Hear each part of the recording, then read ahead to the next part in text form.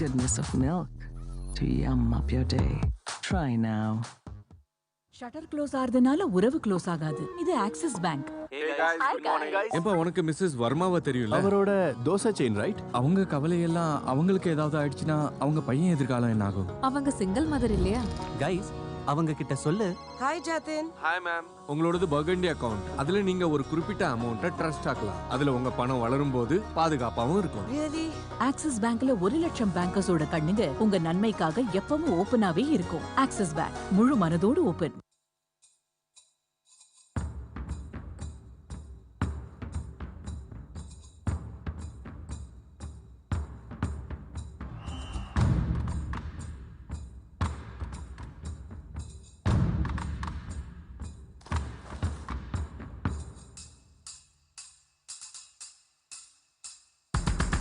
In a world where we can make anything, we make room.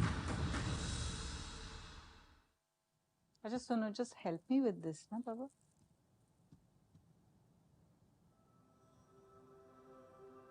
तुम्हें देखकर दुल्हन भी शर्मा जाए. मैं लेट हो रहा है. चले? हाँ, आ रहे हैं.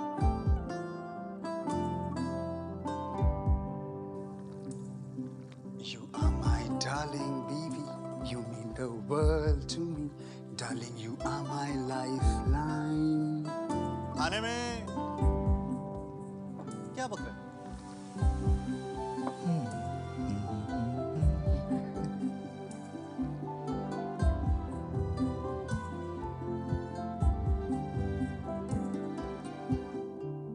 मैच नहीं देख रहे?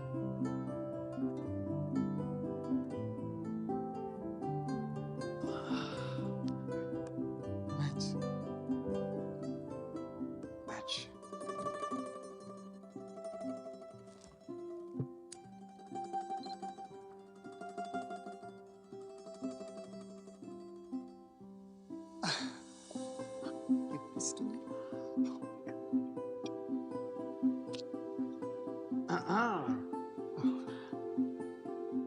और you? Wow, Club Mahindra. आप दोनों के लिए समथिंग स्पेशल. और दिस एनिवर्सरी और आने वाले 25 सालों के लिए. 25 साल की membership. See, open. Thank you. Thank you for what, beta? मेरे हर छोटे मोमेंट को मैजिकल बनाने के लिए. हर रिश्ते का रंग खिल उठेगा क्लब महिंद्रा मेंबरशिप के संग, क्योंकि क्लब महिंद्रा ही देता है आपको 125 से ज्यादा रिसॉर्ट्स और 2000 से भी ज्यादा यूनिक एक्सपीरियंसेस का मजा, ताकि आप हर रिश्ते को और भी मैजिकल बना सके. क्लब महिंद्रा, अपनों के संग रिश्ते निभाने का बेस्ट तरीका.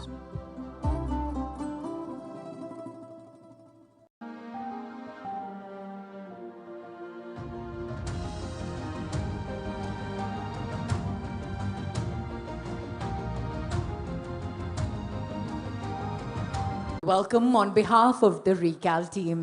It is my absolute pleasure, ladies and gentlemen, to welcome you all to Kalyan Jewelers presents the Global Alumni Meet 2025, organized by Recal, the Alumni Association of REC NIT Trichy. I'll tell you what, you're all catching up. This is your alumni event. Can I get you all to put your hands together, make a little bit of noise, show a little bit of camaraderie and cheer? Wow, I like how the whistles have already begun and the chief guest is yet to take the stage. Thank you very much. How very kind of you. Today, as we gather here under the banner of your cherished tagline, we get together and reconnect together. We celebrate not just the spirit of the camaraderie that I've been witnessing from here on stage, but also the indomitable legacy of an institution that has shaped each and every one of you. NIT Trichy, formerly known as REC Trichy. As many of you know, NIT Trichy, or REC as it was once called, has been a beacon of knowledge and innovation for 6 glorious decades.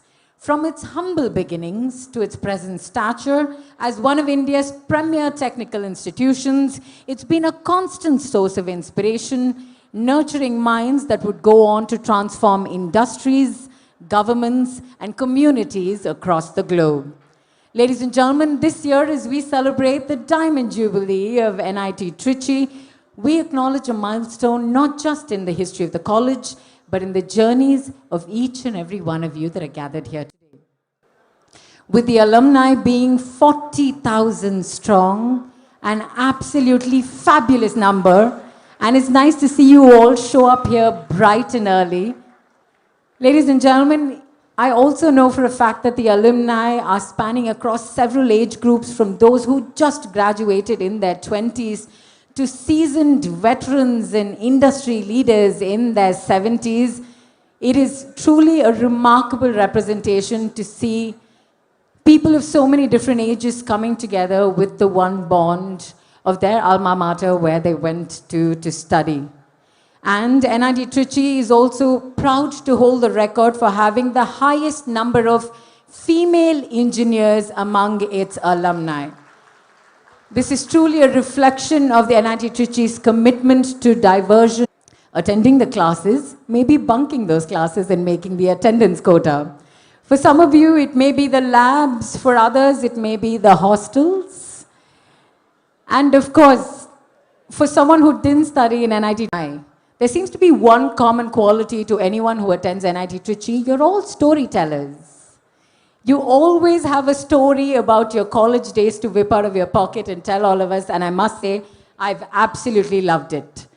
So it's now time for us to dive into our formal proceedings. We begin with the Tamil Thai Varthu. May I please invite on stage Ms. Gayatri, Ms. Madhavi, and Ms. Bindu Unni to join us on stage. And to all of you out here, may I request you to please be upstanding for the Tamil Thai Varthu. Ms. Gayatri, Ms. Madhavi, and Ms. Bindu, may I request you to please join us on stage for the Tamil Thai Varthu.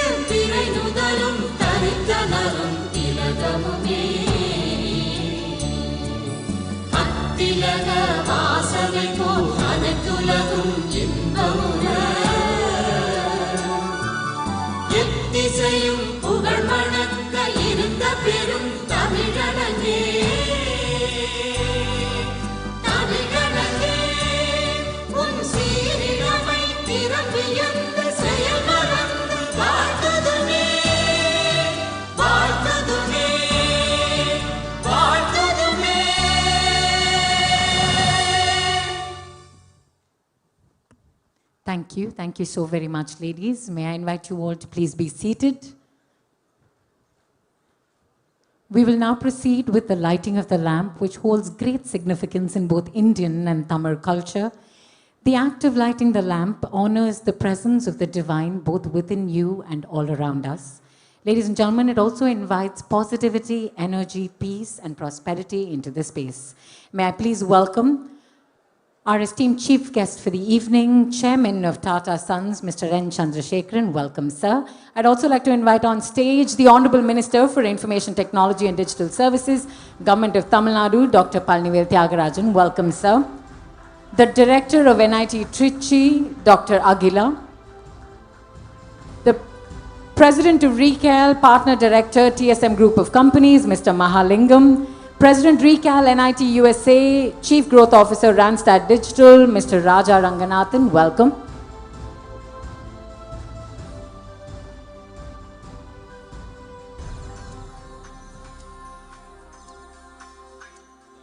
Ladies and gentlemen, the flame symbolizes truth, purity, and spiritual illumination. As we light this lamp here today, we not only embrace these timeless traditions, but also open our hearts to the spirit of learning, growth, and collaboration. We're also proud to tell you at NIT Trichy, the lamp of knowledge continues to burn brightly, guiding each student towards new opportunities, greater understanding, and a lifelong commitment to excellence. As we begin this gathering, we acknowledge the transformative power of education and the enduring impact that educational institutions like NIT Trichy have in preparing their students to contribute meaningfully to society, as is evidenced by our alumnus on this stage and right here in this venue, who've all been illuminating the future of this nation.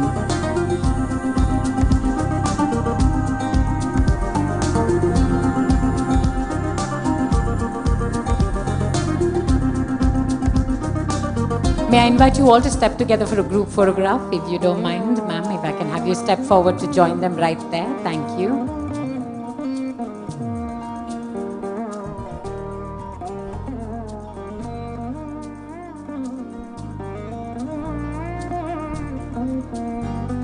If I can just have you stay back momentarily, sir. If we can have you just join us there, ma'am, if I can have you join us as well, please. We're now ready for the digital inauguration of the Global Alumni Meet 2025. So if I can have you just step right here, press the button. With that, we declare the Global Alumni Meet for 2025 officially open. Sir, if you can do the honors, please.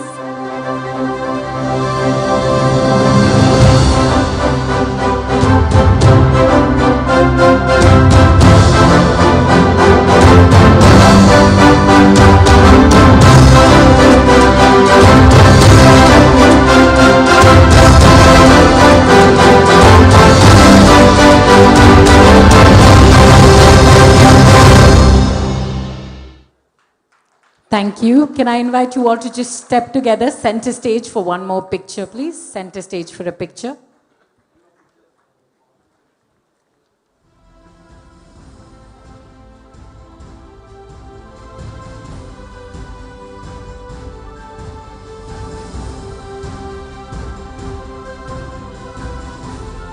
Thank you. Thank you so very much. I'm going to invite you to be seated. Ladies and gentlemen, it is now time for the welcome address. And of course, to present that, I'd like to welcome back on stage, a very, very distinguished and an incredibly witty gentleman. Please put your hands together. Join me in welcoming a gentleman with whom I have the fortunate connection of having studied in the same school, at least, if not the same college. So we are alumni in one way or the other. Please put your hands together. Join me in welcoming back Mr. K. Mahalingam to present the welcoming address.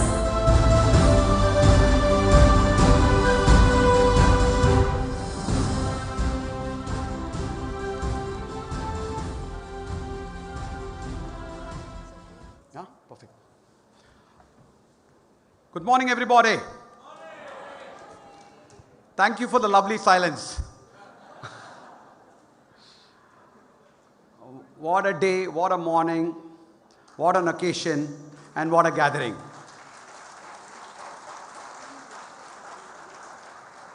I can't describe my emotions there. All in one, I'm nervous, I'm excited, I'm proud, and I'm grateful. With pleasure, privilege, honor, and gratitude, I deliver this formal welcome address at the opening of the Global Alumni Meet 2025.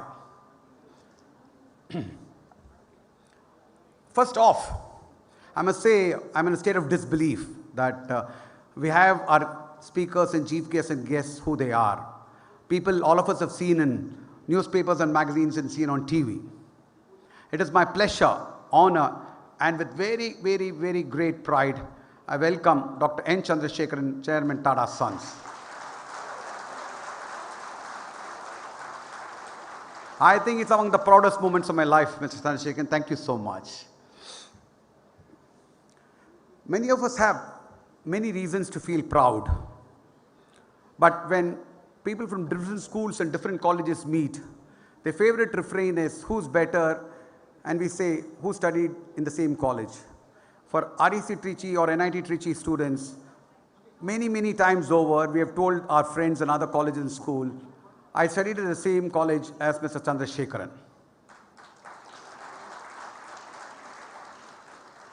If the Tamil believe that, if you think of someone,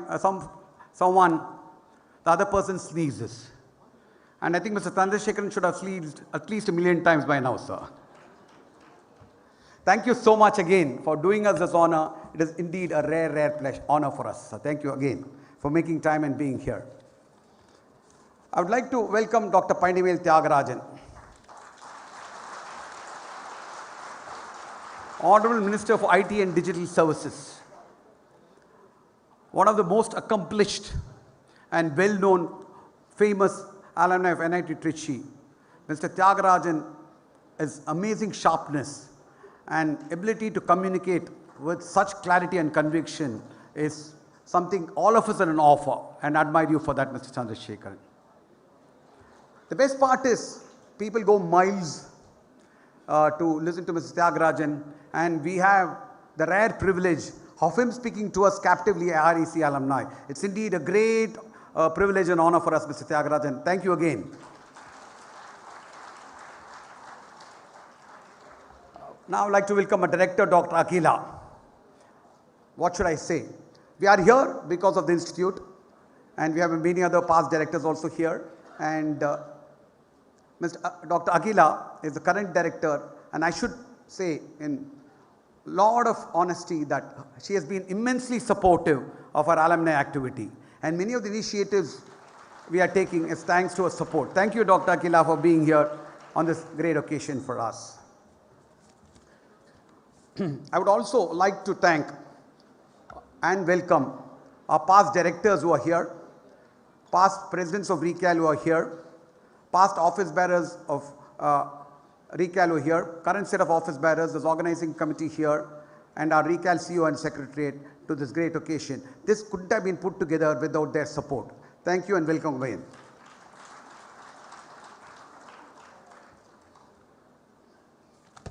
RECAL as an organization has, as a charter, made sure it is involved with the institute, involved with the alumni, and involved with the students. Our three key stakeholders are students, alumni, and the institute. And RECAL, in many ways, has taken many initiatives to support the various stakeholders, like student scholarship, student mentorship, student entrepreneurship, student activities like Festember, Pragyan, Sports Day, etc. And recently, we are planning a support for adopting a student also. Likewise, for the institute, many of our alumni and RECAL have contributed to the infrastructure, research labs, middle schools, and many other such initiatives. For alumni, one of the biggest initiatives that have been taken in the last few years is the RECAL portal, through which alumni can register, network with each other, and reach out to each other for multiple needs. It's an initiative which is fast carrying, gaining speed, and alumni beginning to benefit from that. There are around 15,000 people registered in the portal now. And for alumni entrepreneurs, we have RVC, a club which supports them, mentors them, and helps them find money. So we have taken care of all the stakeholders. I must thank many of the industrialists and industry big names who traveled all the way, not only taken the trouble of coming, but agreed to speak on this occasion to share their experience and wisdom. Thank you again to all of you. In this context of alumni support increasing to the institute and to the ecosystem, the Global Alumni Meet is extremely important. The Global Alumni Meet is just not a celebration of getting together and reliving our old memories. It's a platform. It's a platform where people can meet each other, network with each other, help themselves in careers, jobs, entrepreneurship, funding, etc. The idea is that this Global Alumni Meet should catalyze the interaction between the various stakeholders and catapult RECAL and brand NIT to the next level. I hope we will achieve this objective in this. One of the core themes of this Global Alumni Meet is get back together, reconnect together is one thing, but the bigger one is get back together, give back together. I'm sure this will catalyze giving back together in many forms. It can be financial, it can be mentorship, it can be research collaborations, etc. But we hope that we will be able to forge closer bonds with the various elements of the ecosystem. On that note, saying we should pledge here to make brand NITT bigger and better. Long live brand NITT. Munrithi and Muchil, NIT and REC has what driven my life for the last 4 years. Thank you and welcome again, all of you. Have a great Global Alumni Meet. Thank you. Mr. Mahalingam, if I can have you stay back for us to do the souvenir launch. Ladies and gentlemen, can I please invite our chief guest, our guest of honor, the director of NIT Trichy and Mr. Raja Ranganathan to please join us back on stage. We'd like to take this opportunity to launch the Global Alumni Meet souvenirs by Kalyan Jewelers. We've got a beautiful silver coin to commemorate this special meet.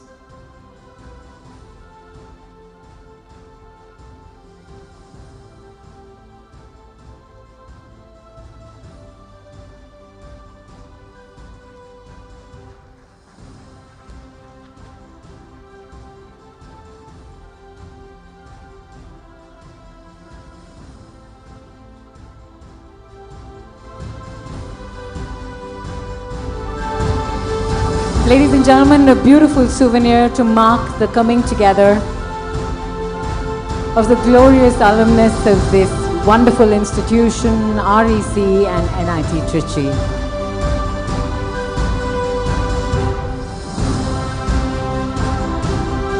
Thank you so very much.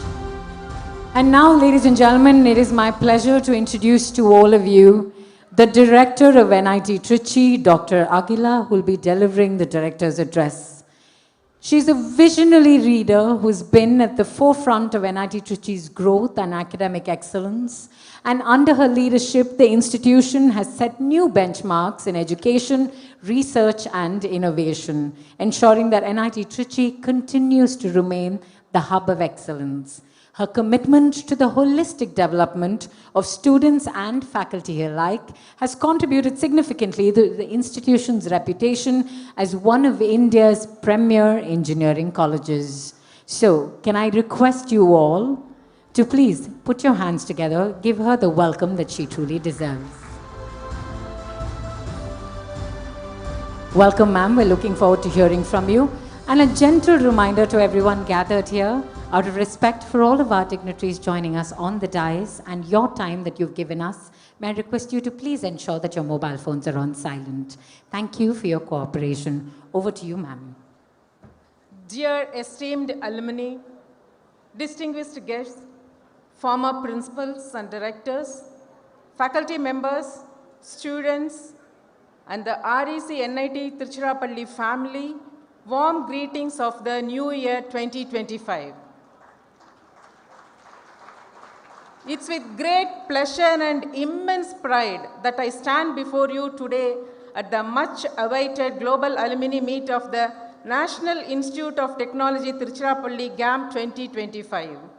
On behalf of the entire NIT Trichy family, I warmly welcome each and one of you for this gathering.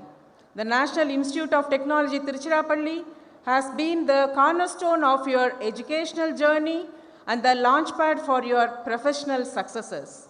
This gathering is not merely a reunion.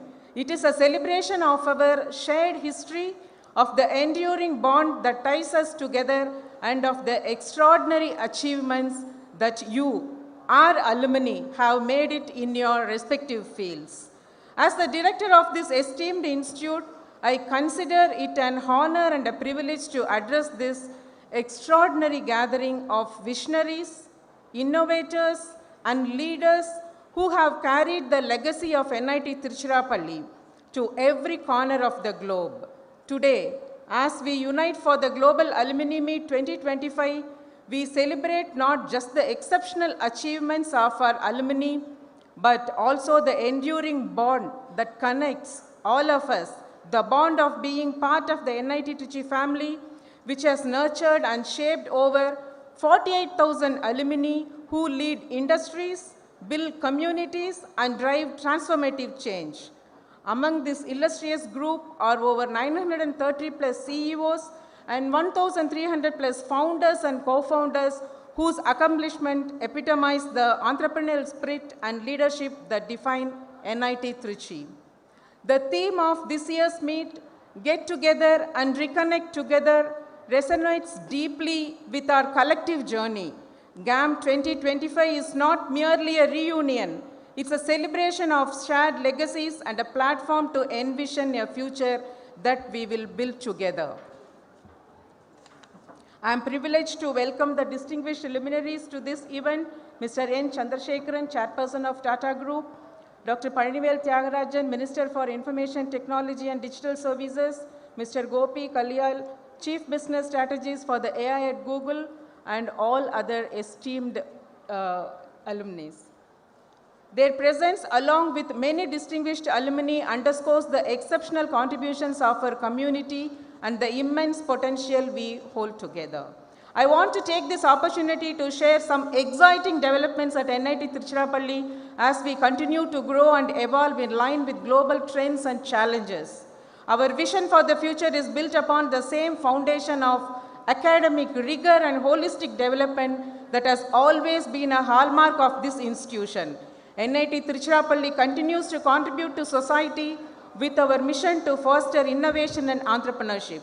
A key initiative in this endeavor is the proposed Research and Innovation Hub, a 20-acre facility strategically located along the Trichy-Tanjavur highway.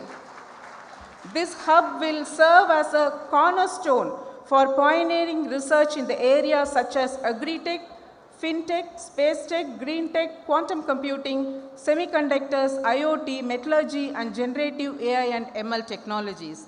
The project envisions an investment of 100 crore for infrastructure and 50 crore for equipment.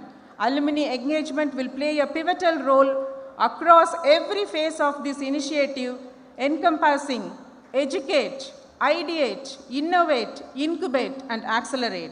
Programs like the Business Entrepreneurship for Engineers elective, Science Labs, and Center for Entrepreneurial Development are already fostering innovation and supporting student projects. The recent launch of Rockford Ventures by our alumni further strengthens this ecosystem, providing financial support for viable startup ideas.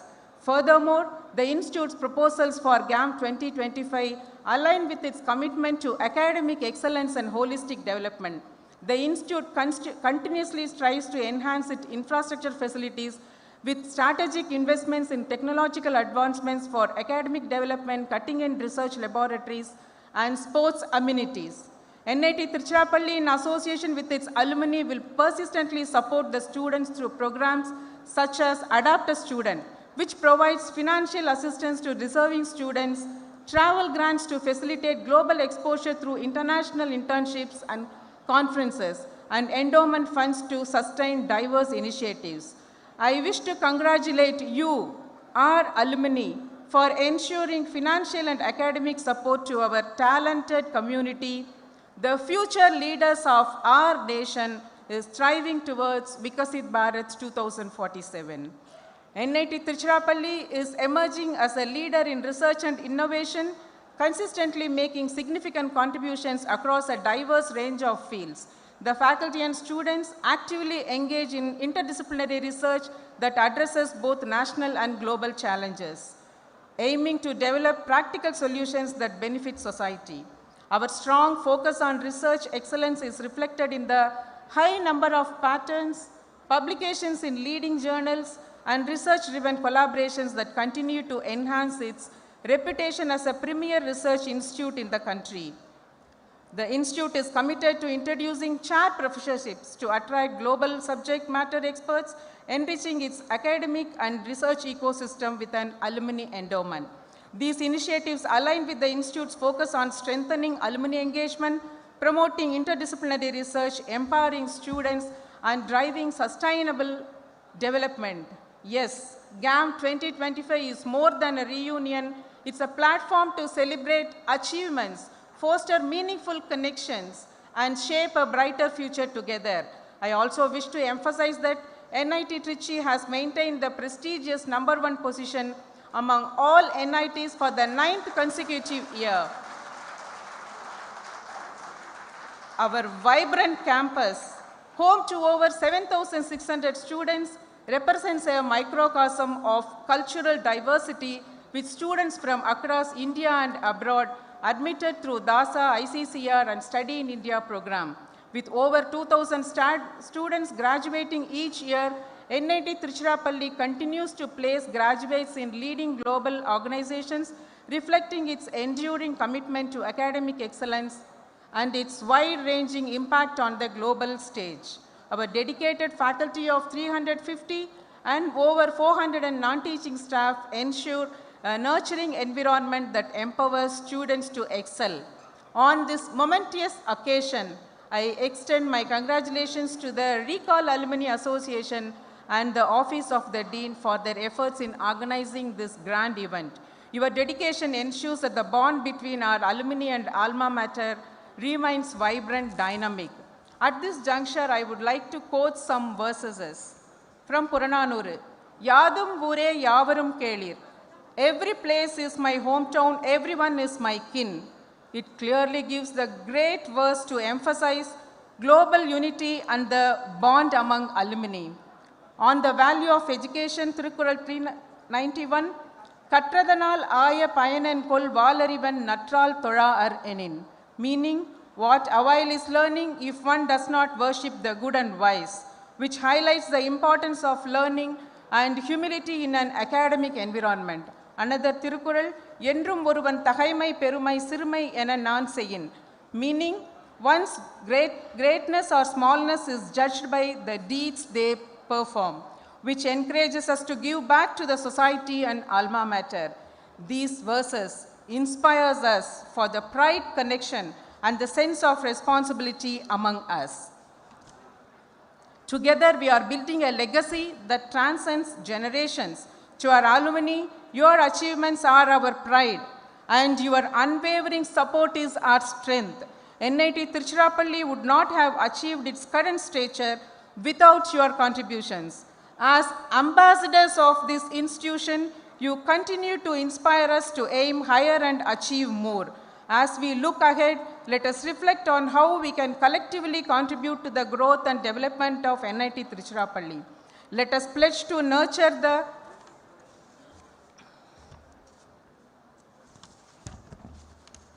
next generation of leaders, foster innovation, and create lasting impact on society. As I conclude, I would like to reiterate the quote by Sri N.R. Narayanamurthy, one among the co-founders of Infosys. Nobody is bothered about an institute more than its alumni.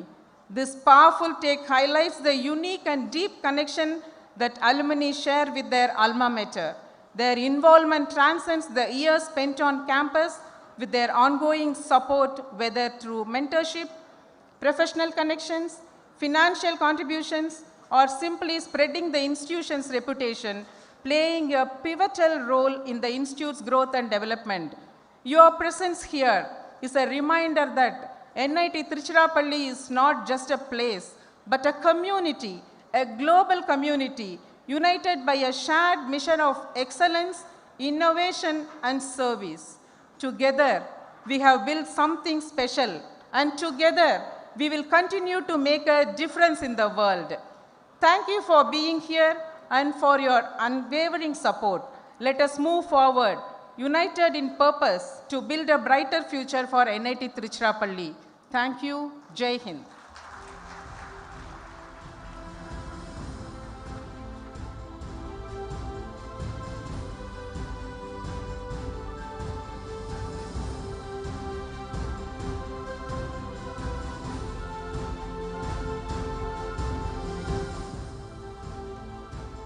Ladies and gentlemen, it is now my privilege to introduce to all of you one of the most distinguished figures in global business world, Mr. Natarajan Chandrasekharan, or Chandra as he's known, who stands as an inspiring example of leadership, vision, and perseverance. I'm going to pause for a second, leave those of you at the back to catch up with the applause in the front. We all know how the backbenchers are, whether it's in college or after college. Ladies and gentlemen, we're proud to say that Chandra is an alumnus of the Regional Engineering College, REC Trichy, known as NIT Trichy. It was here that his journey in engineering began and the foundations for his remarkable career were laid. With a bachelor's in applied sciences and a master's in computer applications, Chandra's academic roots at REC Trichy paved the way for his success in the global stage. He is the chairman of Tata Sons, the holding company and promoter of Tata Group, where he has led the transformation of one of the world's most respected conglomerates. Under his leadership, the Tata Group has expanded its footprint into various sectors like semiconductors, consumer internet platforms, and aviation with the acquisition of Air India. Chandra's strategic vision has been key to the group's ongoing transformation into a more sustainable and future-ready enterprise. Before becoming the chairman, Chandra served as the CEO of Tata Consultancy Services, or TCS, for 8 years, during which he propelled the company to global prominence, making it the country's most valuable company. His leadership style is defined by the One Tata strategy, focused on simplification, scale, and synergy. And it is this approach that has driven Tata Group's outstanding growth and innovation across industries. In recognition of his achievements, he's been honored with the Padma Bhushan, India's third highest civilian award, and France's highest civilian award, the Légion d'honneur. He's also received several honorary doctorates, including one from his alma mater, NIT Trichy. In addition to his professional success, he's an avid photographer and a passionate marathon runner, a testament to his dedication and commitment to fitness. Ladies and gentlemen, it is truly an honor to have him here with us today, someone who once walked the halls of REC Trichy. Please join me in giving the warmest welcome to our esteemed chief guest for our keynote address, Mr. Natarajan Chandrasekharan.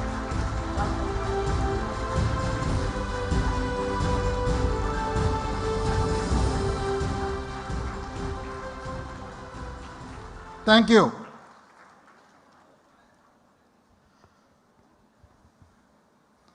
Honorable Minister, Dr. Palnivel Tyagarajan, Director NIT, Dr. Aguila, President Recall, Mr. Malingam, my dear colleagues from REC and NIT, friends, ladies and gentlemen, members of the media. Good morning to all of you, and it is my absolute privilege, pleasure, and honor to be with you on this very important occasion. Let me say that I am extremely proud to be one of you, a member of the REC family.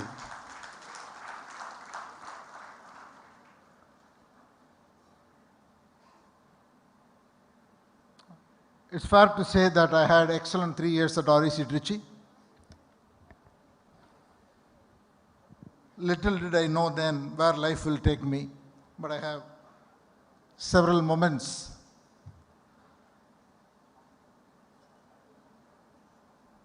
of great life, not only of learning, but of having fun and building network while at REC Trichy. That's for another occasion. Today I wanted to share with you a few thoughts, and I was asking Mr. Malingam and Ravi Vishwanathan, they told me that it will be good to get a perspective, my perspective on the environment that we are operating in, the geopolitics, the global economy, the big transitions that are going on, an Indian economy. I thought it's a very big topic and we can talk all along, whole day, but I will try to do a mini version in the next 20-25 minutes, sharing my perspectives. The geopolitics has been volatile for the last 4 or 5 years. It was a very tough life during the pandemic, when many of us would have feared that a gathering like this would ever be possible again. And the pandemic resulted in a huge supply chain crisis that we have never seen before, especially in the semiconductor industry and automotive industry. It became very, very visible. Then we got out of those shocks. Then the whole Russia-Ukraine military conflict,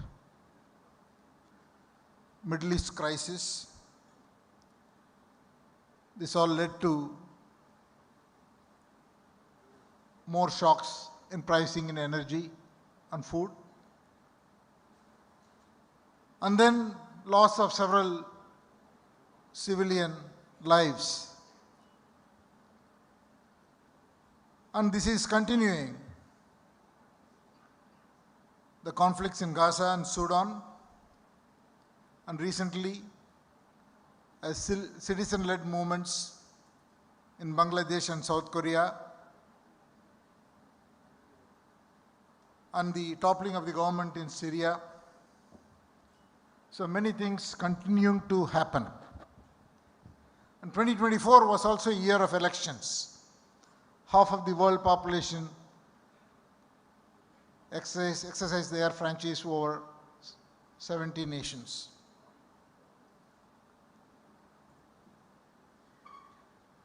More than 3/4 of the nations saw change in power or reduced majority. And you've also seen huge changes in France and Germany, where the far-right parties have become stronger. And now there is also a change in government in the United States, which is going to happen in a couple of weeks. While all this is happening, the economy, actually, global economy has not done that badly. There's a lot of fear about recession. That didn't happen that much. It's a huge worry about the inflation. But what we have seen is a good growth in the United States, and the central banks are cutting rates, including the Fed.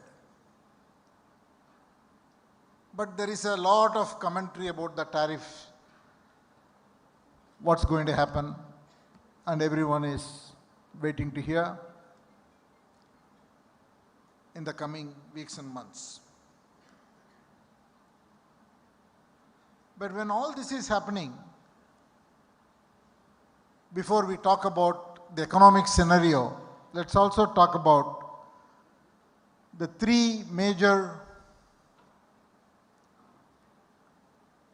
you can call it trends, transformation, that is happening in front of us. The first one is sustainability, green transition. There is a lot of progress on the one hand. Firstly, more than 90%, rather the countries accounting for 90% of the global GDP have all committed to a net zero target, which is a big plus. In India, our renewable based electricity has reached 45%, which was about 30% last decade.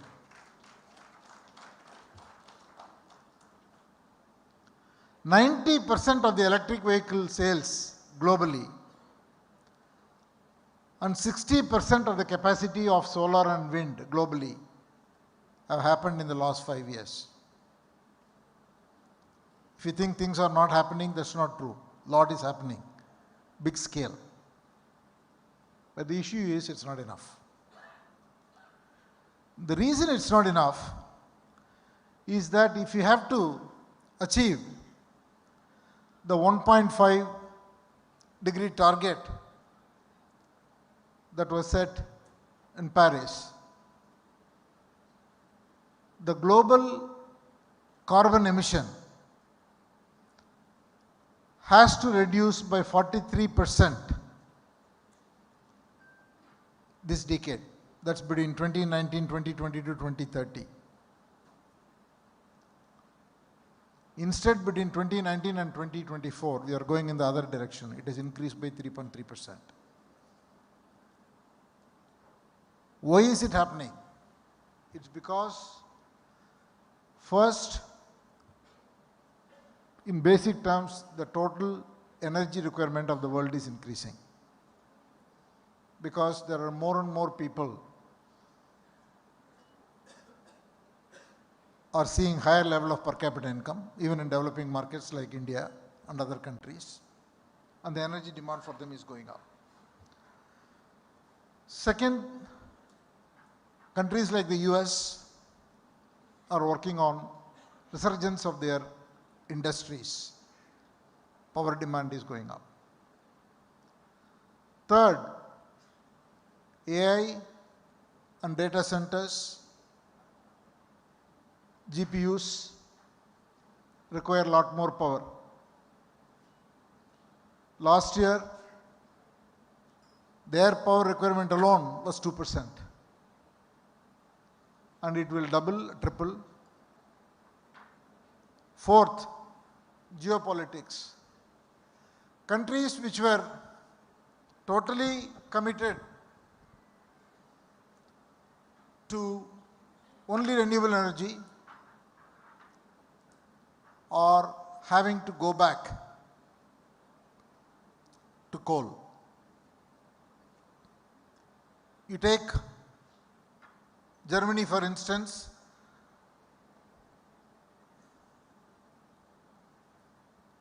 Their coal-based power production has gone up by 35% since 2020. Even countries like France, Italy and Poland have reopened.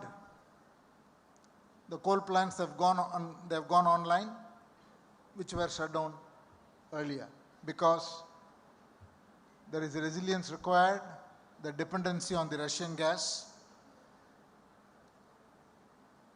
had to be overcome. So, on the one hand, we are making enormous progress, but the need is more, and the job is getting tougher. The only way to do this is to accelerate further and one has to focus on how to reduce the cost of energy. To my mind, the single most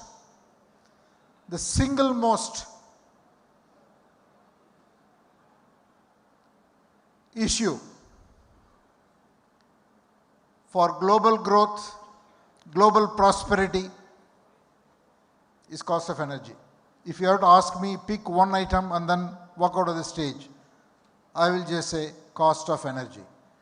That is the problem to be solved. That will require enormous investment in innovation, in new forms of energy, not necessarily solar and wind, maybe geothermal, maybe SMRs, maybe other technologies which we don't know today. And this has to happen this decade, next decade, and the decade after. So that is one transition. The second one I want to talk about is supply chain. During the pandemic, we faced some of us who were in industrial businesses, faced it day in and day out. Whether it is in automotive, whether it is in electronics, semiconductors, healthcare,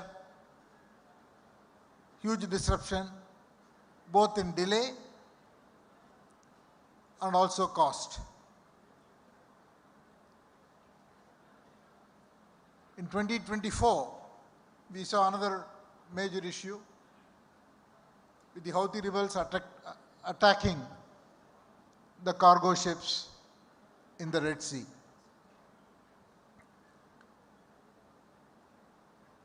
And now all the container traffic, 100%,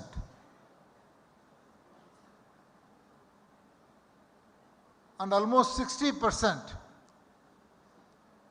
of the dry bulk trade tankers, all which were going through the Suez Canal are having to go through Africa, South of Africa, significantly increasing the cost, delay. So the supply chain is not getting easier, and this is going to continue for a while. We have got to see all these military conflicts coming to an end. Until then, this is going to be a major issue. So now companies, they are taking in this as a mainstream given. You are not planning for a backup option. This is being factored into your supply chain planning. The third and the exciting one is artificial intelligence. If 2023 showed a remarkable hype or opportunity through LLMs, LLMs became the most talked about word. It was no longer a buzzword. In 2024, we saw enormous opportunities with multimodal capability for the AI engines, images, videos, audios, and advanced reasoning methods and tools, showing the potential opportunities for AI. I think 2025 is going to be the year where there is going to be a huge investment towards small language models. LLMs will have a role to play, and small language models will have a deeper role to play, because they will consume lesser energy, lesser cost, faster results, but the domain set is going to be very much more narrower. So I feel this is going to be a phenomenal year for AI. There is one more thing I want to say in reflection. This is a very, very important observation I'm making. It's always the scientific discoveries that led to progression in technology.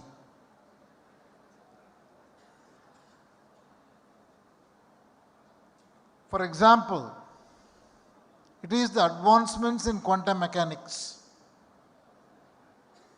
that led to the digital age. It was the science always. But now for the first time, we are noticing the reverse is happening. The advancement in technology is leading to scientific discoveries. For the first time, the winner of the Nobel Prize for Chemistry this year were people who used artificial intelligence model. They're AI people with huge computational capabilities and tools to revolutionize patterns and discoveries. Determining a 3D structure of a protein, it's a multi-year effort before. Now the AI tools that we have can map those structures with great accuracy in a matter of minutes. So something special is happening. So I believe these three are very vital transitions that we are going to see happen in a very significant way. I just want to make one point. India is most uniquely placed. Perhaps, arguably, people may say, but I am saying it with conviction, India is probably the only country which is most uniquely placed to take advantage and be on the right side of all the three.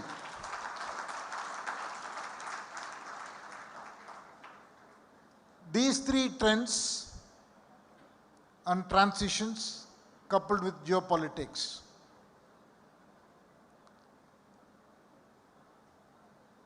plays to India's advantage. Here is why. All our energy needs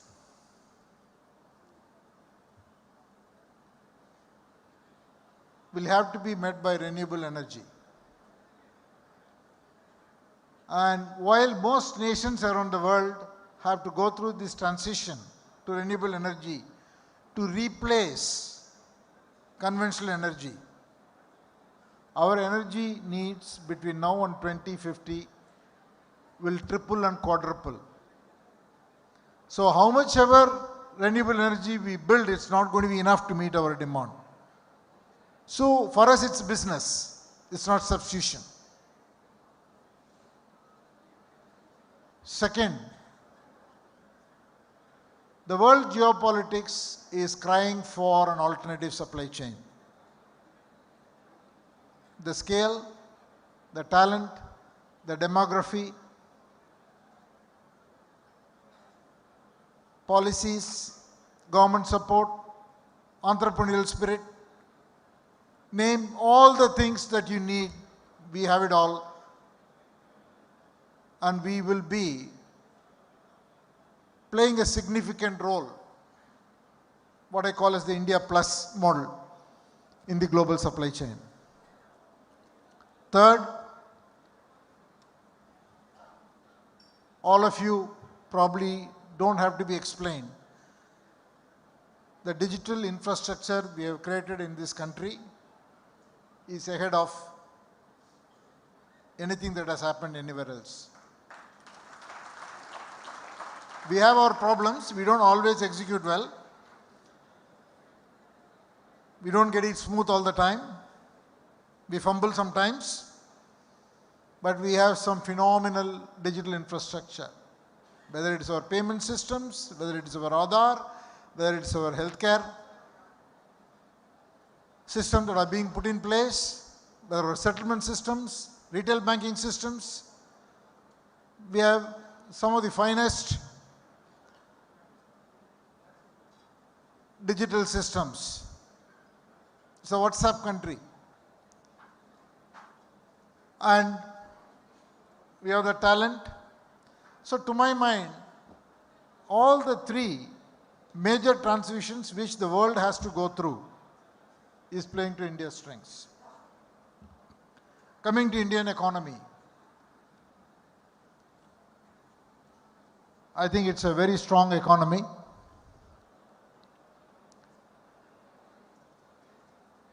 Even with a moderation in the growth this year, will still continue to be performing better than any other country, will be the fastest growing. Is that enough? No.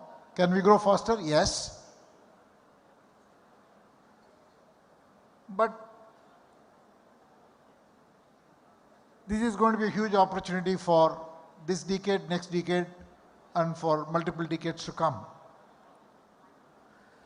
It's worthwhile to make a couple of comments on China.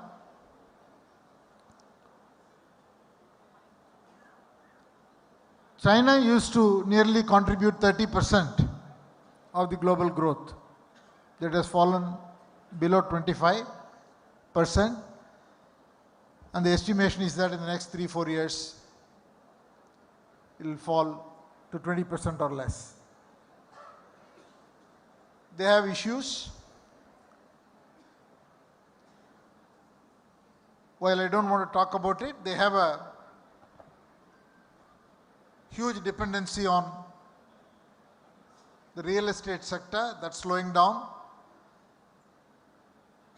and it's going to take a while. Their domestic consumption is an issue, and geopolitics is not helping either. In this context, with all the other business opportunities going for us,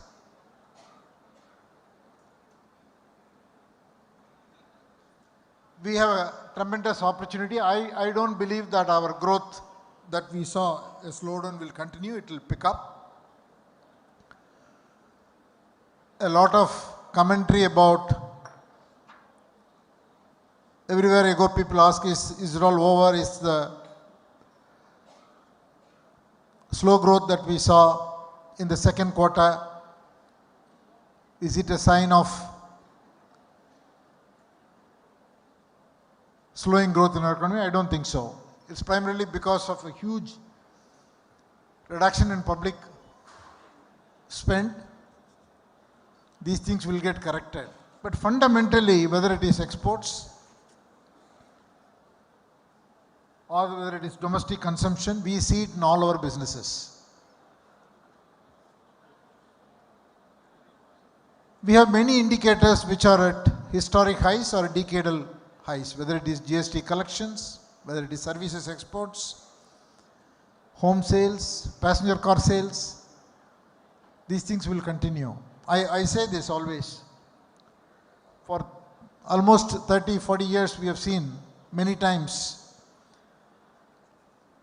we will see a sudden growth and then people will say, yeah, we have arrived, only to see that it will go down. It's like going into a highway and before you realize coming back to the gullies. That's not happening anymore. We are in the highway, we may change lanes sometimes, but we are going to be on the highway. See, the per capita income is going up and the middle class is going up primarily. By the end of this decade, 1/5 of the world middle class will be in India. But it's not happening in these big cities alone. In fact, it is happening in tier 3, tier 4 cities. You go to cities like Meerut, cities like Jamnagar, Kozhikode, many tier 3, tier 4 cities. It's just unbelievable. We can see in our retail sales. You will be surprised if you know where do we sell most of our Range Rovers. It is not Bombay, Delhi.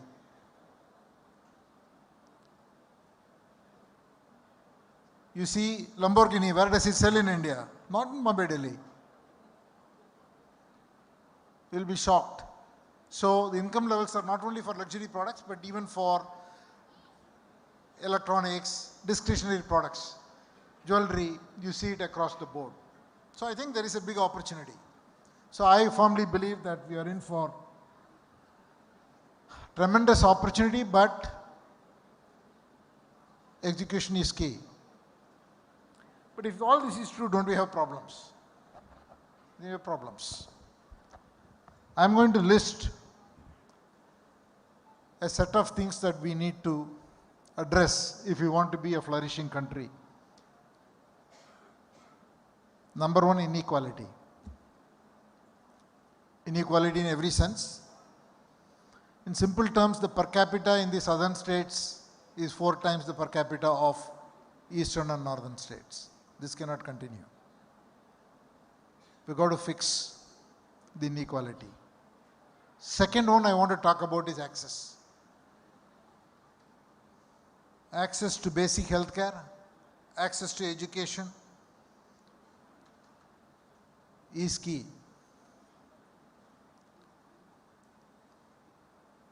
When I say access, not only access to hospitals, access to doctors, access to teachers. We fall way short of the global standard defined by WHO in terms of the number of doctors per every 1,000 citizens. Worse, most of our doctors, 2/3 are living in the urban areas and 2/3 of the people live in the rural areas. So we have a problem. If you take education, I mean there are a lot of statistics, I'm going to leave that. If you take education, at the basic education level, we are short of at least 1 million teachers. And then we have to worry about quality of care and quality of teaching. All these can be fixed by AI.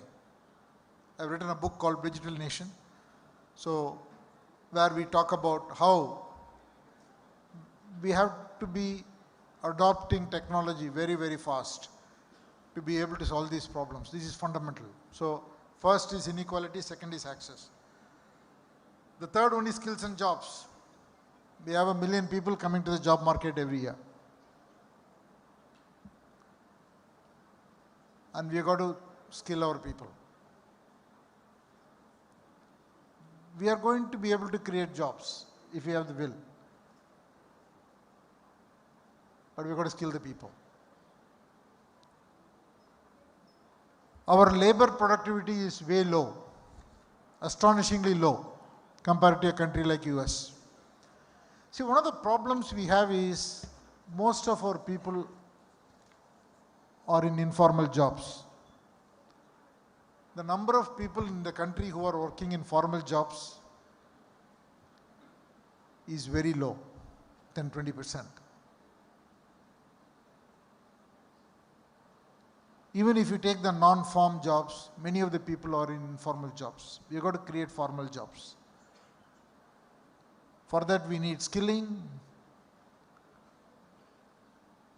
and we need processes to be able to recruit these people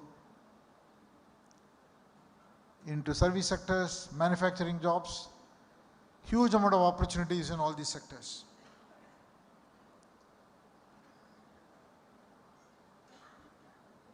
Then the fifth one I want to talk about is, which is going to become an issue, is adult care, elderly care. By 2050, the number of people above 60 years is going to double. We have approximately 180 million people today. It's going to become 360 million people. And people will live longer. When people are going to live longer, if they live longer with the right health, it's easy. If they live longer, health span has to go along with lifespan. If lifespan goes up and health span stays where it is, we are going to have huge issue. So we've got to put the care infrastructure in place. We've got to be prepared that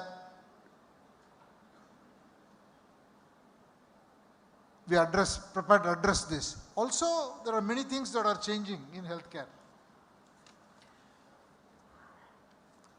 The disease patterns are changing.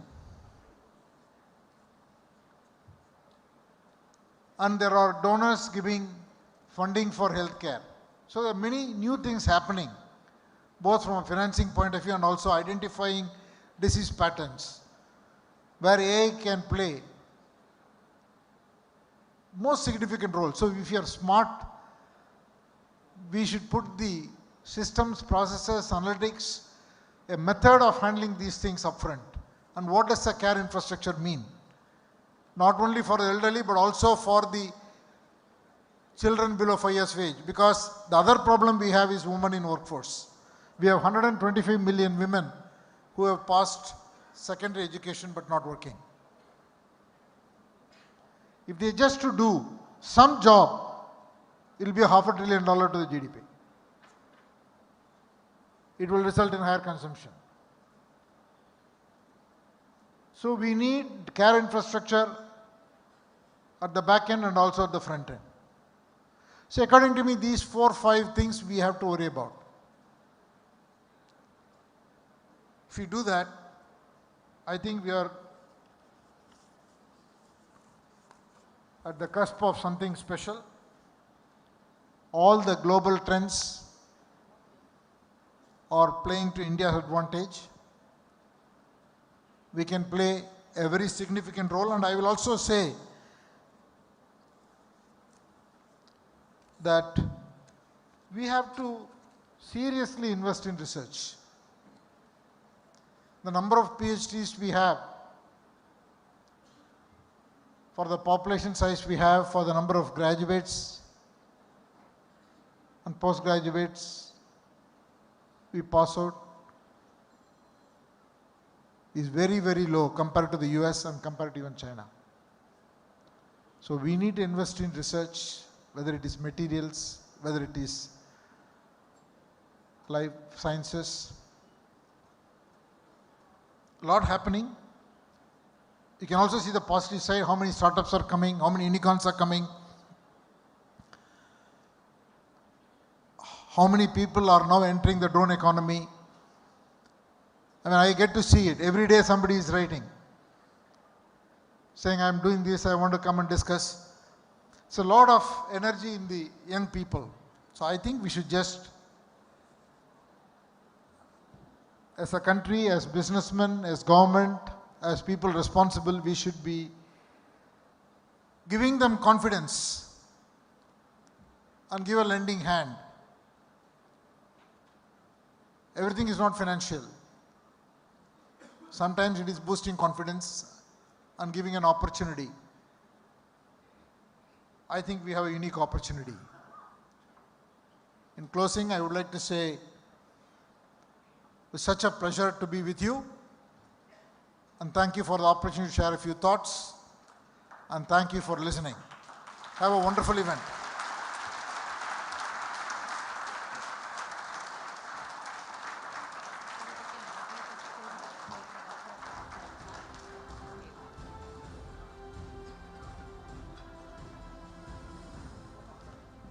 Ladies and gentlemen, we'll now have a fireside chat with Mr. N. Chandrasekharan on this stage. May I please welcome the Managing Director and Global CEO of TVS Supply Chain Solutions, Mr. Ravi Vishwanathan, to please join us on stage. He's from the batch of 1984, has over 4 decades of experience, and was previously the Global Chief Marketing Officer for TCS. So can we have a warm round of applause welcoming Mr. Ravi Vishwanathan, who's going to be joining us on stage in conversation with Mr. N. Chandrasekharan.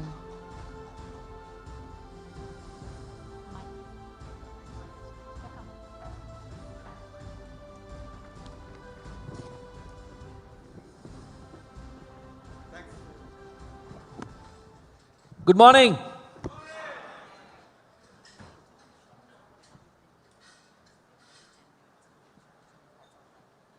Okay, I've just been told that we're running a bit late, so we want to finish all the question and answers in a few seconds. We'll try and do that. Now, thank you, Mr. Chandrasekharan.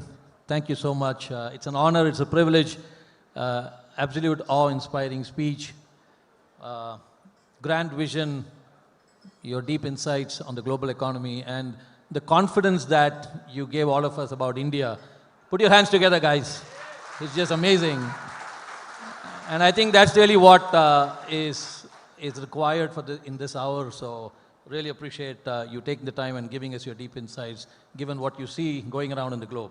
So let me not take too much time. I know we have a time limit.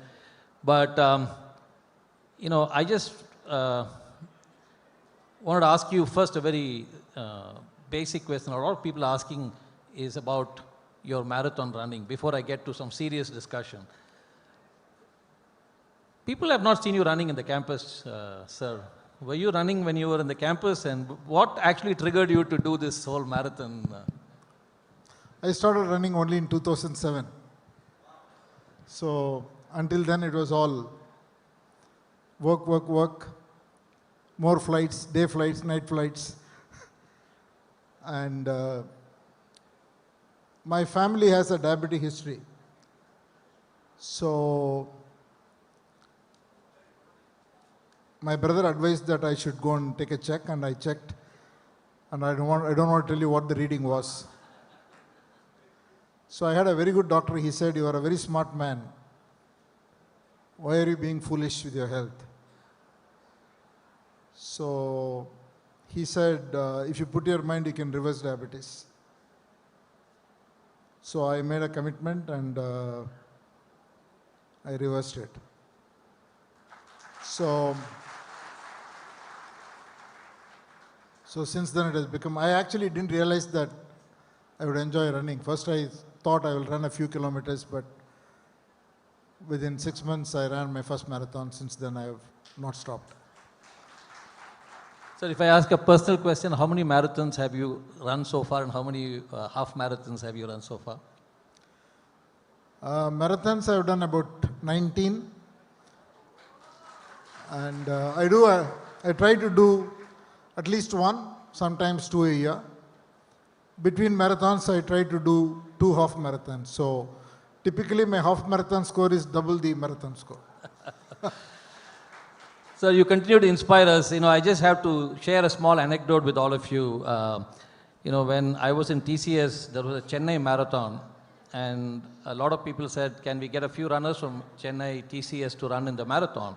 And I said, look, you know what, I'll give everybody a t-shirt, all of those who want to be participating in the marathon.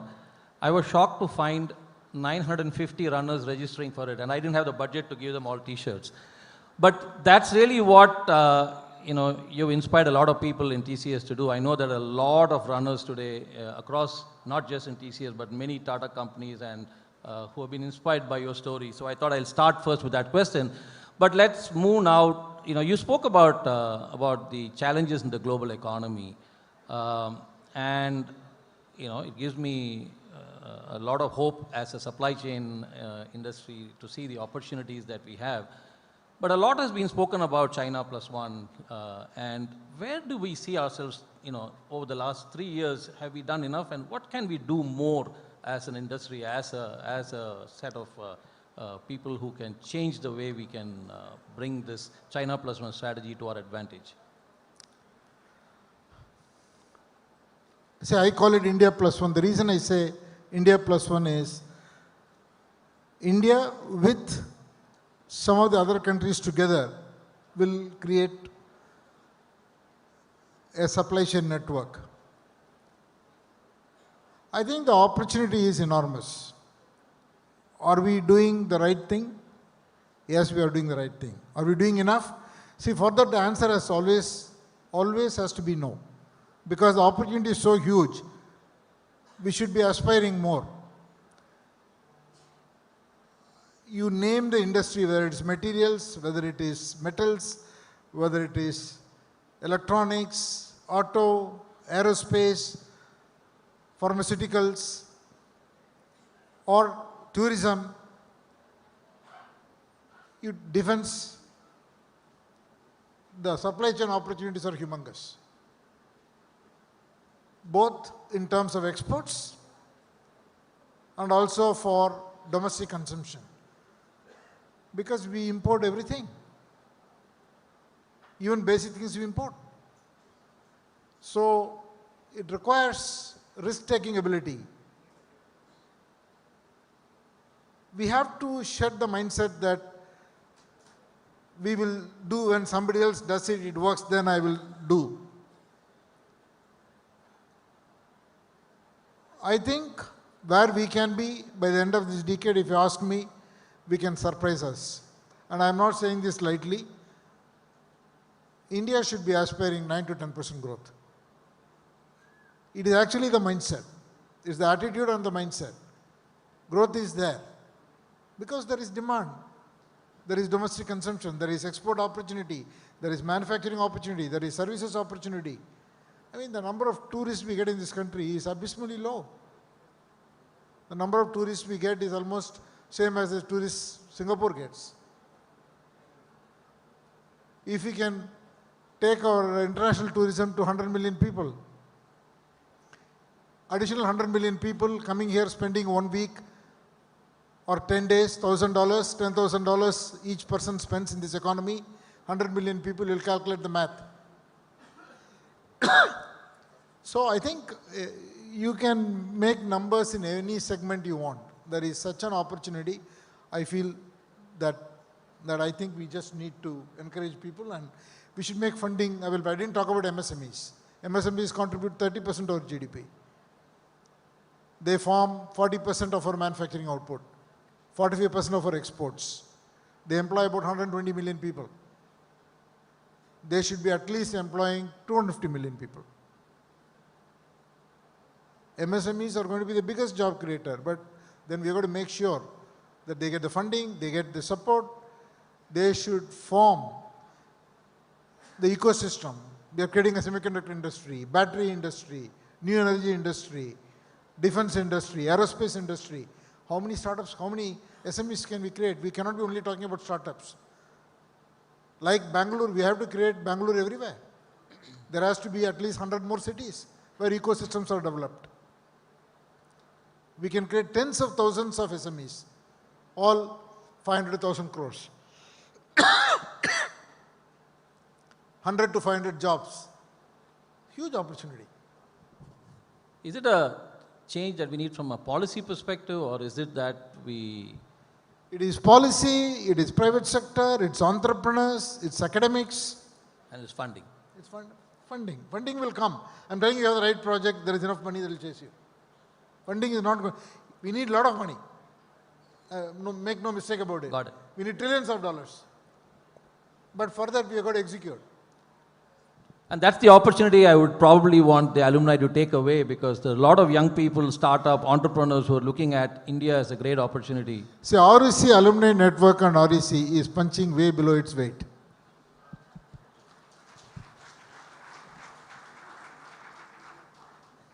Thank you, sir. I'll probably have a question from the audience, which I thought I will share. There's a gentleman called Prakash Kalotia from the 1995 batch. And he says, Mr. Chandrasekharan, as you speak with the alumni of NIT Trichy, leading engineering institution, how do you think NIT Trichy can redesign its curriculum to be both modern and interdisciplinary, incorporating elements of liberal arts education to train engineers capable of solving the complex problems of tomorrow? Additionally, what role can leaders like yourself play in enabling government-funded institutions to adapt their curricula to evolving needs in a faster pace? I think it's a wrong question, because you cannot be asking me. I think every person in this room can make a difference. If they can engage with the institute, and the institute can proactively engage with them and give ideas, educate students. See, life is not about doing many things. It's just about giving people the confidence and showing the opportunity. People have phenomenal ability to overachieve themselves, but people are always, shy or They lack confidence to take the first step. They think it is something big that I cannot attempt. How do you showcase? So many of you are very successful people. If you can be visible in front of the next generation, show your story, share your story. I think confidence will come. There are opportunities in every segment. It doesn't matter. Everybody need not build a drone app or a AI app or the next generation data application. Yes, that's a great opportunity, but there are opportunities in every segment. So I think it's a collective power. And in this room and outside this room, there's a lot of collective power. Thank you, sir. And let me also take the opportunity to congratulate Maalingam for doing this. It's a big thing. Otherwise, none of us would have met. I'm pretty sure most things are going to happen outside this auditorium when you have coffee. On the follow-up actions you take, maybe some of you will have dinner today or had dinner yesterday.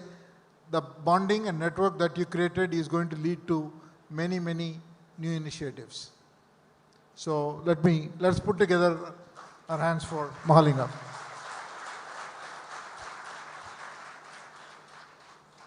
I know we don't have too much time, but I probably have a lot of questions around this subject. It's not the AI that you spoke about, but the AI that you are passionate about, which is Air India. It's a new brand. I flew the A350, absolutely loved it. What can we all expect in the future from Air India, from a technology perspective, from an experience perspective? I know you're driving it personally, so from the horse's mouth, I'd love to hear what Air India has in store. My commitment is I'll make every effort to make it absolutely a top-class airline in the world.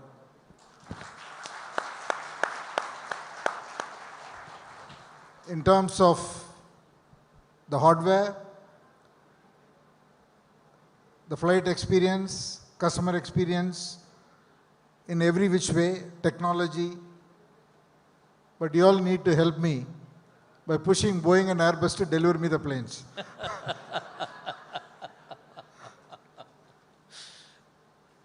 Well said, sir. You spoke about healthcare and access in your, and you've spoken about it in your book, The Digital Nation. Do you see, and I know that the Tata Group has a lot of work that you do, especially in cancer care. With AI and with technology, do you see the Tata Group expanding its set of services? I know you have a early startup on the healthcare side, so maybe you can throw some light on that.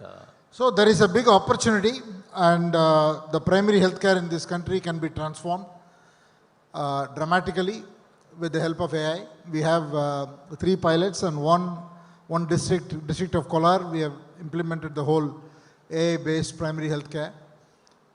Some 35 lakh people under cover. We have a huge opportunity to do something with it, but I don't know now what we will do, where we will go. There are a lot of positive things, there are also issues. I believe that the healthcare, future of healthcare can be designed and visualized in India, that can be taken to the whole world. That's the opportunity we have, because we have technology, we have a huge problem to solve, we have patients, we have chronic diseases. So there is a tremendous opportunity, but it's going to require, it's a state subject, so it's going to be a big effort. So I'm sure that we will not be alone, but there will be many people who will be attempting it. Hopefully we'll all converge and come up with a healthcare of the future. Because what you said about adult care is also a bit scary. So unless we scale this, it's going to be an incredible challenge to overcome as we go forward. Sir, I know we are running out of time. One last question.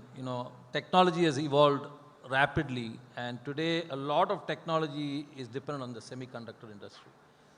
And I know you have, and Tata Group has early investment in semiconductors. Where do we see India in this large picture? Because semiconductors... Indian? In the semiconductor revolution. See, it's a long game. So you don't wake up in the morning and then say, I'm going to have a fab tomorrow morning here. So our commitment in the electronics and semiconductor space is about 18 billion. Our first fab, we are in the precision manufacturing, we are in semiconductors, we are in semiconductor assembly and testing, then we'll have a design house. Our OSAT plant should be operational in 25, our semiconductor fab will be operational in 26. But then we have more to do.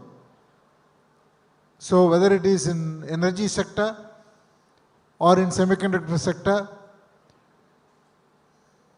we have taken the lead and a head start, but we have to build the whole ecosystem. I at least see thousands of companies in the ecosystem coming up in the next 18 to 24 months or 36 months. From there, how do we expand it further? And there are many players have to come in, and it will all happen, but it's over this decade and the next. It's going to take a lot of persistent focus, and government policies have to continue, and more private sector investment has to come, and research has to happen. Academic institutions have to get involved. So it's going to be a long game, but I feel pretty positive that we will be a big player in the years to come. So by 2040, we can aspire to be amongst the leaders in the semiconductor fab. Awesome, sir. And of course, the Tatas are extremely well known for their ethics and value systems. You have got a lot of acquisitions in the Tata Group. How do you bring all of this together in the culture, the value, the ethics, especially in different countries where you do this acquisition? You often said, I don't need to worry about it because we are a Tata company. And I have always I've been amazed at how this has happened, not just in India, but across the globe. So I think there is no simple answer to this, because it's not something that you do it in one meeting. So first is, we've got a code of conduct, which we live by, every individual lives by. Then we have annual events to celebrate ethics, to celebrate excellence, to celebrate actions, affirmative actions that we take, to celebrate innovation, celebrate culture, and it's something that we drive at the top. In fact, the primary things we drive are ethics, excellence, financial performance, our code, our contribution to society. These are the things that, and our governance framework. And it's a relentless thing. We've got to keep doing it. And our companies have to participate in an evaluation exercise. And one of the things that we are struggling with so many manufacturing development, we are working on 9 factories parallelly, new ones, completely new age industries, all will open in the next 24 months. So how do you ensure a zero fatality? So now we have taken it up at the top. So we're taking any safety incident very seriously. Some of our old companies still have issues. So we're trying to see how to solve that. So it's a question of staying the course and staying committed to what I used to call say-do ratio. That's the only way. There's nothing easy in life. Well, you are an embodiment of the fact that it doesn't come easy, but make it appear very easy. Sir, is there any last message, advice, parting words that you have for the alumni before I wrap up? So I only have to say that we are on a beautiful journey. Let's enjoy the ride and do everything we can do to help everyone else enjoy the journey. Thank you for listening. Wish you all a happy new year. Ladies and gentlemen, I just want to finish by saying, look, greatness comes from character, and character comes from strong foundation, hard work, values, ethics, and integrity. Thank you to one of our greatest alumni, Mr. N. Chandrasekharan. His leadership in steering the Tata Group is critical in putting India on an economic trajectory outlined by the Prime Minister in getting India to be a powerhouse. Thank you so much, sir. Thank you. May I please welcome on stage Mr. K. Mahalingam and Mr. Raja Ranganathan to please join us as we felicitate our chief guest and our moderator. Mr. Ravi, sir, I love how you have this magical ability of taking a few seconds and turning into a few minutes. If only all of us had that same ability. Ladies and gentlemen, a huge round of applause for Mr. Natarajan Chandrasekharan, please.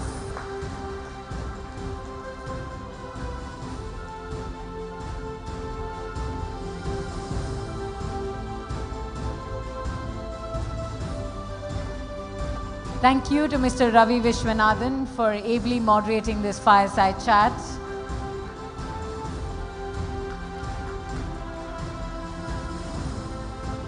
Thank you. May I please invite you gentlemen to be seated. Thank you so very much.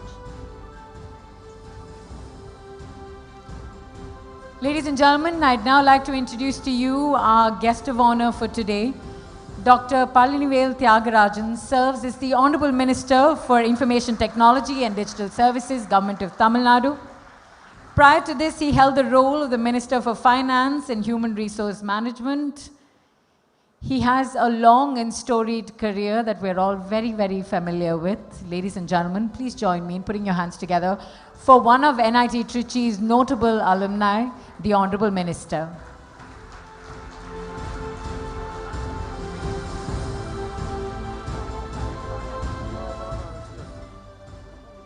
Good morning, thank you very much.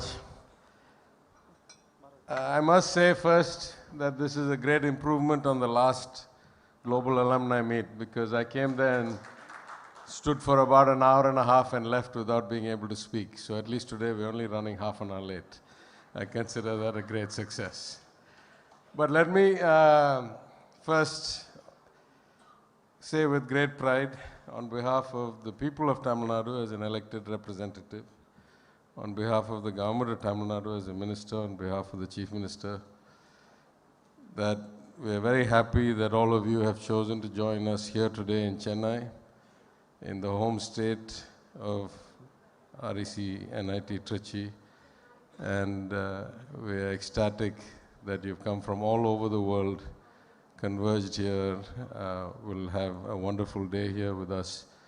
And so I welcome you on behalf of all of the above. It is a great privilege and an honor to share the stage and share the event with Thiru Chandrasekhar, one of the most distinguished executives in India, and an example and a forerunner for all of us who have come from the same institution, and the many other distinguished guests who are to speak here later today.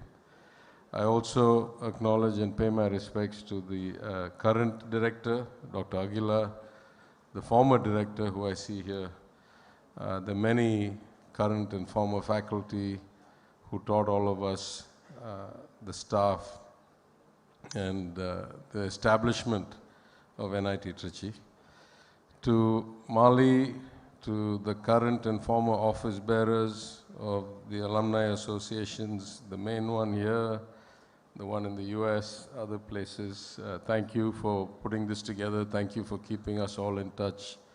Thank you for all your efforts for this event. And I'm told there may be some students here as well, so I welcome all of you. I, like you, had the great privilege of spending the formative, or some of the formative years of my life at a remarkable institution. What defines an institution?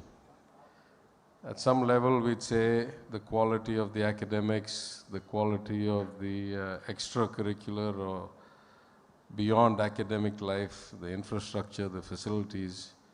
Many people would say it is about the brand, it's about the alumni, it's about the success of the alumni. I'd like to think that what defines an institution is the culture.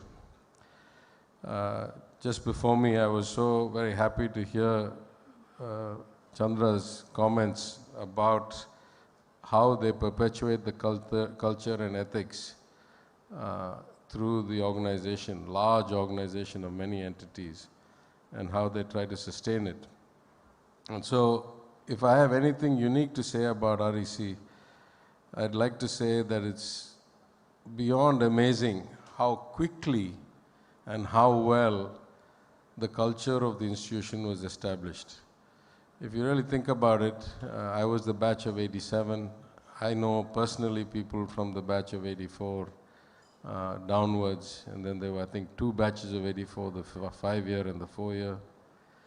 And even if you look at 84, it's only 20 years since the establishment of an institution. It normally takes decades to build an institutional culture, to build excellence, to build a desire or a pursuit of achievement.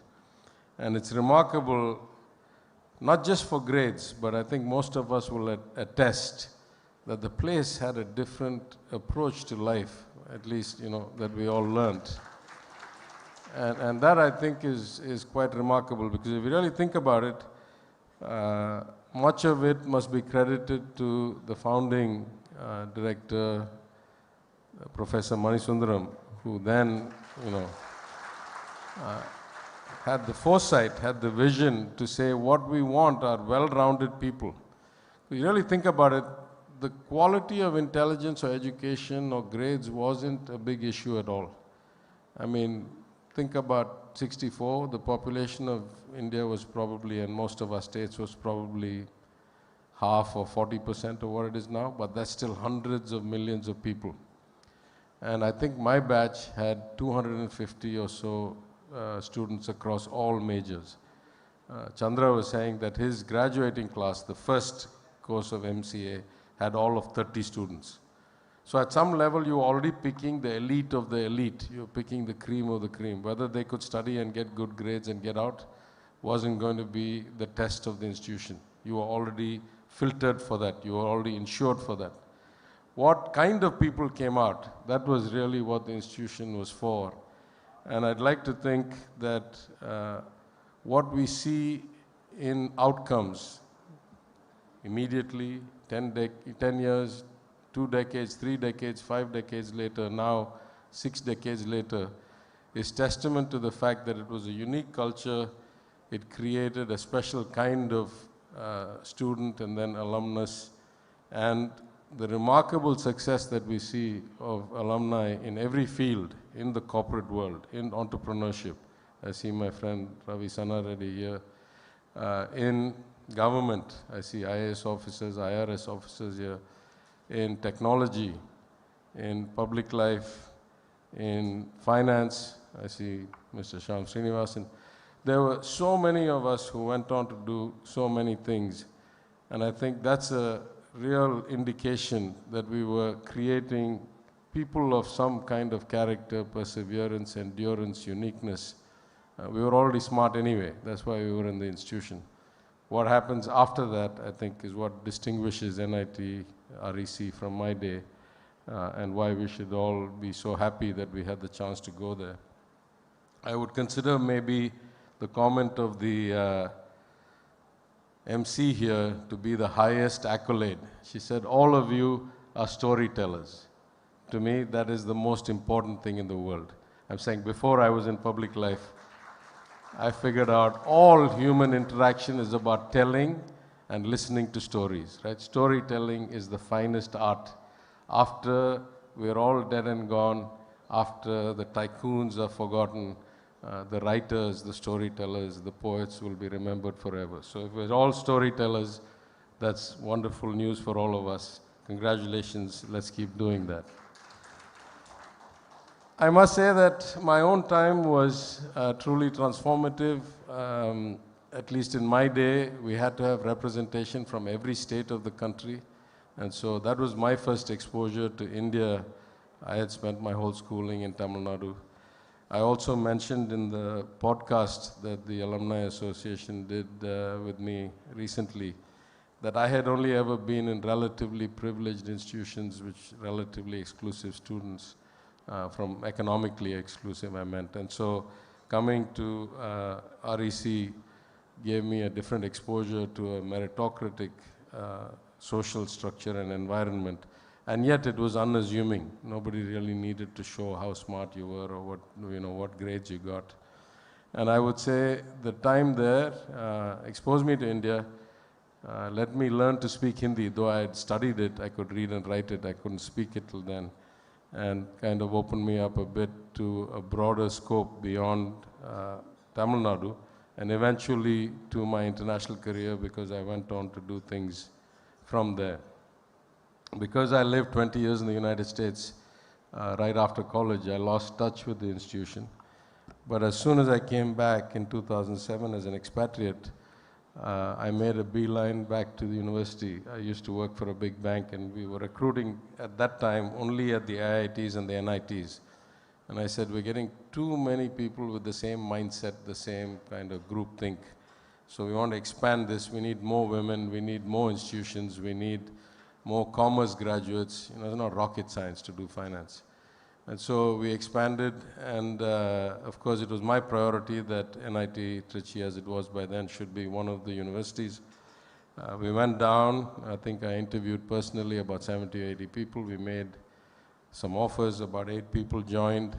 At that time, the princely, I think, highest paying job on campus placement anywhere in India, it was something like 14 lakhs a year starting salary back in 2006 or 7. And then, of course, what happened? Within a few months of that batch joining us, my bank declared bankruptcy. And so all these people who had come at great filtration, at great struggle to make this cut, found themselves at great risk. And I remember telling them at the time, I was 40 years old, or roughly, and they were all 19, 20, 21. And I remember telling them, don't be afraid. You are here because you're the best. I didn't pick you because somebody gave me a reference. I didn't pick you because, you were some special category. We did it on merit. We picked you, you're the best. It's sad that this institutional will not survive, but some institutional will find a use for you. And I committed at the time that I would stay and make sure they were all employed before I left. A different long story for a different day. But I'm happy to say all of them stayed. In fact, every employee of my many hundred employees in the 2 companies I ran stayed.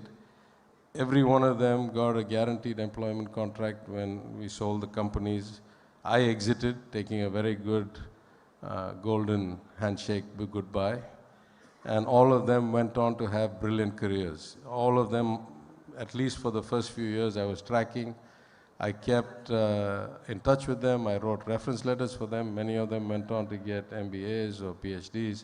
And every single one of them has had a brilliant career since then, which the point I'm trying to make is bankruptcies are for institutions. They're not for individuals. So the ability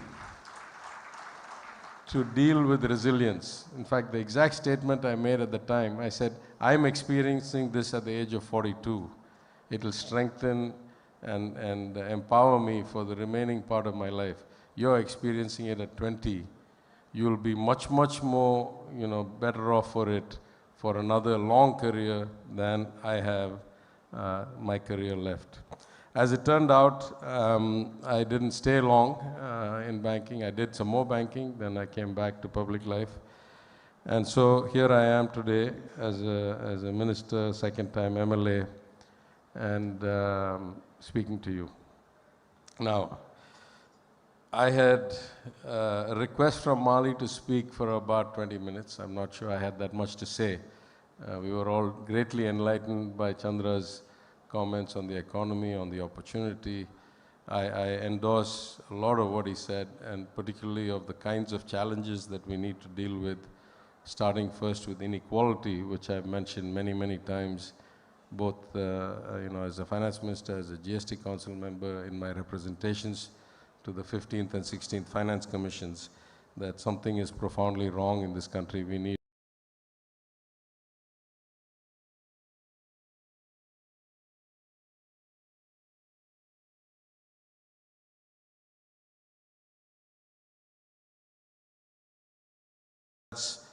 potentially political, so I won't get into that.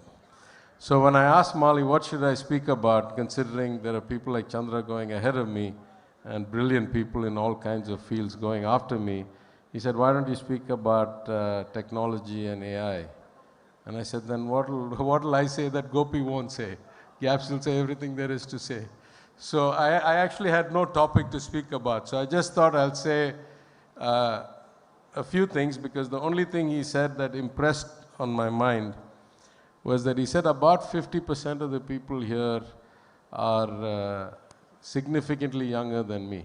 And I'm quite old. I'm almost 60.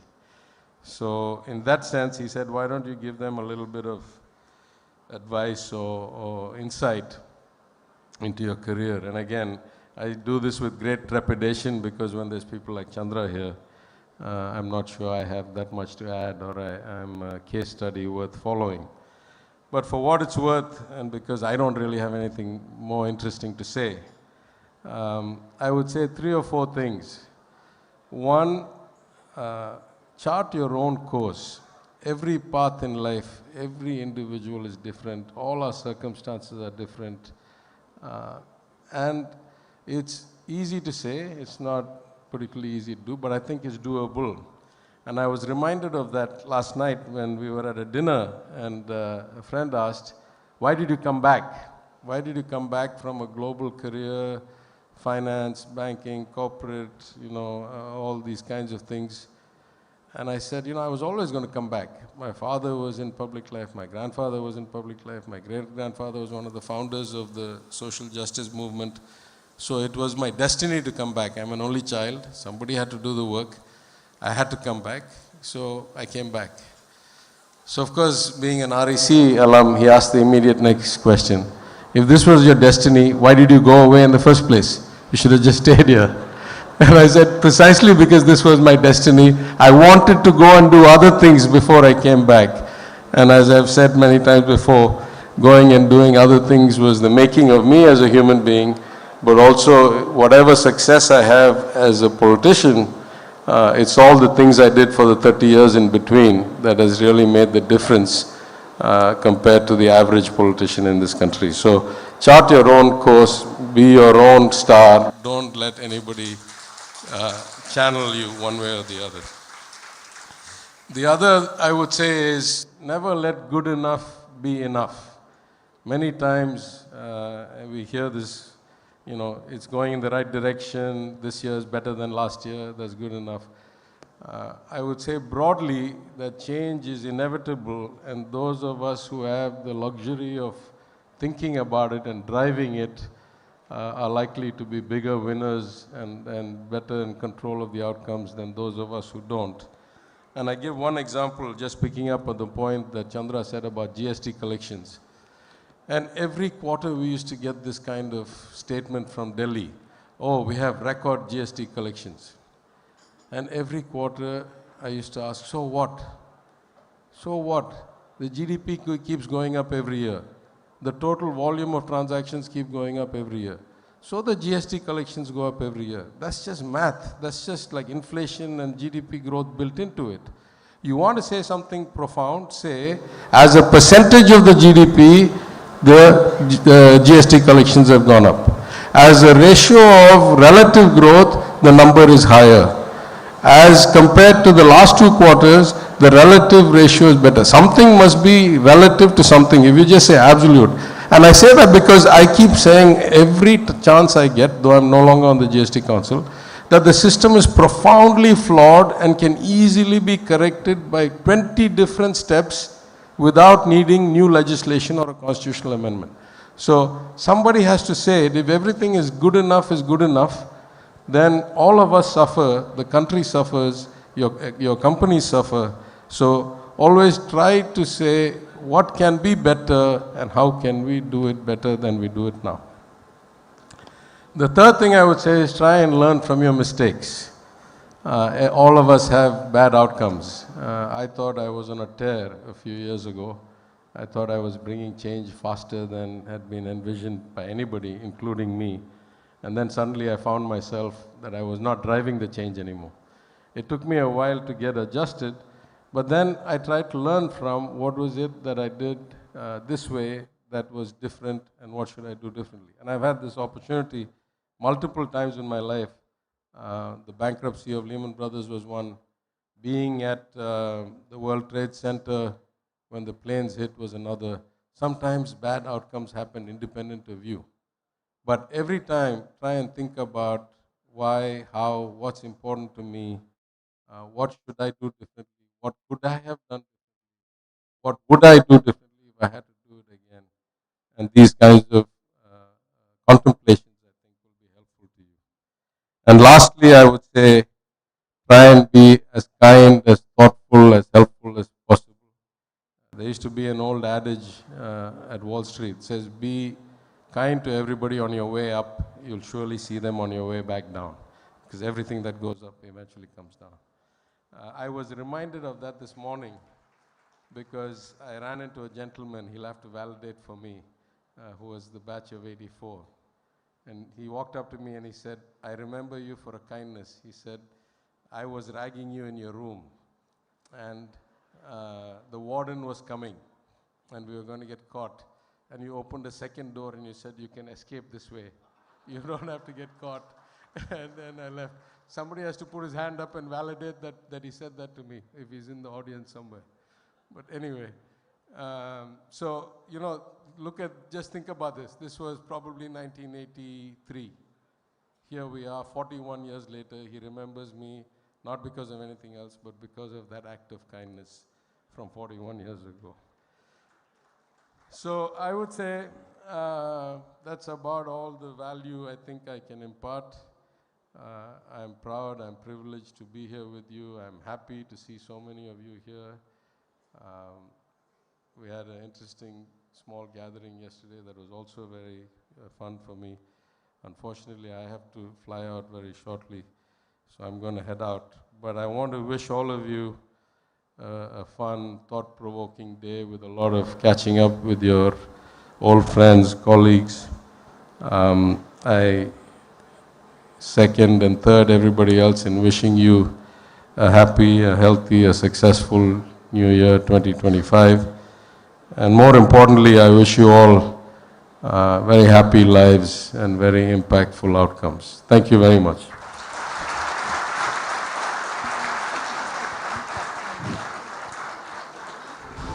I believe we have one question. Can I have you ask that, please? Hi, sir. This is Kalai. There is a question from the audience. Are there government plans to regulate working hours in IT industry according to labor laws to help our youth find work-life balance and avoid burnout? I'm not aware of any. You may know that there are already fairly strict labor laws that cover all establishments, not just shops, but a lot of establishments, factories, offices, etc. There was a bill recently in Tamil Nadu that basically was rescinded because of some concerns. To my knowledge, I'm not aware of any new legislation that's in the pipeline. Thank you, sir.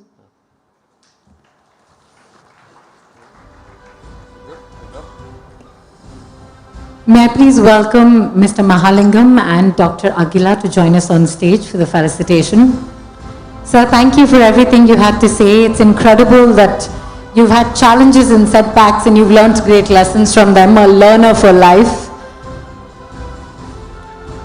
I think we all look to be kind, but to be kind to the person that was ragging you, especially when you're a teenager in college, I think is a testament to your character. Thank you so very much for sharing all of these anecdotes and looking back on your time at REC fondly. Thank you once again. Ladies and gentlemen, a huge round of applause for our guest of honor, the Honorable Minister.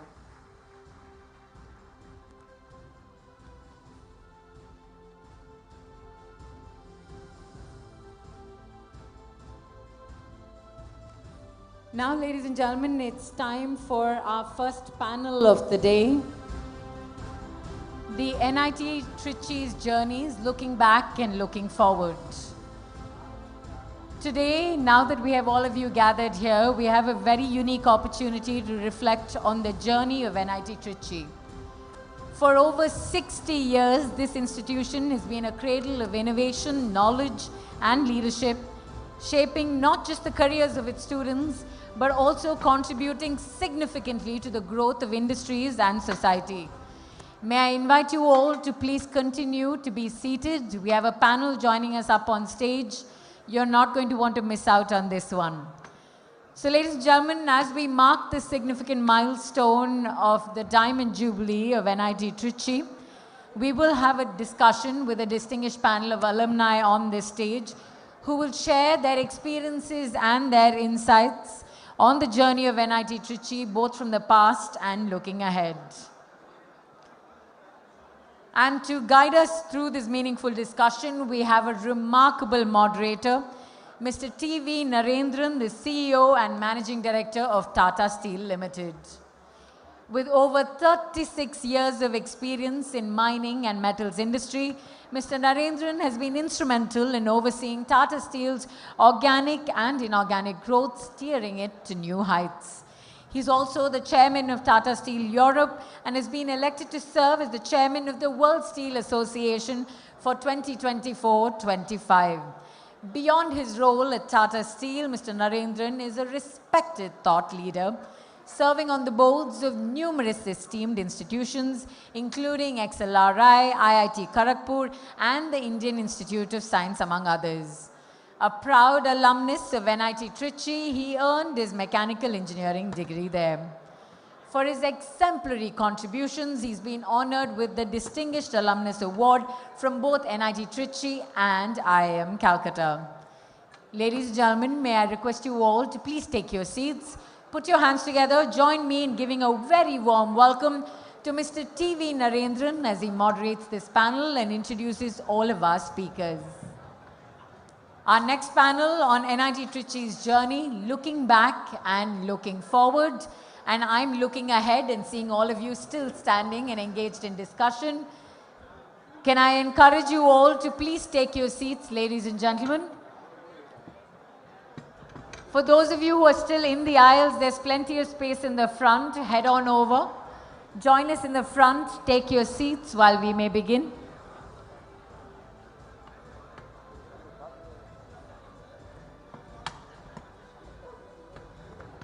We also wanted to inform you there are several stalls that have been set up outside by our sponsors. So whenever you break for tea, lunch or refreshments, don't forget to head on over to these stalls and check out what they have to offer. We also have several standees with QR codes which you can sign in with the help of AI. Get all of your pictures that have been taken from your time here with us at the Global Alumni Meet 2025. Ladies and gentlemen, I have Mr. T.V. Narendran who's joined us here on stage. Can I invite you all to put your hands together and give the gentleman a warm welcome?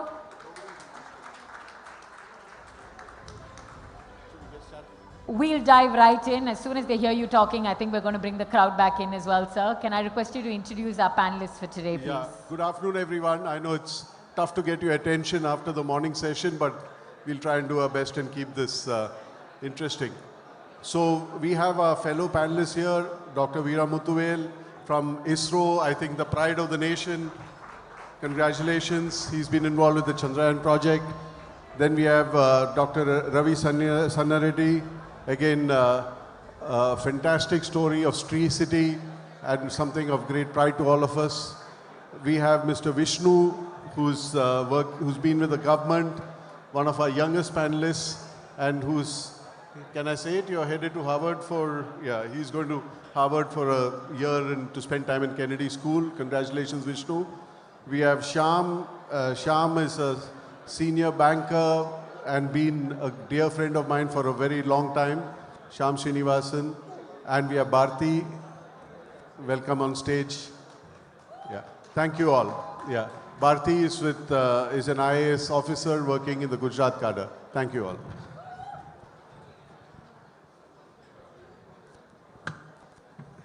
Okay. So we're going to start and try and keep it a bit informal, so that I think the key objective of this panel is to try and get the stories and the learnings that our panelists have had in REC and since REC. And, we have in this panel, as I said, people who've seen it as REC, people who've seen it as NIT Trichy. We have people in government service, we have a scientist, we have a banker, we have an entrepreneur. So I think the variety is truly fantastic. So I'll start with, Dr. Veeramuthuvel, because he's really in a pretty unique space, if I can call it that. And he's also studied in multiple institutes, done his PhD as well from IIT Madras. So what were your takeaways or learnings from REC, and how did you choose a career that you did? First of all, I'm happy and pleasure and privilege to be part of this global alumni meet at NIT Tiruchirappalli. Thank you for the invite. And it was a great learning, and it was a great fun. So I really cherished the 1.5 years life in NIT, where I had some good learning from project management, which has really helped me in Chandrayaan-3 project. And also the professor who taught me scheduling, that also was very helpful. And I also had very good fun with my friends and the campus life and the hostel life. It was a mixture of learning and fun. One thing about ISRO, I don't know how many of you are familiar with ISRO as an organization. It's really amazing how ISRO has developed talent over the years. Many of us think that education ends when you pass out of college, but ISRO is one institute which really invests in continuous learning. And I've seen this, in fact, I sent people from Tata Steel to go and study ISRO because they really managed to develop fantastic talent and, as we all know, do world-class stuff at a fraction of the cost that it costs others. Can you tell us a little bit about the development process in ISRO? As you told, we always learn from the mistakes, and our review systems are very transparent, and anybody can challenge your design, and you have to defend irrespective of the seniority or your position in the organization. If you have designed, you have to go through the severe review process, and it is very transparent. And the teamwork is one of the key aspect in ISRO. And also, one of the important thing is the learning from mistake. You all know that Chandrayaan-2, we had a setback. We had two primary goals. One is orbiting around the moon and another one was landing. So we could not achieve the soft landing. But we did not give up. We learned from the mistake. We immediately came up with the root cause analysis and came up with the corrective action. And really we bounced back with the success. And now this is a stepping stone. We have a technology now. We have a great future missions. Like we want to bring back the samples from the lunar surface, and we also have to have our own orbital stations around the Earth, and also that will be expanded to reach the final Indian astronaut on the moon. These are all our goals in the future, and it's not only about the interplanetary missions. We have missions like communication satellites, navigation satellites, and remote sensing satellites, and various national assert missions. So ISRO is always for the benefit for the common man. That's how our organization is. And I always cherish working in ISRO. Thank you, thank you. It's really inspiring to hear the kind of work they do and the kind of commitment all of them demonstrate. So big round of applause to Dr. Veeramuthuvel. Coming to you, Sanna Reddy. I think, again, Sri City has been an outstanding story. I think when you talk SEZ in India, most people talk of Sri City. And I think congratulations to you and your team for that. When did this first come to your mind? When did you conceive of this? It may sound a little funny, but it started in a way, the REC campus. The REC campus is, basically Dr. Manusundaram's vision, and this thing is like think big, dream big and think big. Our campus is one of the largest campus when compared to many other engineering colleges, especially since I came from a village. Seeing that campus, seeing like other speakers spoke about the diversity, the people coming from all over India and some foreign students, it was just eye-opener, how big it is. Before coming to REC, I didn't even know the existence of IITs. That was backward. I was in a village. studied in Telugu medium, came as a nervous kid to Trichy to join RSC. Once I joined, then I saw many more people like me. They started their learning in their native languages, and there was a kind of some equality kind of thing. So initially I was afraid to come there, then you start think big kind of thing. So that kind of always in my mind that we have to do something back to the region that I came from, and that is a backward area in Andhra Pradesh. So after RSC I went to US. I had the fortune of starting an IT services company. For family reasons, I had to come back. Then I was thinking what to do next. Then this is where that my civil engineering background, the think big, Professor Manisundaram kind of thinking. So there was an opportunity. The SEZ Act came in 2004. There was a government policy that helps to build new cities. So again, campus is another light opening. We were away from the town, so it is what we talk today, Atmanirbhar Bharat, was there already in Trichy, RSC Trichy. We used to be self-service, we used to have juice shop, we have bar, we have participation. Sri City is also unique in a way. We are one of the only probably industrial estate of that size, which has 52% women employees. That's fantastic. So, That's Thank really you. wonderful. Vishnu, I'm going to come to you. You're the youngest of the lot. So tell us about your journey post. You must be NIT Trichy, not REC Trichy, right? Yeah. I think I've been lucky on two fronts. One is that entering into NIT, but more lucky, I just got the right rank to get into a wonderful department called the Department of Production Engineering. I'm sure many of you are out here for the simple reason that I had all the time in the world to do whatever I wanted. Extremely the coolest department out there. So that was, I'm quite lucky in that. I didn't get the topper's rank to be in electronics. No pressure on high performance on that front. But on a more serious note, the biggest tag that NIT gave me at every forum was a pre-assigned credibility in whatever I do. There is a pre-assigned credibility which, the IAS may give you in India, but that's it.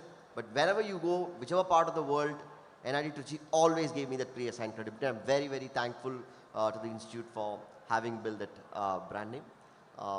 And all of us know that 4 years of college or your undergrad is definitely the formative years. Careers apart, everything apart, those are what define who you are. So I've had an extremely eventful, very, very memorable campus life in college, and each time I go to the campus, I see it's becoming greener, it's becoming more happening, I guess. So thanks to the administration for all that. Thank you. So can you tell us what you're going to do next? Okay, currently, technically, after 13 years in the government, yesterday I've been relieved from my current assignment. So I'm a free man for the next 1 year. I'll be pursuing a fellowship program at Harvard Kennedy School. So I'll be leaving for that shortly. And Mr. Reddy sir has been a tough competitor for Tamil Nadu government. Every time discussion on industrialization comes, he is the man that keeps us on the tender hook. Sri City has been doing phenomenal. In the last 2 years, I've been heading the investment promotion for the state of Tamil Nadu. Small correction, I'm not I'm a District where you acquired land is fantastic. And I think you were saying that you're now increasing it from 8,000 acres to 10,000 acres, is it? It's amazing. Yeah, congratulations. Just yesterday, our Honorable Chief Minister also announced an airstrip for Sri City. The beginning. Karthik, maybe you can help. Anyway. Yeah. So the one below, the guy, no, that one, the previous slide. Yes. Yeah. So the guy in the middle, always looking worried for the last 40 years is Mahalingam Mamali. Where is he? Yeah. And Shyam is on his right, I am on Mali's left. And next to me is Shyam Sundar, who is also REC Trichy. The guy in the striped t-shirt who you can't see is the famous Gopi Kalayal, who is going to speak to you later today. So we were all REC guys who were in IIM Calcutta around the same time. But there's a story behind the photo. Maybe Shyam, you can start by telling what happened. Thanks, Naren. Difference is I had hair then. So the material, even I'm surprised by seeing this is the 87 and 88 batch in IIM Calcutta. Me, Naren are 88, Mali and Shyam are the 87 batch. And the REC gang in IIM decided to have dinner. So we went to this very fancy restaurant in Calcutta. 6 of us had a fancy meal. Each of us thought that the outgoing batch is going to treat the junior batch. And the outgoing batch thought that the junior batch was giving them a favor. After a heavy meal, we got the bill, and each one is looking at the other. There's no money in the pocket. So we finally sort of pulled out whatever we had, just managed to pay the bill. As we were going out, collectively we had 10 rupees, and campus is about 25 kilometers from the restaurant we were. Mali, being Mali, had the courage to give 10 rupees to the doorman. The last 10 rupees he gave it to the doorman. I don't know how we found our way back to campus, but we did, and today we have the story to tell. So I think this picture is a stark reminder of many things for many of us. One, 40 years back this happened, and the picture is resurfacing. Connections matter, right? The friendships that we have from then on to now, and particularly REC, this picture really tells the story of networking, bonding, connections, friendship. They're just timeless. So I think that's probably the narrative in this picture narrative. So Shyam, how has life been after that? It's certainly been richer than what happened here, right? As a banker. Yeah, I hope so. No, it's been fascinating. For me, particularly after having done engineering, I decided to, at some stage, Did you do production engineering, Shyam? Yes, like our friend Vishnu. I was, like you, production engineering. You'd forgotten. In fact, we were the first batch probably of production engineering, right? But anyway, that's long gone. But it's never engineering that excited me. It's the relationships and very often when people ask me, you moved from engineering into banking, and what were the lessons? And often I think about, and I've said this in a few platforms before, the 3 things that we actually went through in campus those days were never called that, but after years I figured that there were management jargon for that. Those times we used to get things done with friends and connections and stuff like that. Later I realized it was called networking. Those days we had very little resources and we had to somehow get things done. We did jugaad. Later I was told it is called out of the box, right? And the last thing was, we did many things at the same time. We were playing, we were trying to do some movie watching, once in a while studying. And that time we did multitasking, and now it's called multitasking as a kid. So I think inherently my view, and I've always believed the lessons we learned on campus of networking, out of the box, do a lot with a lot less. And multitasking has really helped, at least my journey in both as a professional and as a banker in particular, because resources are always short and we have to get results done. So I think those probably, Naren, would be what I think helped us. Not really structured learning, but I think it seeped through. You know, Shyam was also the captain of the REC cricket team, a wicketkeeper batsman, right? And still follows cricket closely. I'm sure he's got the India-Australia match on his lap. Yeah. Just over, I think. Days over. Oh, days over. Okay. Thanks, Shyam. Thanks. We'll come back to you later. Yeah. Bharti, thank you for joining us. And again, you have a very different career as well. IAS, Gujarat cadre, and you've been there all your service, right? Yes. So can you tell us what took you to IAS and how was the experience in Gujarat been? And I think you've been in multiple cities in Gujarat as well. I was seeing that. Yes. So my cadre is Gujarat. I'm 2005 batch. As you said, I worked in different departments: rural development, urban development. For now, I am in finance. I was thinking, Honorable Minister was talking about GST. Now I am taking care of GST revenues in Gujarat. So last 2 years, I was CEO Gujarat, Chief Electoral Officer. I conducted the Lok Sabha as well as Vidhan Sabha elections successfully, and I got Presidential Medal for conducting those elections also. So 19 years of public service going on. So is there any advice from you to people who want to pursue public service based on your experience? Yeah. If you really want to do public service only, you should come to IAS, not for other things. Like my seniors fondly tells me, if you want to earn money, IAS is not the one to join. Not for fame or not for anything. If you simple public service, you come for IAS. That is for my ad. So as is in the IAS, so I assume you speak Gujarati? Yeah. Yes. I don't know how many of you are familiar with it. that's an amazing thing about the IAS, right? You have to learn the language of the cadre you're Because from. we have to write files also in Gujarati and speak. Correct. No, it's an incredible thing. I remember it hit me 25 years back when I came to Tamil Nadu. We were doing a project in Tuticorin, and there was a Sardarji there who was speaking Tamil fluently. So that's when I realized Even that. I picked up Tamil very much in those 4 years. So wherever I go, I make more Tamil friends than Telugu. Actually, I'm from Andhra. Yeah. Gujarat cadre, yeah. That's fantastic. Thank you, Bharti, for joining us. So now I'm going to ask our panelists to, because this audience is vast, it's diverse, there are younger people, older people, etc. But I'm going to ask each of them, I'll start with you, Mr. Veeramuthuvel. If you were to, go to REC Trichy and excite some people to become scientists, because that's so important for the country. I think Chandra also talked about R&D. We underspend on R&D. ISRO is a great example, but I think we really punching below a belt as a country as far as, first in the world kind of stuff is concerned, right? So what would you tell youngsters and encourage them to pursue the career that you chose? So one of the key thing I see is you should not be adopting to one particular discipline. It's no longer valid now. So you have to acquire multiple skill set. For example, no longer mechanical engineering or electrical engineering or electronics engineering alone is sufficient.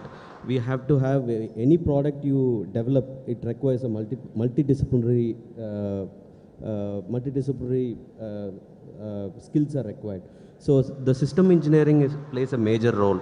So we have to acquire a lot of skills in this, and also some kind of projects we should do. So when we are studying in a college, we are only nowadays it's more of academic oriented. We also should build that the skill. When we come to a industry, we should already have that skill, so that immediately you will be delivering the things what is required for the organization. So a mini project you have to do in the college days, and also we should see that how to bridge the academic and the industry gap. So some of the things I am seeing now, the professor of practice is coming in the colleges where they are filling this gap. So I feel this is very important, and the technology is really a key, and the scientific discoveries are really key. These are all very, very important, because we have seen a lot of spin-offs from the space industries to other technologies, automobiles as well. So we conduct many workshops. In fact, recently we had a workshop for the automobiles where the space technology can be utilized into the automobiles. So a lot of things we are doing, and those technologies are being transferred to the public now, and a lot of entrepreneurs are coming. The space economy is growing. In fact, in India, a big potential is there. We have something like 2% of the share among the global market.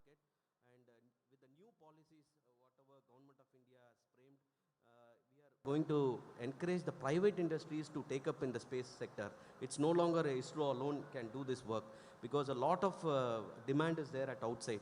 So I would say that you should be an entrepreneur. When you are studying itself, you should be creating a jobs for others rather than seeking a job. So acquire a good amount of skill, and be not only in your own discipline. So you have to acquire multiple disciplines, so that you will be really worthwhile when we come out of the college. So, there's, as Dr. Veeramuthuvel said, that there's a lot happening in the startup ecosystem in the space sector. I think Dr. Pawan Goenka, the former CEO of Mahindra, is also coming from private sector to the government to work on this, isn't it? Yeah, he is the chairman of InSpace. This Yeah. InSpace is formed, which is coming under Department of Space. It's an independent agency. It's not with the ISRO. To promote private sectors, handhold, and then authorize the launch, authorize the satellites, and technology transfer. So this organization is playing a major role, and if you have a great ideas, the funding also can be provided for the entrepreneurs and the startup companies. So all these things are there. The InSpace is formed because of that. This is formed somewhere 2.5 years back by the government of India. It's a great opportunity. There are two learnings I took from ISRO in my interactions, which is very good management learnings. Firstly, in ISRO, anyone, however junior you are, can ask or question a presentation or a proposal by a senior scientist, right? Including the chairman, right? Maybe you want to mention that. Second thing is, if there is a failure of any project, the same team is asked to try it again, so that the learnings of the failure are not lost because you've changed. In corporate, sometimes there's a failure, you change the team. You put in a new team, saying that they will make it a success. In ISRO, they keep the same team, so that they take the learnings from the failure and make sure that it's a success. So I think these are, yeah? Yeah, absolutely. What you said is right. So there's a lot of learning. So I think those of you who are from the corporate world, I would encourage you to understand ISRO as an organization. I think there's a lot of learnings for all of us from ISRO. Thank you. Thank you. Sanna Reddy, I think, Veeramuthuvel talked about entrepreneurship, but it's not easy to be an entrepreneur, forget successful entrepreneur, right? I think the risk appetite required is very different from, let's say, people like Shyam and me who have grown up in the corporate sector. So what was your advice to young aspiring entrepreneurs in the audience? Tough one. Okay, in my view, it is be sincere and hardworking. Sometimes some opportunities come if you are lucky. So for me also, this whole Sri City opportunity came, that is a new industry. So when I moved back from US to India, when I was talking to some of the seniors in the business and other visionaries, one thing they told me is, think something that is India doesn't produce, what is not in India.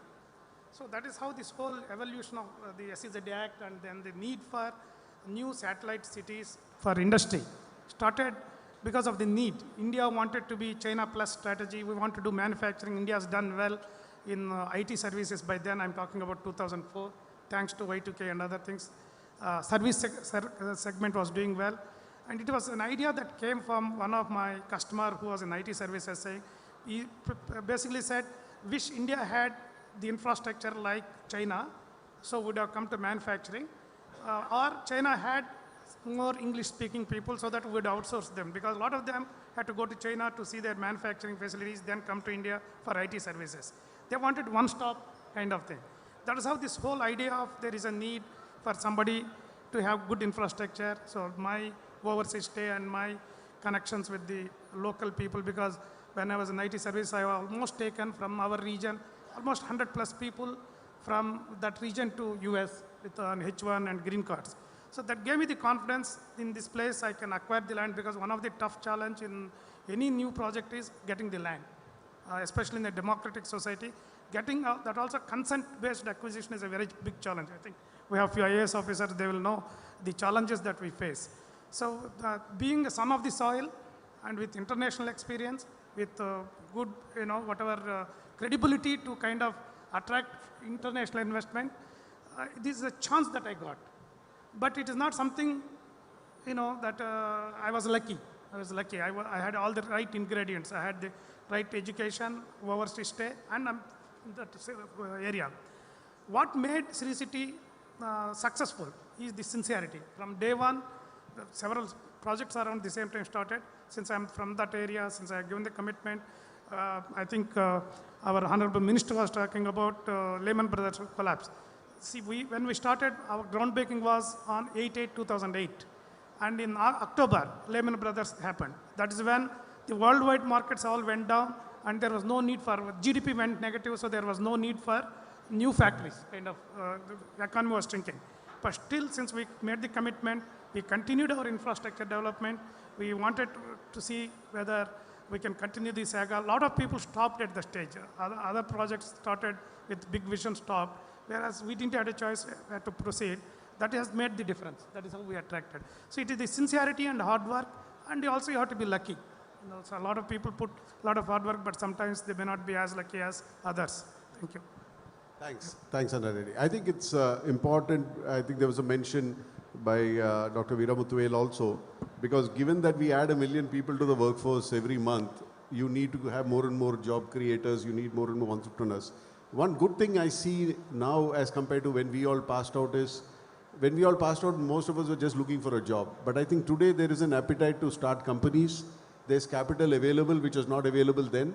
So in those days, unless you had lineage of business, you were in a business family or you had a famous surname, it was difficult to get capital as well. So all that has changed. So Vishnu, what is your experience with investors, entrepreneurs? And I think Tamil Nadu has done a great job over the years in attracting investors and doing much better than many other states. I think Chandra rightly pointed out the global trends and how India is leveraging, and fortunately Tamil Nadu is one state which is perfectly aligned with all the trends that he mentioned. So our strategy is very simple. We look at investments in three verticals. One, look at investment that's entering India for the first time, which is clearly China plus one and all that. We've been doing really well. The entire Apple supply chain has been one successful model. Second, those investments which are not in Tamil Nadu but are present in other parts of the country. Again, Tata is a classic example.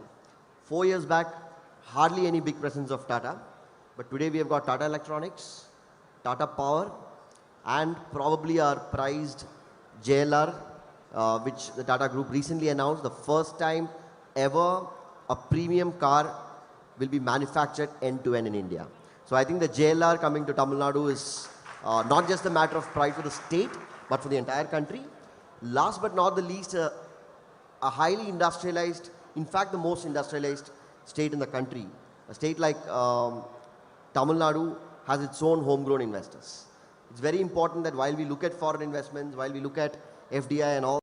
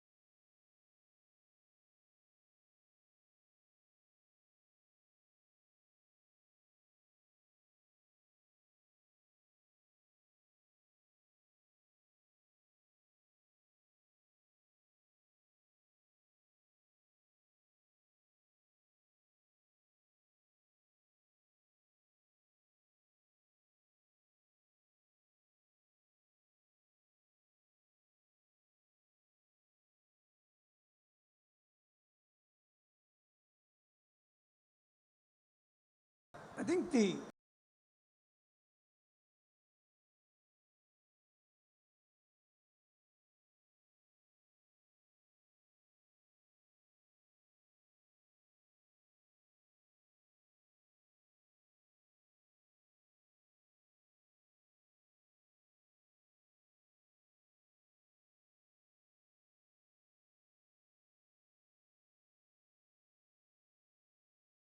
chain consistently for long periods of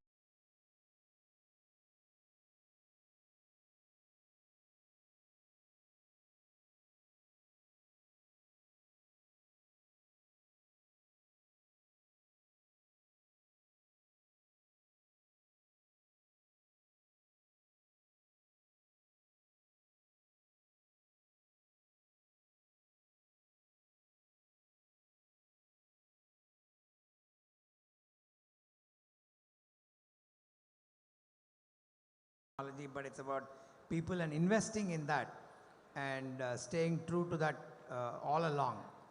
And as a leader, if you're able to believing in themselves and saying, I will be on the, like we keep saying, you're either on the table or on the menu.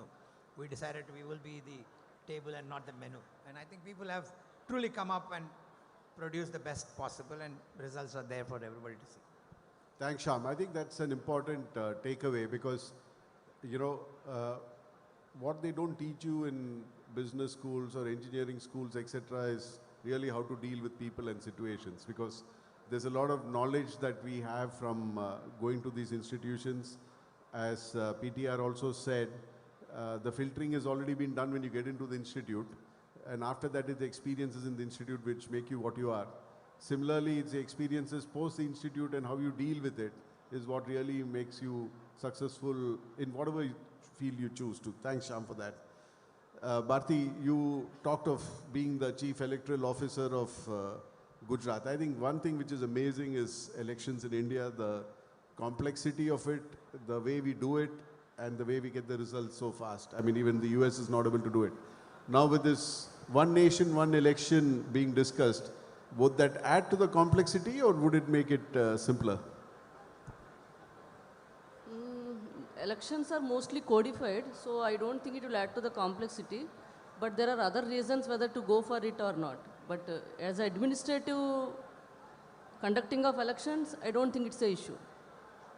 But then would that mean, like this time, you would have to spread it over many months or weeks, or will the system be able to handle, because we are talking of states and center being done at the same time, right? So the system is able to scale up to that level? Basically, we need to have that many EVMs and all, then paramilitary forces and law and order and all those things. So if these two are taken care of, other things will not be an issue. But there are other policy level issues has to be taken care of. Like 2 trains, 1 bus, and finally to reach Tiruchirappalli. I think it is NIT Trichy is even now it is at the top. That's what I feel. It's the best NIT for sure and better than many of the IITs. So I think that's already a great job being done. But we are number 9. Can we get better than that? See, I think any institution is measured by the alumni and the level of progress they make. If I have one thought, and in the bank when I was there, last count we have about 16,000 employees. I think in the last 8-10 years we've hired only engineers who've turned to be bankers in some sense. The raw material that comes out of campuses, and exception NIT, is that they tend to be 0 or 1, right? They're binary in their thinking, digital in their practices. So just 2 points. I think every time the NIRF rankings are published, we celebrate NIT at 8-9, 8-9, 8-9. This 8-9 principle has been going on for a long time. Now, how do we break out of that and, don't get in the rut of beating the IITs, or look at something which is truly experiential. Look at something creating a truly multidisciplinary, because that's the need of the hour.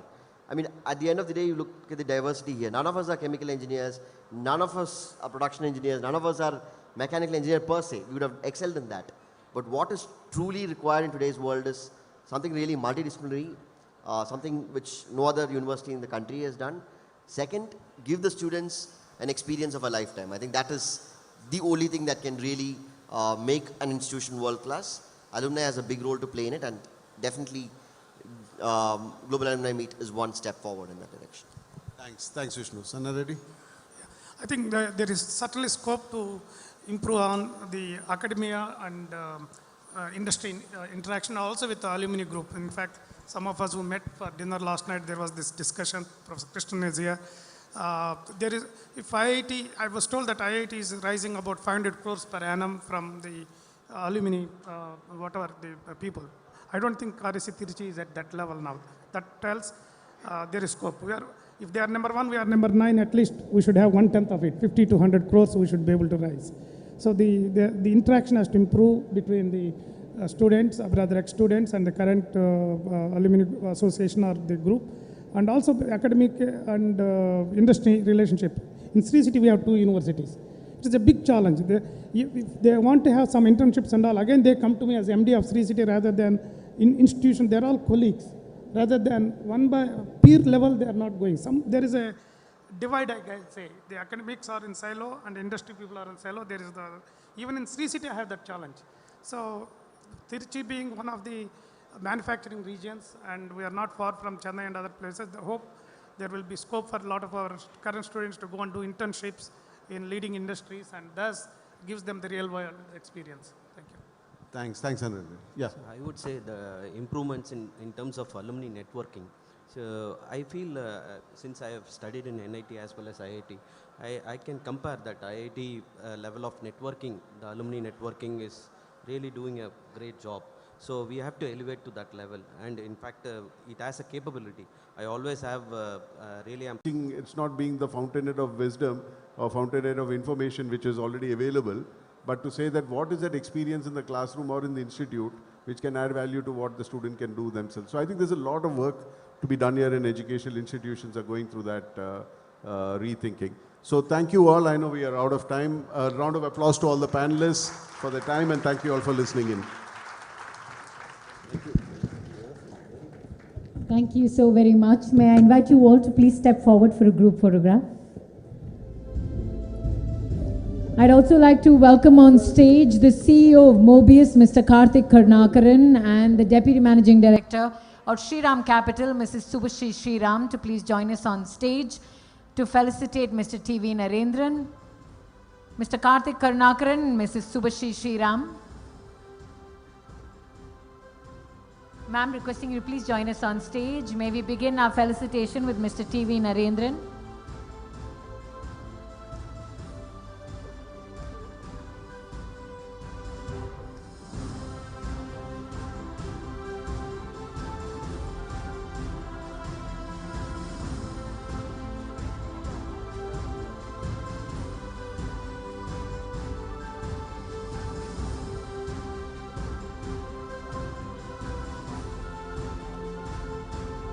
Ladies and gentlemen, feel free to put your hands together, show some. Heritage Foods has also been kind enough to provide milkshakes for all of the alumni. You will find them in some of the coolers outside. Thank you once again. Thank you to this wonderful panel.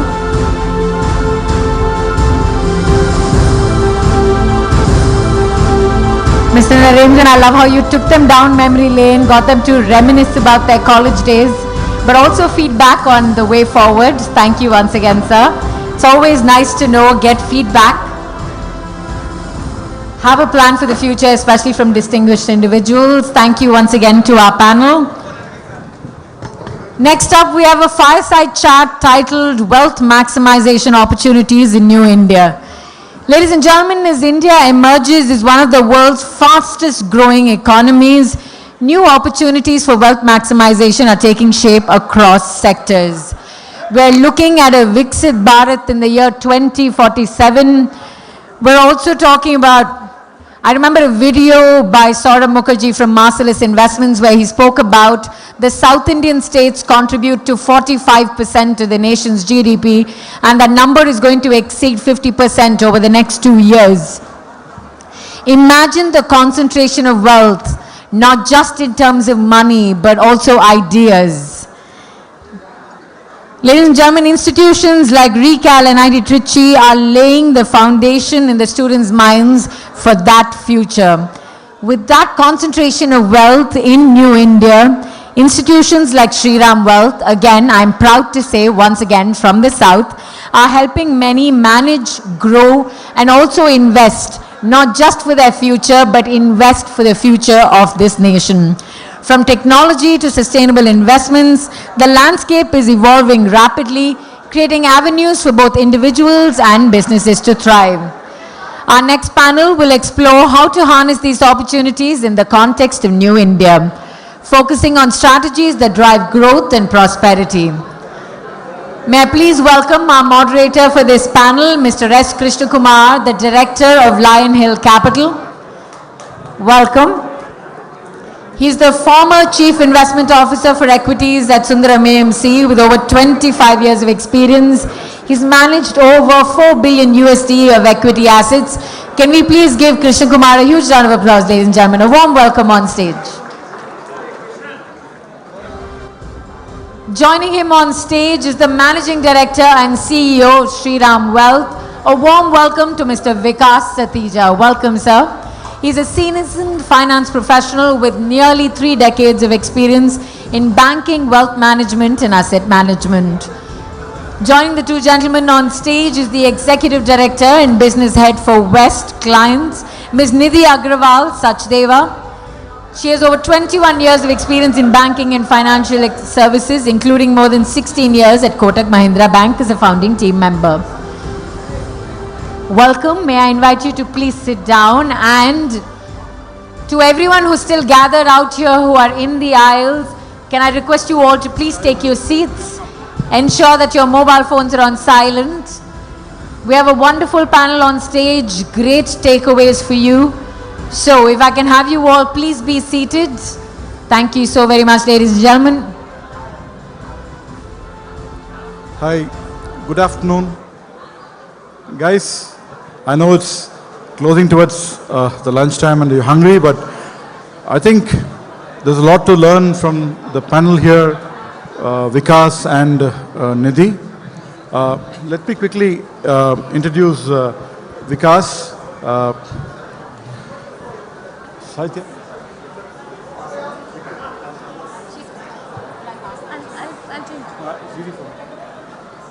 So, yeah, we have Vikas Satija, the MD of Shriram Wealth here with us. He's a doyen in the wealth industry in the country. One of the initial founding members of Kotak Wealth. Spent about more than 20-25 years with the banking and financial sector and been a father figure for the wealth industry. Joining him is Nidhi Agarwal Sachdeva, the Executive Director and Business Head of Shriram Wealth. She also again has about 20 years plus of experience in banking and wealth management, etc., being one of the early members of the Kotak Bank and Kotak Wealth team. We've known them for quite a long time, and she's really somebody who's built the business bottom up. So let's, without wasting time, let's move to the topic of the day. How do you intend to maximize wealth, over the next few decades? As you all know,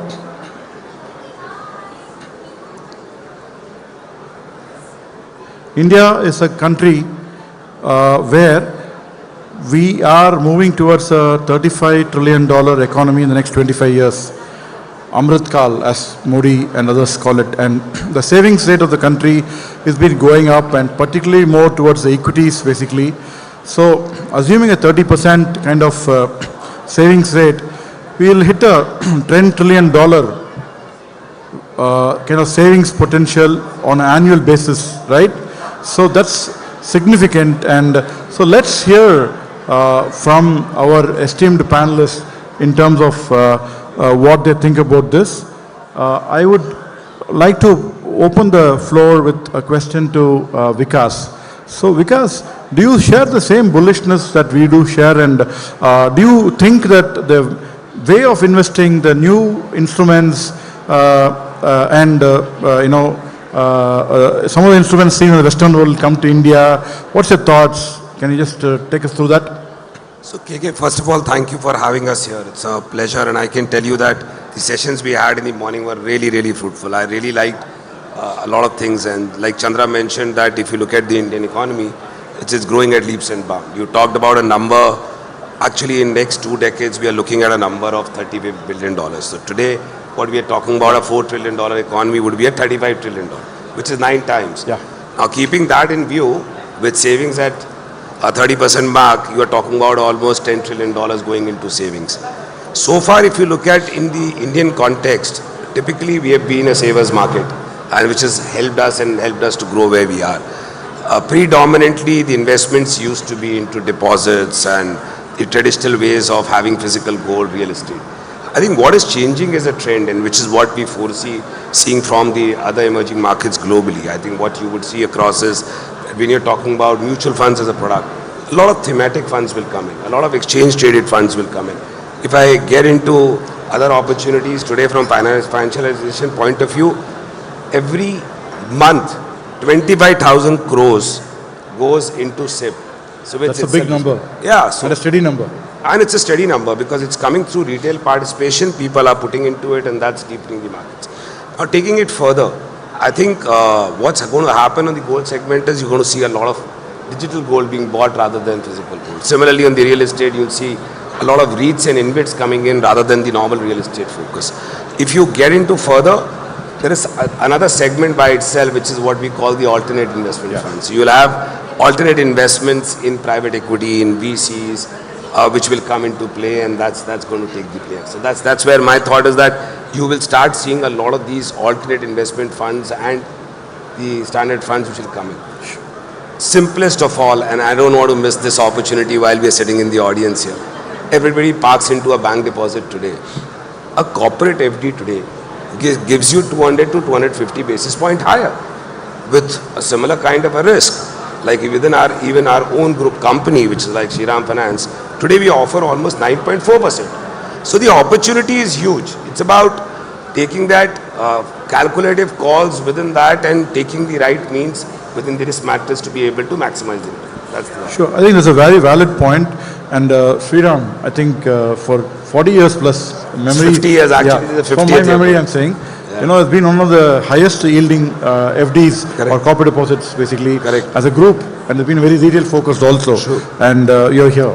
Nidhi, if I can push this to you, you know, Vikas did explain about alternates and other stuff. So there are definitely, different types of alternates, right? You have the AF alternate investment funds, 1, 2, 3 types of that. So could you probably run us through a little bit of color, and do you see that segment becoming larger as investors take risks? So the risk profile of investors, is it changing also? Sure, KK. Alternates actually is the new trend in the market today. So while mutual funds are what they are, and they are the bread and butter, and they'll always remain the base of any portfolio. You know, you can start with from 10,000, go up to 100 crores in a mutual fund. And you know, you have a professional fund manager managing. Same for alternates. In the alternate space today, there are largely 3 categories of AIFs. And Cat 1 actually is where your infrastructure, your venture capital comes in. Cat 2 is where largely, you know, your private equity players come in as Cat 2 investors. And Category 3, as it's called, is more complex structures, more leveraging, more hedging. So these are slightly more complex strategies. And of course, you know, unlike a mutual fund where you can get in with 10,000, in AIFs, the starting limit for anyone to start investing is at 1 crore. So, you know, I don't know, Vikas, if you want to throw a little more light on the 3 categories. And I think, a lot of you here also moved from engineering to investments, right? So some of you here have or fund managers in private equity funds and VC funds, so you will understand what she's saying. Step back. If you can go back to the previous slide, I think that would help us to just put this through. Yeah. So I think that's missing here. So guys, basically, if you look at from a point of view, I think an alternate investment opportunity today, this is one of the largest segments if you look at is through the PE and VC funds.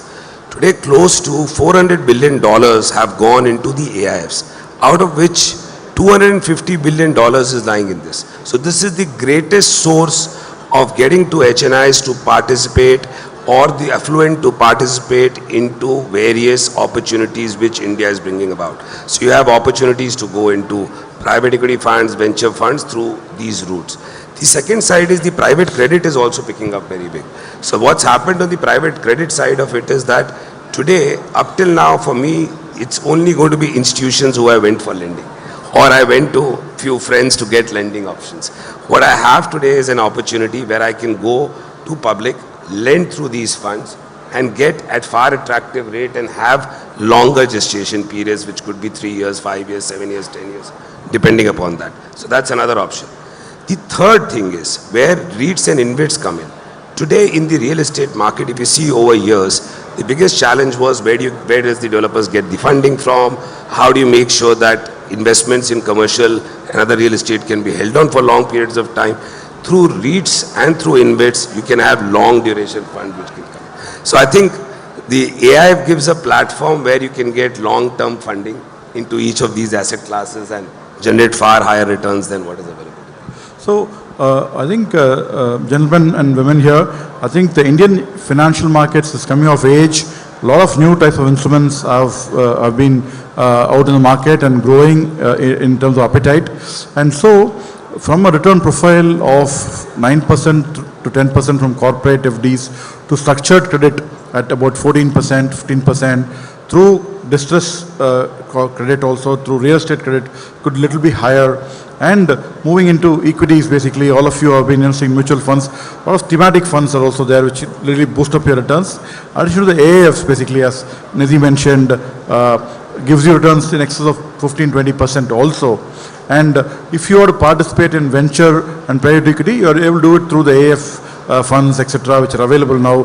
And Sriram has been into it, and probably I will ask Nidhi if she wants to throw some more light on any of the segments. So I'll just go back to what you just said, KK. So it's not mutual fund versus AIF.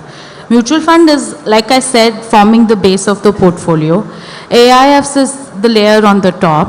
AIFs obviously bring complex structures into your portfolio. If you look at what has happened in the mutual fund market in the last 5 years, not only the AUM has grown 5 times, but the outperformance, practically every mutual fund out there has, with simple investing and fund manager diversifying in 60 to 80 stocks, outperformed the indexes. But in the last 1 year, and especially after the recategorization that SEBI did in 2018, is where some large caps, for example, are struggling to give alpha returns. And so, what I would say is, once you form the base to the portfolio, that's when you turn to the alternatives to give you the alpha return. And of course, while we are talking about alternates, mutual funds still give you the advantage to be able to borrow. So while you're subject to market volatility, you can still get money. It's very easy for a lender to sort of lend you on mutual fund, and especially with the digitization of economy and digital footprint, it's only becoming easier for lenders to lend you in 15 minutes on a mutual fund. So, so while these are the new trends and very popular, and today it's become a $400 billion market, but I said, we're not trying to say that one over the other. Yeah. So because some of the people here also feel that the outperformance of AFs, particularly Cat 3 AFs, etc., is a function of the mid and small caps rallying harder than the large caps, right? So this 3-year outperformance, will it sustain, or will kind of others make a comeback? So that's a kind of a question mark. So any thoughts that you would like to? KK, if we actually go into various segments and we say large cap, mid cap, small cap, there have been different durations funds would outperform. Obviously, when you look into a mid cap, small cap, the risk proportion is higher. But if you take a market practice and you say, let's take last 3 decades and plot them, you will see that every second, third year, there would be a different class which will come in. So you will have a large cap in a particular year, and you'll have a mid cap in a particular year, and you'll have a small cap in a particular. So it's very difficult to put into a class and say, let me do only mid cap or only small cap or only large cap. It's about balancing a portfolio. So today an AIF might have taken a little higher bet on the mid cap, small cap, but as the economy goes further, it consolidates, you'll again have large caps again playing into the same. Sure. And touching upon the InvIT REIT, so these are little nascent structures in India. So if you look at the REIT, for example, commercial real estate been doing well because of the boom in office space after the COVID come back to work. Do you think it's kind of picking out from a rental basis, and hence the REIT yields would kind of tend to moderate now, and also interest rates are coming down? So that's one question. The second, Vikas, for you is on the InvIT, basically. There is so much of supply of paper coming in. So do you think that's a market that we probably have to be a little kind of careful? Your thoughts, one by one? So, REITs, for that matter, is nothing but digitization of your real estate assets, right? So, for example, KK, you could go and buy a commercial shop for 25 crores. Or you could invest in a REIT with 1 crore and own 25 shops. So it's nothing but diversification making sure that, you know, a fund manager or, you know, somebody who understands that real estate space is managing it. And also it gives you, it'll be debt-like return. So, you know, 8.5% is what has been the average REIT yield over the last few years. That's good. Yeah, and you basically get, it's regular income. You get like dividend-like income, you know, every quarter. That's the idea behind a REIT. Sure. On InvITs? On InvITs, I would say, see, it's far more long-term in nature. You can't have InvITs for a 2, 3, 4-year period. You're looking at a 10-year kind of a horizon. And a 10-year kind of a horizon where India is currently placed, you're looking huge monies flowing into infrastructure and it'll keep flowing in. The opportunity is, can I lock into today yields which are at 10, 11% and have a long-term investment plan? So that's where InvITs come in play, and that's a huge opportunity to put it. Sure. I think InvITs, REITs and other structures basically democratize savings in the country. I think that's a very key point for all of us to take over. So just one other question is, we should, you know, look at investing overseas, right? So government has given some windows. So any thoughts there? Would you recommend overseas investments, and how? Or what's your thoughts there? So KK, one more thing which has opened up a big avenue today is that government allows every individual, which is every resident individual, to be able to transfer $250,000 abroad. So we talk about India story, for sure we are sitting in India, but there are opportunities which would be in US, which would be in China, which would be outside India. So to keep diversification on and look at a worldwide situation where I want to play into markets where the other opportunities are there, through the liberalized remittance scheme, what one can typically do is that in every individual account, resident account, I can transfer $250,000 abroad every year and make investments into various options. So like for example, our partner where we are associated with Sanlam has close to $75 billion which they manage abroad. Yeah. So we can offer a lot of funds on that category. And similarly, there are opportunities. If you look at over last 4 years, the trend tells us that $2.5 billion have gone through the LRS route. Out of this $2.5 billion, almost $1 billion plus is actually into equities outside India. So people are diversifying, people are taking opportunities, and clearly you're playing out in the best markets at that moment. Sure. And if you look at a lot of people here, they have children going abroad to study. So LRS is a way to kind of park your money abroad. Education? Okay, because what's happening is more and more of our children are going abroad to study today, and when they're going abroad to study, there is an opportunity that rather than keeping money here and not being able to hedge and not being able to know where the rupee is going to head for, I think the easiest option is that I can use the LRS and transfer the money abroad. Sure. And last question. I think there are a lot of people who have migrated and are probably Americans. Like so do you think there's a way like the gift city in India where people would come in? Any thoughts there and anything you're doing there?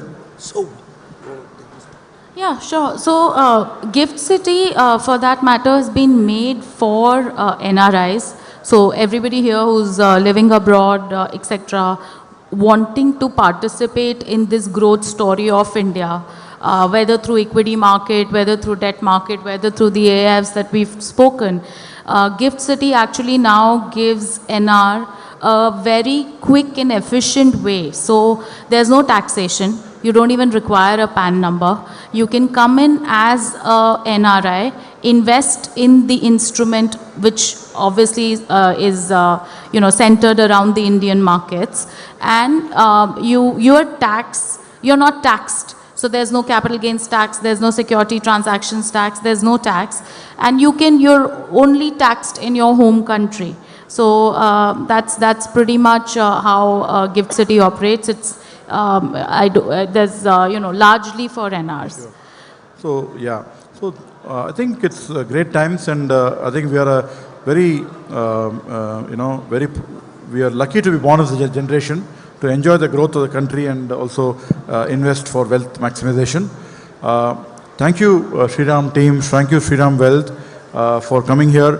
Rajesh, I also want to mention here that you started a division quite some time back, but it's been under wraps, and you've chosen to launch the Shriram Wealth platform in Recal GAM event. So we are very, very happy for that, and a big round of applause for Shriram Wealth and Rajesh. You stole my line, KK. I was actually going to say that this is the first audience we're actually talking to about Shriram Wealth. And thank you for giving us the opportunity. And we hope to connect with many of you and through this journey. Yeah, thank you so much. So stay on and meet some of our friends and enjoy the day. Thank you for coming. Thank you, KK, And and supporting thank us. you for the team. Shriram is a power sponsor for the conference. Thank you so very much. May I please welcome on stage Mr. Ravi Sanna Reddy and Mr. Suneet Bhutani from Varun Beverages. Gentlemen, if I can request the two of you to please join us on stage to felicitate our panel over here.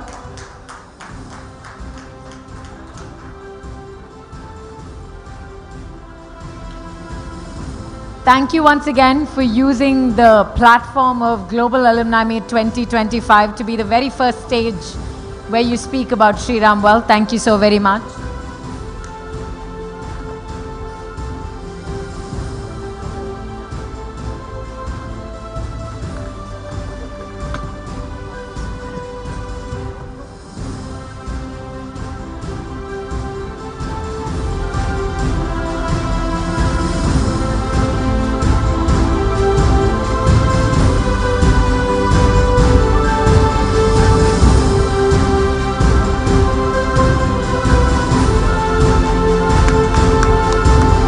Once again, may I encourage you all to please put your hands together, give a huge round of applause to our panelists on stage. To those of you who are seated at the back, please join us up front. We have an incredible speech coming up by Gopi Kalayil on the coming generation of Gen AI, the impact for career and life that's happening next. This is going to be dynamic, engaging, incredible learning for the future. So if I can have you all join us up front, there's plenty of seats.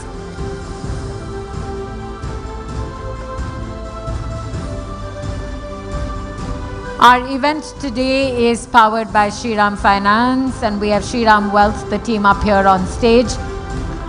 Thank you once again for your support. Thank you for joining us and this very engaging discussion. Thank you so very much. I'm going to invite you to please be seated.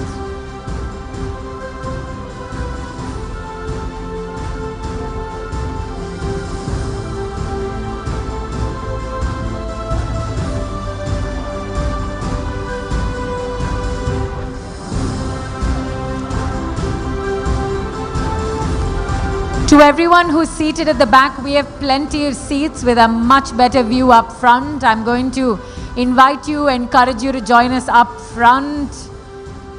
If you've not heard him speak before, you do not want to miss out on what Gopi Kalayil has to say, so join us up front.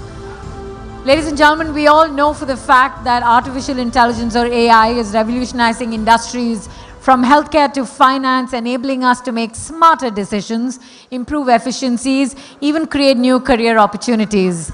It's transforming the way we all interact with consumers, how businesses optimize their processes, and more importantly, how we personalize our experiences in ways that were once unimaginable. As we stand on the precipice of this AI-powered era, it is clear that those who harness this potential will be at the forefront of the next wave of innovation. So it only makes sense that our next speaker is someone who is actively shaping this future. Mr. Gopi Kalayil is the Chief Business Strategist for AI at Google, where he works closely with Google's large customers to drive transformation using AI-powered marketing and enhanced consumer experiences. With background in both technology and business, Gopi has previously led marketing for Google's flagship products like AdWords and AdSense, and played a key role in growing customer brands through digital innovation. He's also an author with several books that I must say, if you haven't read already, head on over to any e-commerce site, order it right away. An incredible speaker, a triathlete. He holds faculty positions at the Stanford University. Ladies and gentlemen, please join me in giving the warmest welcome to Mr. Gopi Kalayil.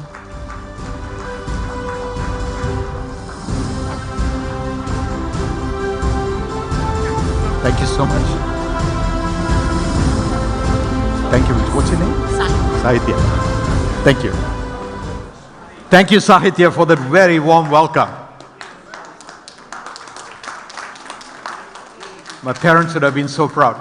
You know, I have a deja vu feeling. This feels like the 12 o'clock class at REC when there are 6 people in the class, everyone else is back at B mess or in the hostel. But NIT Trichy, vanakkam. Fantastic, that's great. I want to congratulate you for 2 things to begin with. The first is simply the fact that all of you, including me, are either graduates of NIT Trichy or in some way connected with the school, one of the preeminent institutes in the country. Now this is a cause for celebration. So let's do it, because I've never had a chance being back with so many alumni. So I want all of you to stand up. And on a count of 3, I mean, look around proudly at the room with all of these people gathered here. On a count of 3, I want you to celebrate as best as you see fit. Make some noise, punch the air, or give yourself a big round of standing ovation. 1, 2, 3. Let's hear the NIT Trichy. NIT, beautiful. And then we're not done yet. Look at one of the illustrious alumni next to you and high five them on both sides.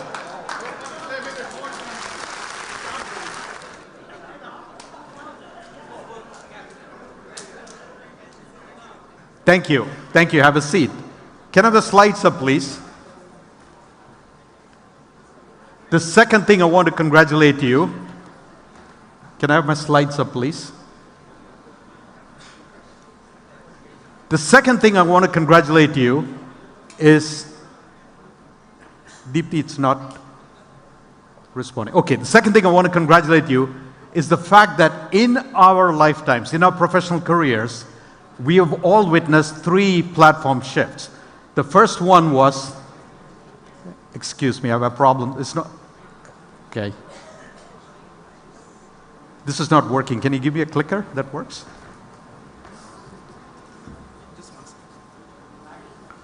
All right, leave it up there till you get it working. Thank you.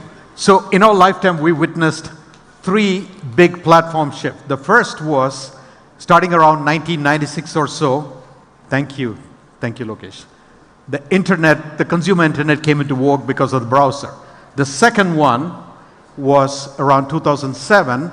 Devices like these came into our hands through the Android or Apple iPhone. So that set the mobile revolution. And now we are witnessing the third big shift of AI. It's starting around 2023 or so. All of this has happened during our professional career. But AI is not simply just the next big shift. It is the most profound technology humans have ever created. Let me put that in context. Every 100 years or so, humans come up with an innovation that dramatically changes the arc of civilization. Going back 1640, Joseph Gutenberg invented the printing press. And 600 years later, it is still the primary way by which we still communicate information. Or 1752, electricity was first discovered. Such a foundational technology that by itself, it means nothing, but look around the room at all the different things it is doing.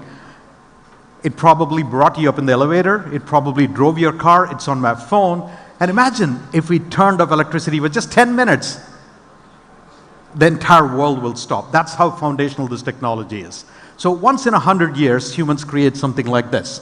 The next one is the automobile, 1886. And it's not simply cars, but the internal combustion engine that went into trucks, it went into boats, it went into lawnmowers, it started powering diesel trains, and again, completely changed the notion of transportation.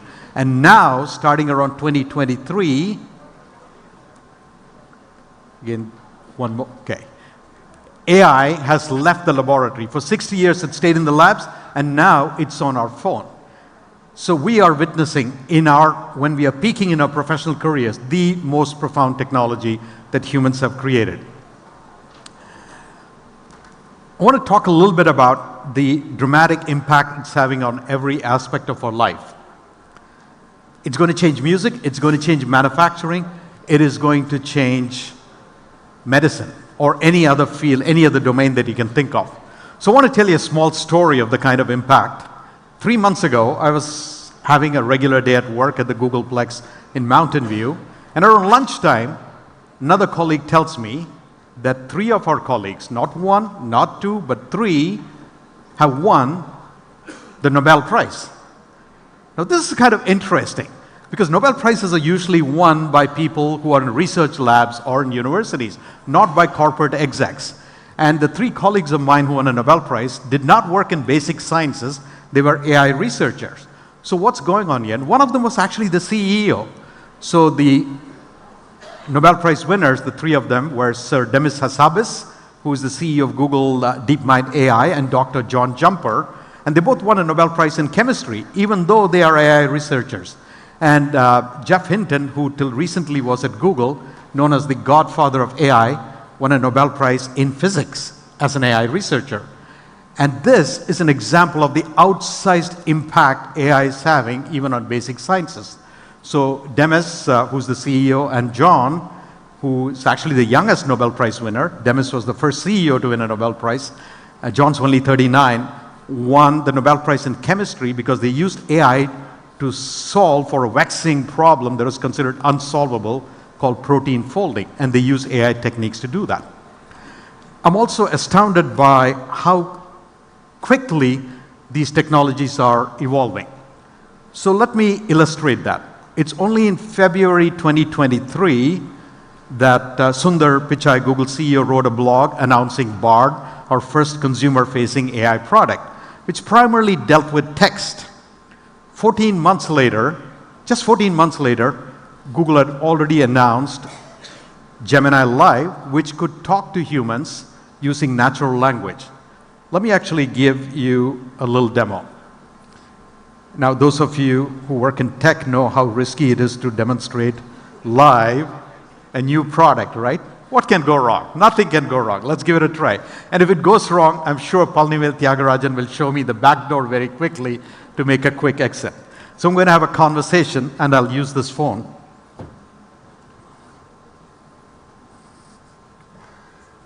What is the history of NIT Trichy? NIT Trichy has a long and interesting history. It all started back in 1964 when it was founded as the Regional Engineering College, Trichy. At the time, it was a big deal because it was a joint project of both the Indian government and the Tamil Nadu state government. Thank you. This the is goal all was great. to create a top-notch engineering college. Hold on. Can you explain this to me in Tamil, please? நிச்சயமாக நான் உங்களுக்கு தமிழில் விளக்க முயற்சிக்கிறேன். தேசிய தொழில்நுட்ப நிறுவனம் திருச்சி அல்லது சுருக்கமாக NIT திருச்சி 1964ஆம் ஆண்டில் நிறுவப்பட்டது. இது இந்திய மற்றும் தமிழ்நாடு அரசுகளின் இணைந்த முயற்சியாக தொடங்கப்பட்டது. நாட்டின் பொறியியல் மற்றும் தொழில்நுட்ப துறையில் சிறந்த நிபுணர்களை உருவாக்குவதே இதன் நோக்கமாக இருந்தது. இந்த காலங்களில் NIT திருச்சி வளர்ந்து 2003ஆம் ஆண்டில் மத்திய அரசு what is the current AI research going on at NIT Trichy? NIT Trichy's AI research is really heating up. They've got a whole lab dedicated to it, and they're working on some really cool stuff. They're using AI to analyze images in all sorts of ways, things like medical scans and even old photos. They're also trying to make parking systems smarter with AI. It seems like they're really focused on finding practical uses for AI that can make a difference. Thank you, that's excellent. So as you can see, yeah, you can go ahead and applaud. That's pretty cool. So as you can see, these kind of technologies now have human-like capability. They can deal with multiple languages. And all of this is happening rapidly in 90-day cycles. I'll give you one more example of how quick. So this is an example of how it will change the world. And I'll show you at what speed this is moving, because 4 months after this was released into the world, just now how many? 20 days ago, December 11th, there's another big announcement from Sundar, which was AI for the agentic era. So what you can expect to see are AI agents, which will be specialized piece of AI software that'll actually autonomously solve problems for you. Just like you have apps on the phones, but these AI agents can independently do it. I'll give you one more demo of one of these AI agents called Astra. It lives on your phone. It can also be on your glasses. It can live on many surfaces, like maybe you could expect it on your refrigerator or microwave or on your dashboard of a car. And in this case, Astra actually sees things around you. It interacts with the physical three-dimensional world and helps you navigate the world more easily. So instead of doing a live demo, I'll actually show a video demo of my colleague using Astra walking through the streets of London. And here's the experience. So notice a couple of things. That it can deal with multiple languages. It sees objects around you. And it lives on many surfaces. He's using it on his phone. He switches to using it on his glasses and see what the tool does in response. So here's Project Astra.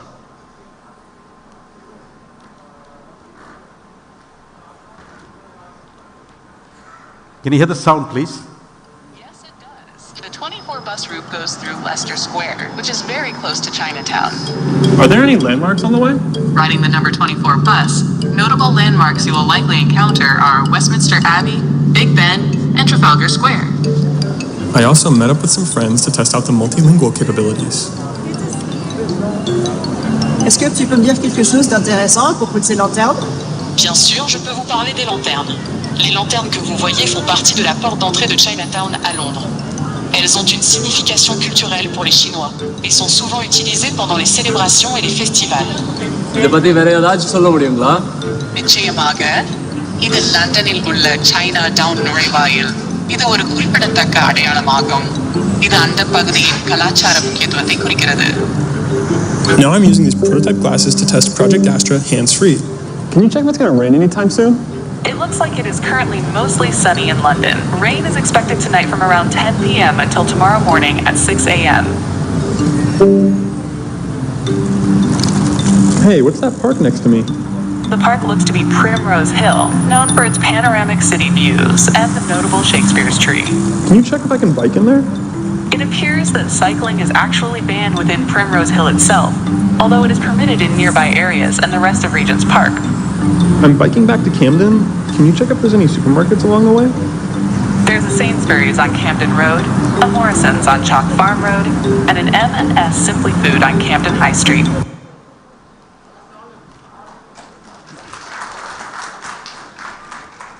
Thank you. So you can see the versatility of these tools that are coming that can deal with physical domains around you. Even as you're riding past a park, he's asking, what is the park next to me? When is it going to rain? Where is the nearby supermarket? And switches effortlessly from English to French to Tamil. And lives on many, many domains like on your phone, on the glasses, etc. So all of these are coming fast and furious. And it is at this point that some of you may be getting a little kind of anxious about how will consumers embrace these kind of technologies. So I can understand many of you would have used it and probably done your child's homework or planned a travel or maybe a dinner party. But for me, the acid test is, will you trust your life with AI? Will you trust your children's life with AI? Raise your hands if you'll trust your children's life with AI. How many of you? I see one hand at the distance, 2, 3. Okay, that is pretty normal because why would you? So I've been conducting a psychological experiment and it goes this way. Every time someone visits San Francisco, I tell them, I will take you to the most iconic site.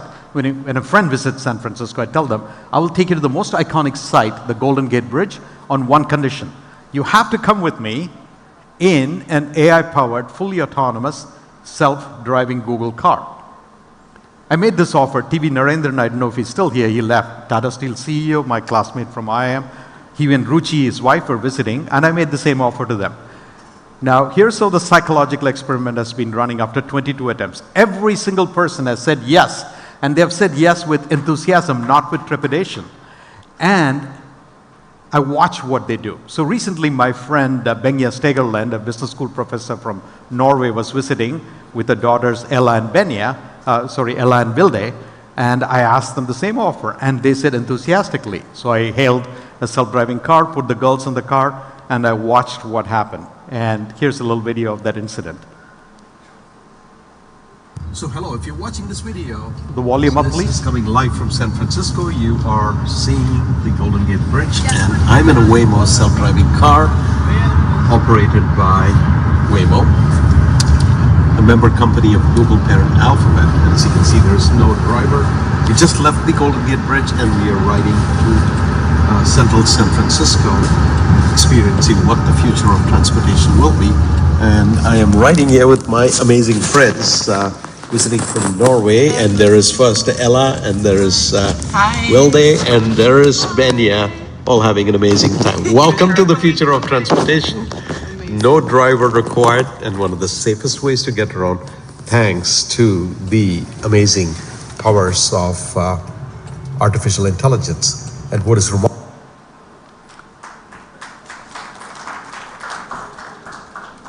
Thank you. So this is another example of how AI is going to dramatically change the world. These are up and running. We have 150,000 rides a week in San Francisco. It's already now available in Miami, Atlanta, Los Angeles, etc. And coming soon to wherever you live, I suppose. But what has struck me is the first 5 minutes, people are excitedly taking pictures and videos they want to share. And after that, everyone goes back to as if this is the thing they've done all their life. So the normalization of these technologies in the lives of consumers, I find incredibly interesting. But I'm sure, and I get this question all the time, people are still concerned about, are we moving too fast? What does it mean to human civilization? What does it mean to our children? And raise your hand if you have some kind of concern like this about AI at the pace at which it is progressing. Yeah, I see a lot of hands go up. That's also pretty logical.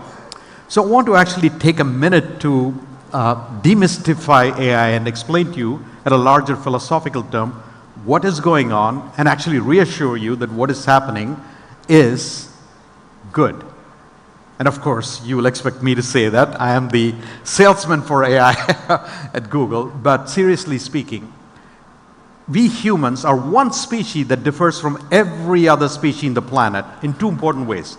We have the most developed cognitive capability, the most superior brain of any species. That's why we are the uber species.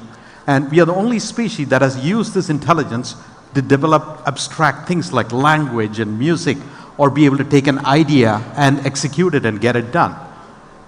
There's something else we are unique as a species. Throughout our existence, humans have built tools. We build tools to solve problems.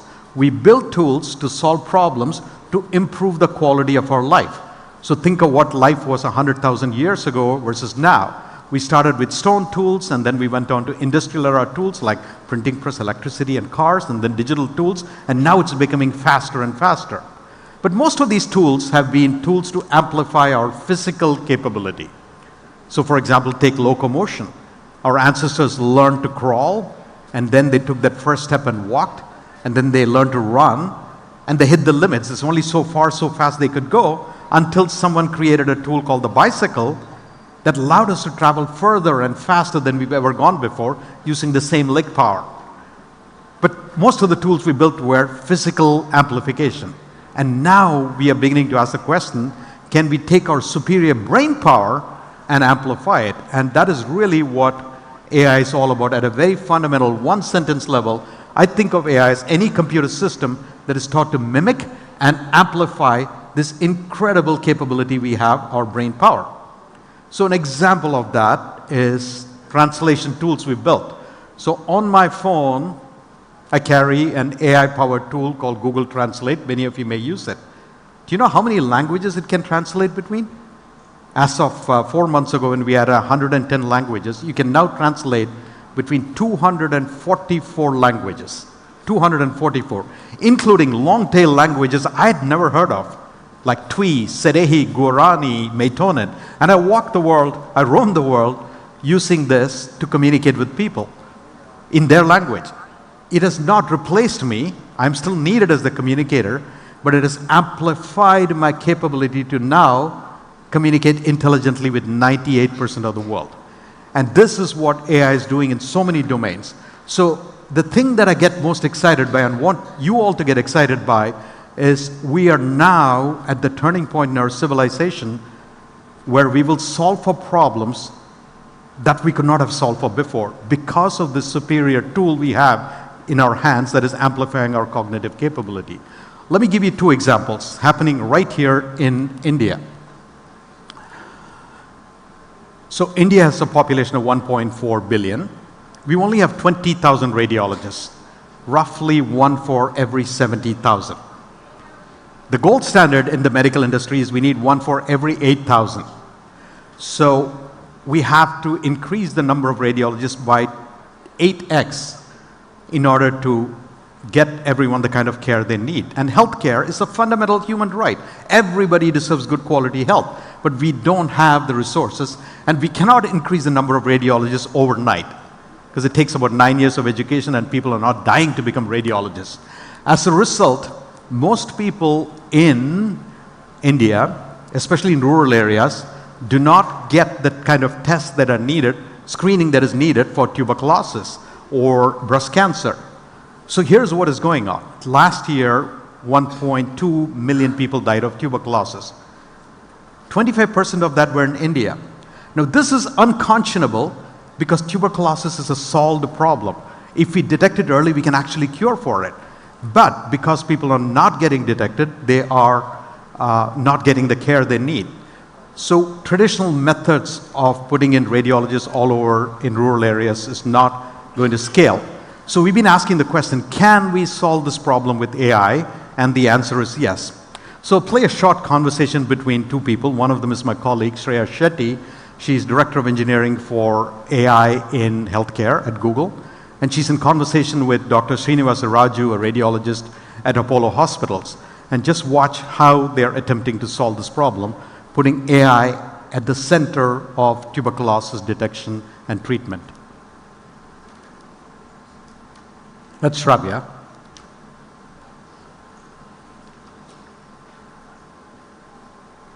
Okay, let's try that again. Play. Okay, you want me to hold it there? You play, okay, from the console. Good. We've been partnering with Apollo Hospital and Dr. Raju and his team for several years now. We have an effort in the use of AI to detect tuberculosis from chest x-rays as a means of triaging. We need solutions that could be scalable and are cost-effective so that you could then detect tuberculosis early enough and thus reduce the spread in communities. And for the case of AI, for chest x-ray solutions, it felt like a great fit.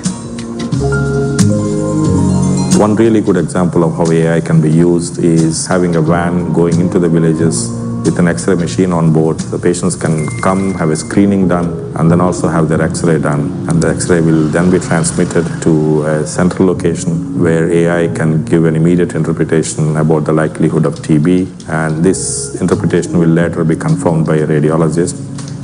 It will act as an aid to the radiologist so that they can make the diagnosis more quickly and more effectively. So this is another great example of solving for a problem we could not have solved before. I'll give you one more example in that category. Let me move forward. Can you just click one forward, please? The blue. Yeah, just hold it on the next blue screen while I explain the story.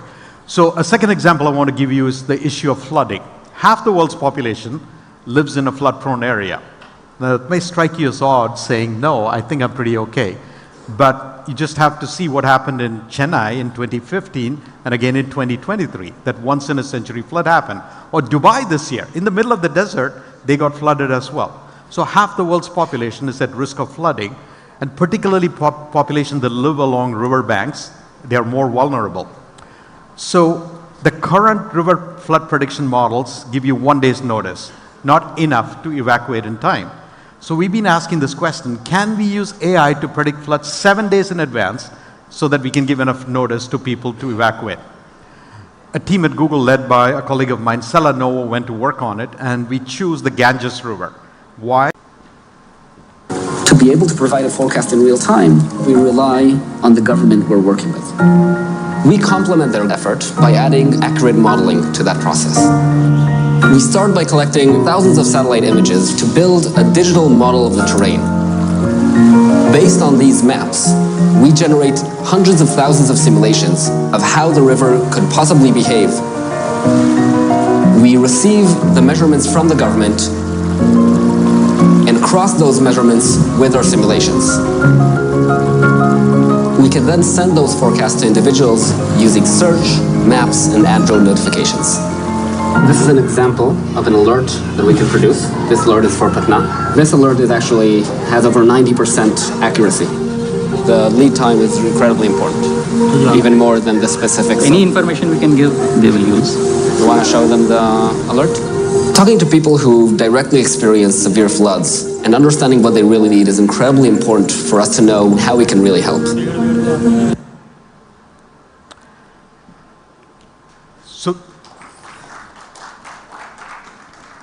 Next slide, please.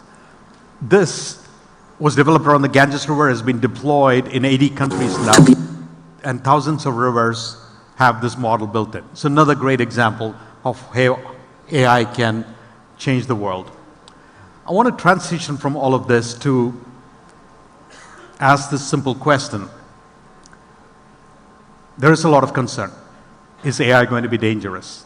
It is getting developed. Do we have control over it? And that is logical, right? How many of you have that fear that things could go wrong very quickly? At least 20% of you. So we should ask that question. Anytime humans develop new technology, there is the potential for great risk and great harm. But again, I'm confident because one thing humans do is we build tools to solve problems. So I'm going to give you the example of fire. 400,000 years ago, humans discovered fire. Our ancestors did. And the first week they were excited. This orange dancing thing is amazing to cook the antelope we caught, make it tasty and more digestible. It can warm our caves. It can keep predators away. But by week 3, they started realizing the dangers of fire because the daughter might have walked in, put the hand in and got burnt, or the cave was no longer livable, it was full of smoke and soot. And worse, a warring neighboring tribe was used weaponizing fire to set fire to their part of the forest. So over centuries, humans solved for this problem. Look at what we have done with it. We have created the checks and balances around fire. We put it in ovens, we put it in fireplaces. In every building that we are, including this, I can't see it, but somewhere there is fire detection systems. And before we could occupy this hotel, an independent third party had to come and certify that this was fireproof. Even then, things can go wrong. So in every city in the world, there is highly trained professionals, the fire force, and they're alert and awake 7/24 to react within minutes if something happens. And despite that, somebody is going to use fire deliberately to cause harm. So into a penal code, we built arson laws against fire. Look at all the checks and balances we put. It did take us centuries, but we got there. And now we never worry about fire like our ancestors did. AI doesn't have it. It is just getting developed. And it is our collective responsibility as humanity, even as the technology gets developed, to think about those guardrails, those checks and balances.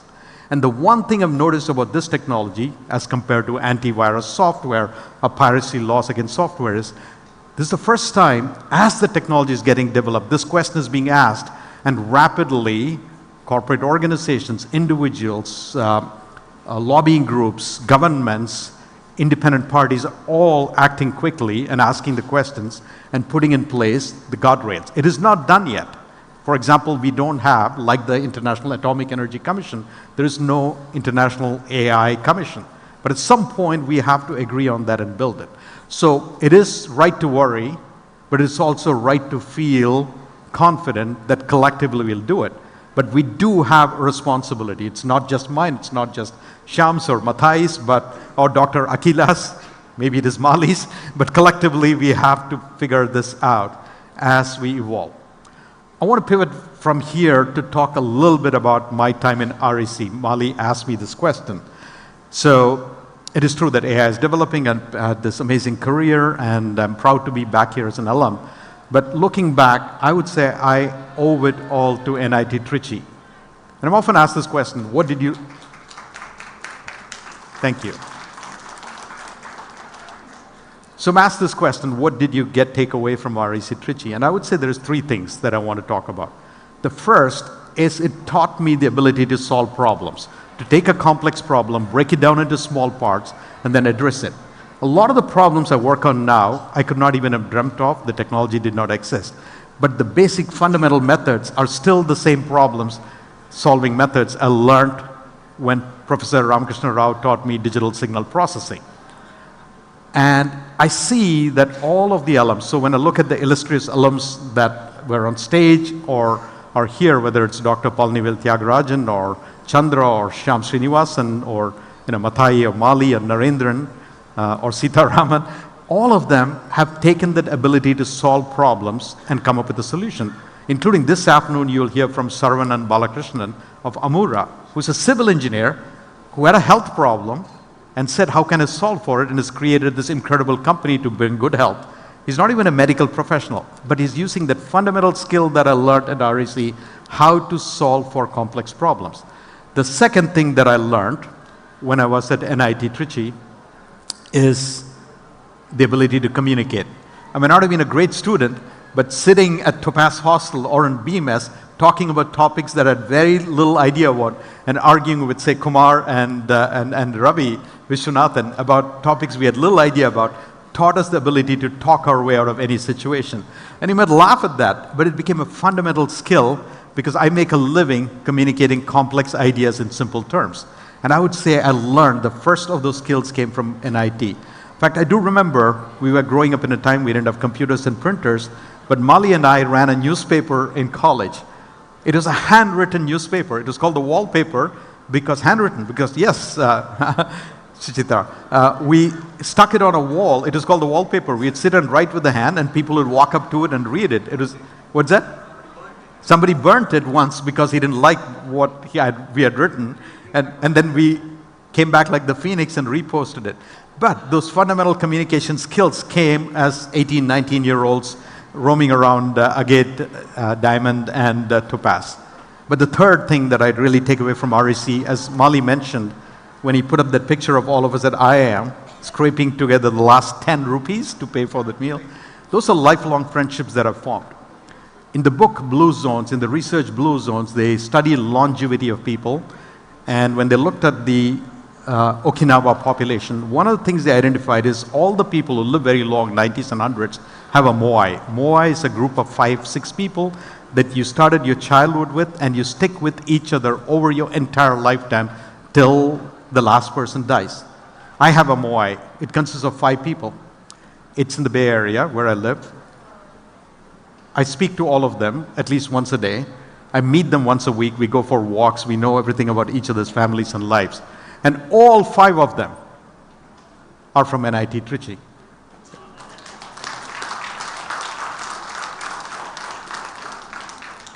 So it is remarkable that of all the institutions that I've been part of, my moai consists of the 5 people that I got ragged with back at REC Trichy, and that bond has held together so amazingly. And they'll continue to be the case. And some of them, we've committed to each other that we will walk each other home till the end of our times. I want to spend a little bit of time then asking the question, what will all of us collectively do for NIT? And I want to illustrate something that's going on in other parts of the world that is actually lacking at NIT. So I want to put up the chart that I showed you in the arc of the history of time and where is innovation from printing press to AI. And somewhere in this time chart is another institute that I was part of. I went to the Wharton School for my MBA. The University of Pennsylvania was founded in 1740. It is 285 years old. And the university was founded before there was electricity. It was after the printing press, so they had textbooks, but it was till 200 years later the light bulb was invented, so the first 200 years students studied in darkness.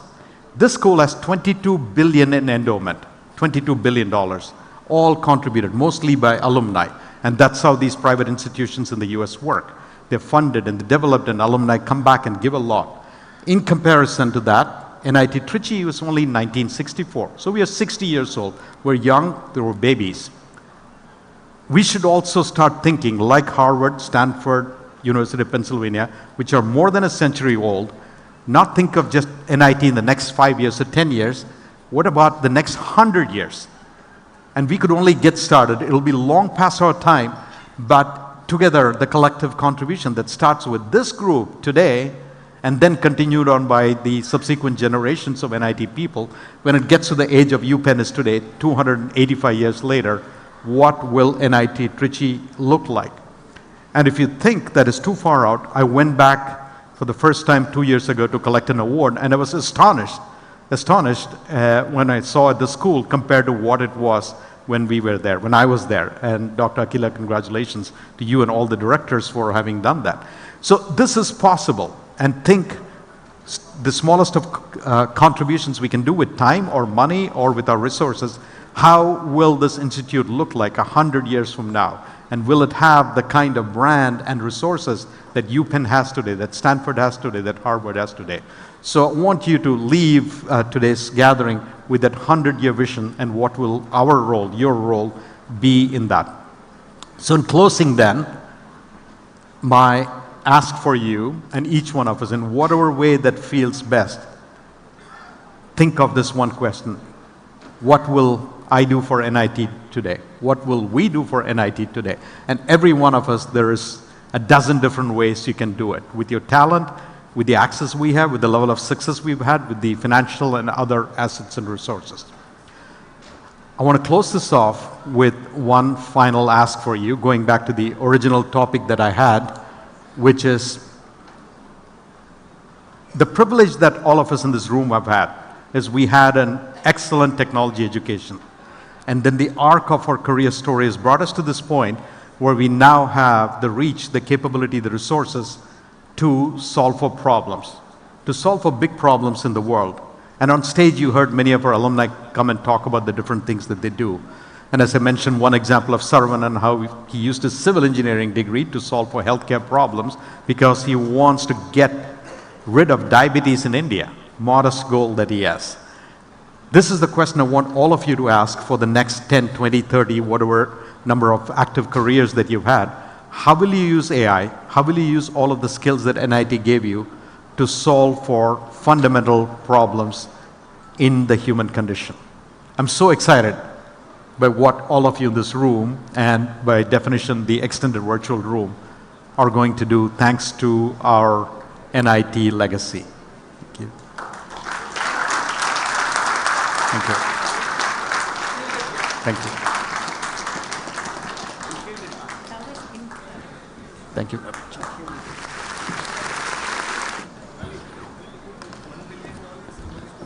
Mr. Gopi Khalil, sir, can I have you join us back on stage? If not anything, I've got your mobile phones, and I think Google want to know that it's in my hands and not yours. So can I have you back on stage, if that's all right? May I please welcome Mr. Krishna Sai, past President Recal, and Mr. Sitaraman Narayanan, Chief Scientist for Adobe, to please join us on stage to present a memento to Mr. Gopi Khalil.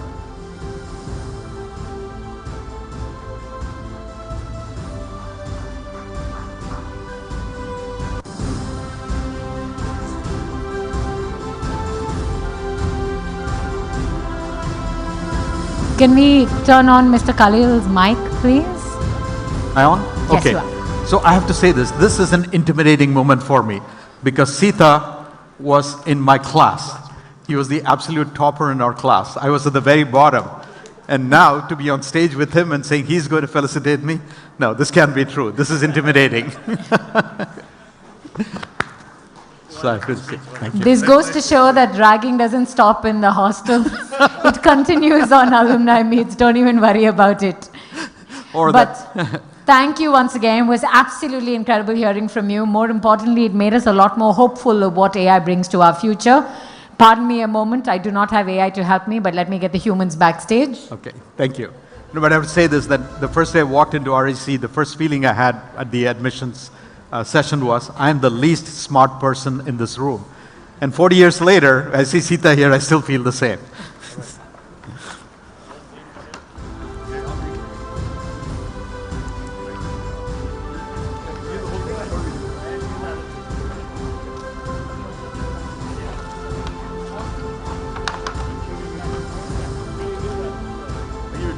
Okay, thank you. Thank you. Thank you, Sai. Thank you. Thank you. Thank you. Thank you. Thank you so very much. Can I get the three of you to just step together for a group photograph?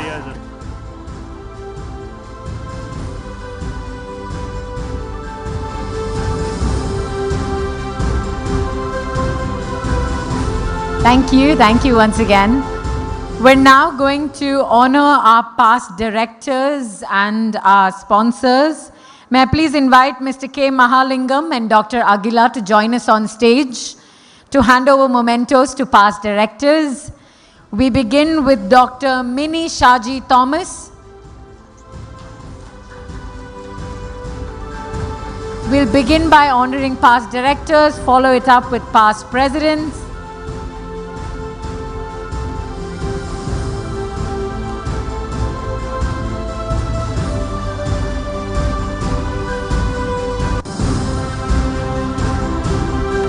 Can we also get a mic on stage? Is that possible?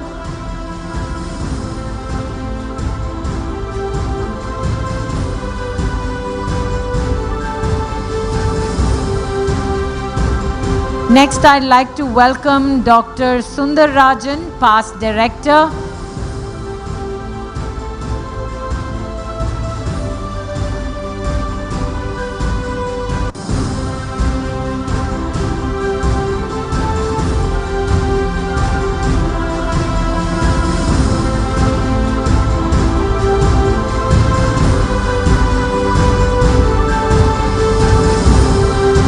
Next, Dr. M. Chidambaram, past director. And again, ladies and gentlemen, if I can get you all to be generous with your applause. Thank you. Dr. M. Chidambaram, followed by Dr. G. Kannabiran, past director. Dr. B. Ilango, past principal. Dr. B. Ilango. Okay. We'll now felicitate and celebrate Recal past presidents.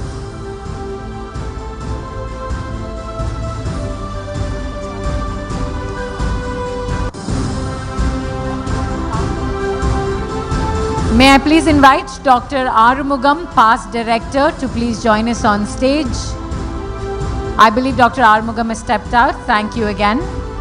We begin with the past presidents of Recal. For the year 1988-89, we have Mr. A.V. Karthikeyan. Mr. A.V. Karthikeyan.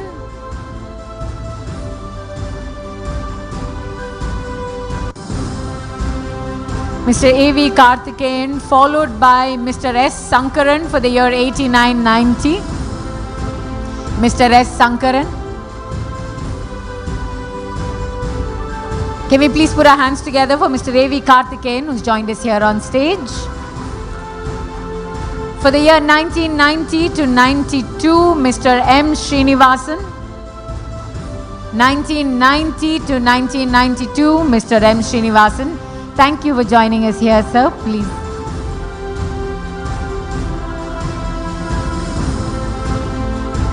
Ladies and gentlemen, a much bigger round of applause for the gentleman on stage.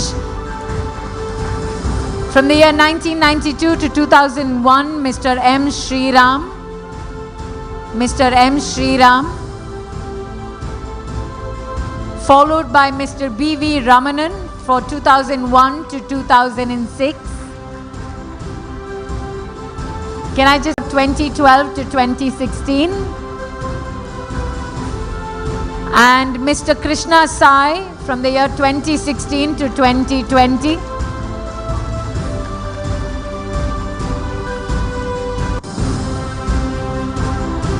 If you worked out your hands a little too much, you can feel free to hoot, holler, whistle, make a little bit of noise for Krishna Sai, who's here with us on stage.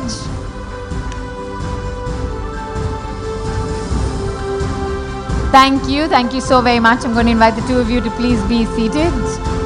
Do we have a few words to say? No? We can move on with the sponsor felicitation. Thank you. May I please welcome on stage Mr. Krishna Kumar, Dean Uma and Dr. Jerome. To felicitate our sponsors, we'll begin with our title sponsor, Kalyan Jewelers. May I please invite representatives from our title sponsors, Kalyan Jewelers. They were also responsible for our souvenir, a beautiful commemorative silver coin on the occasion of the Global Alumni Meet 2025. Welcome, sir. Thank you so very much for your support.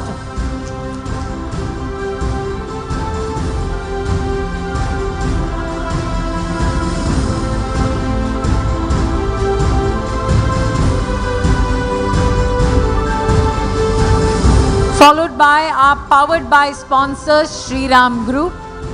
May I please invite representatives from Shriram Group to please join us on stage.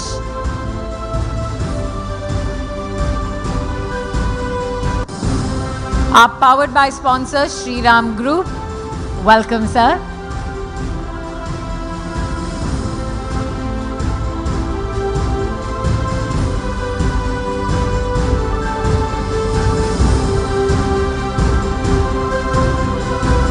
Thank you once again to the Shriram Group for their support.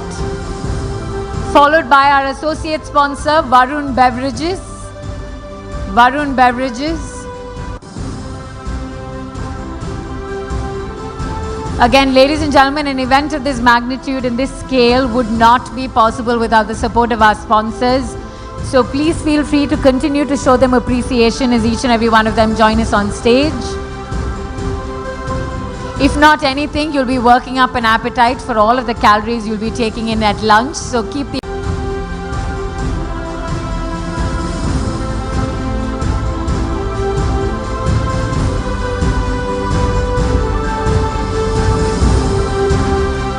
After Sonata Software, our associate sponsor, Lapis Capital. Lapis Capital. Lapis Capital, followed by our co-sponsor, Sundaram Homes. Sundaram Homes, followed by Career Launcher EDU. Sundaram Homes, followed by Career Launcher EDU. Power Center. Spark PWM. If we have representatives from any of our co-sponsors, requesting you to join us on stage. Spark PWM, Sri Vishnu Educational Society, Trustline Holdings, our co-sponsor Kaveri Hospitals, Arja Steel,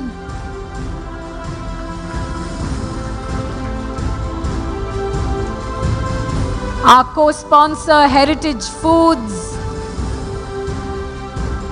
our next co-sponsor, Club Mahindra.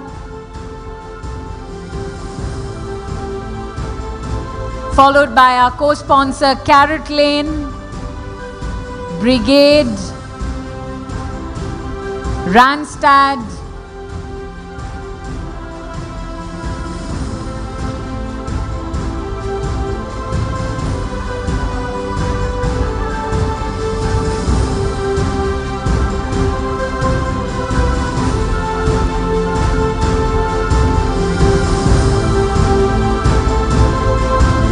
our co-sponsor Netcon Technologies, Netcon Technologies,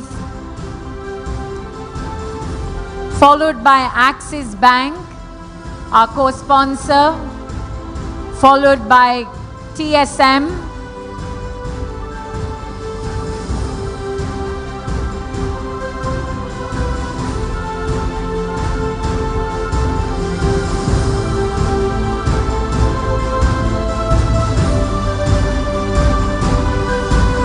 May I please invite Axis Bank to please join us on stage. Netcon. Welcome, sir. Thank you for your support. We have Netcon Technologies, our co-sponsor, with us on stage. Thank you once again. My bank and your co-sponsor, Axis Bank. Welcome, sir.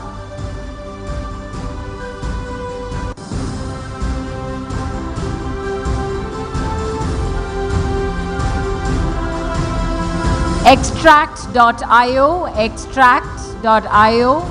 Do we have a representative in the house? No.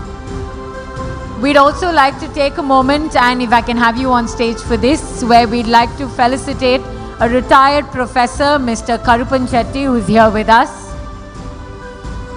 Vanakkam, sir. Thank you so very much for joining us here today.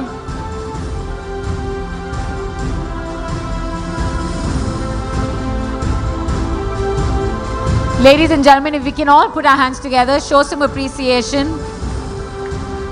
for the many years of this man's service that's gone towards educating the brightest minds that have graduated from NIT Trichy.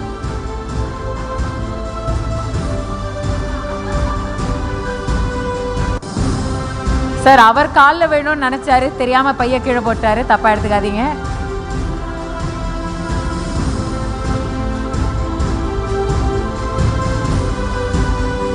And now, of course, our co-sponsor TSM, we have the man on stage. Can we please...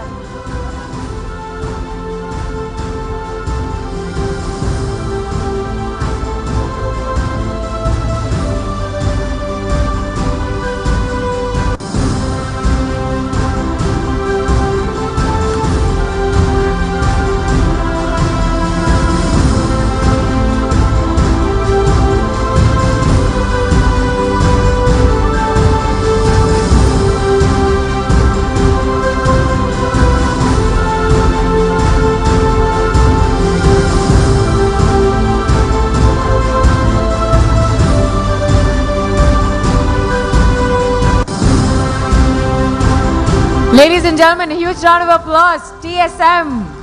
Look who we have up on stage.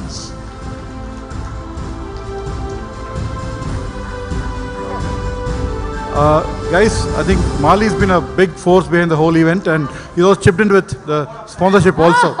But I think time is there for giving a vote of thanks. What time are you back from lunch?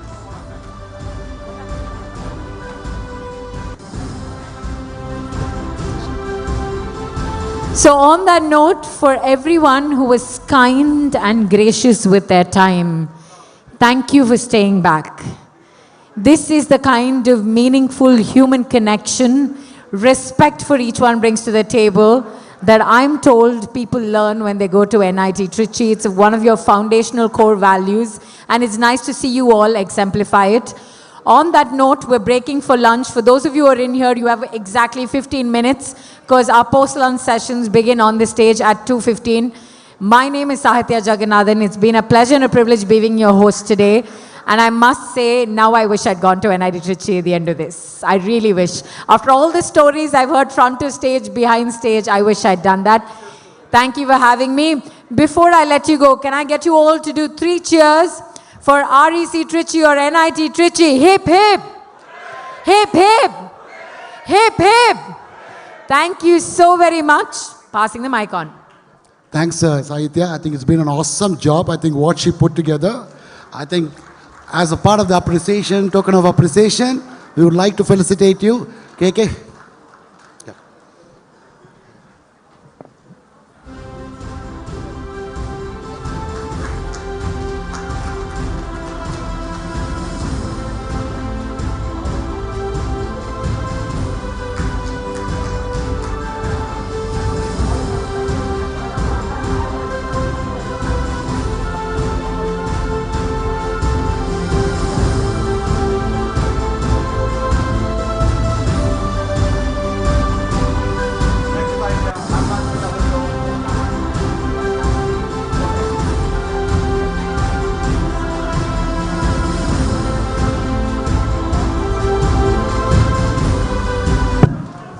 You want your notes? Notes, pen?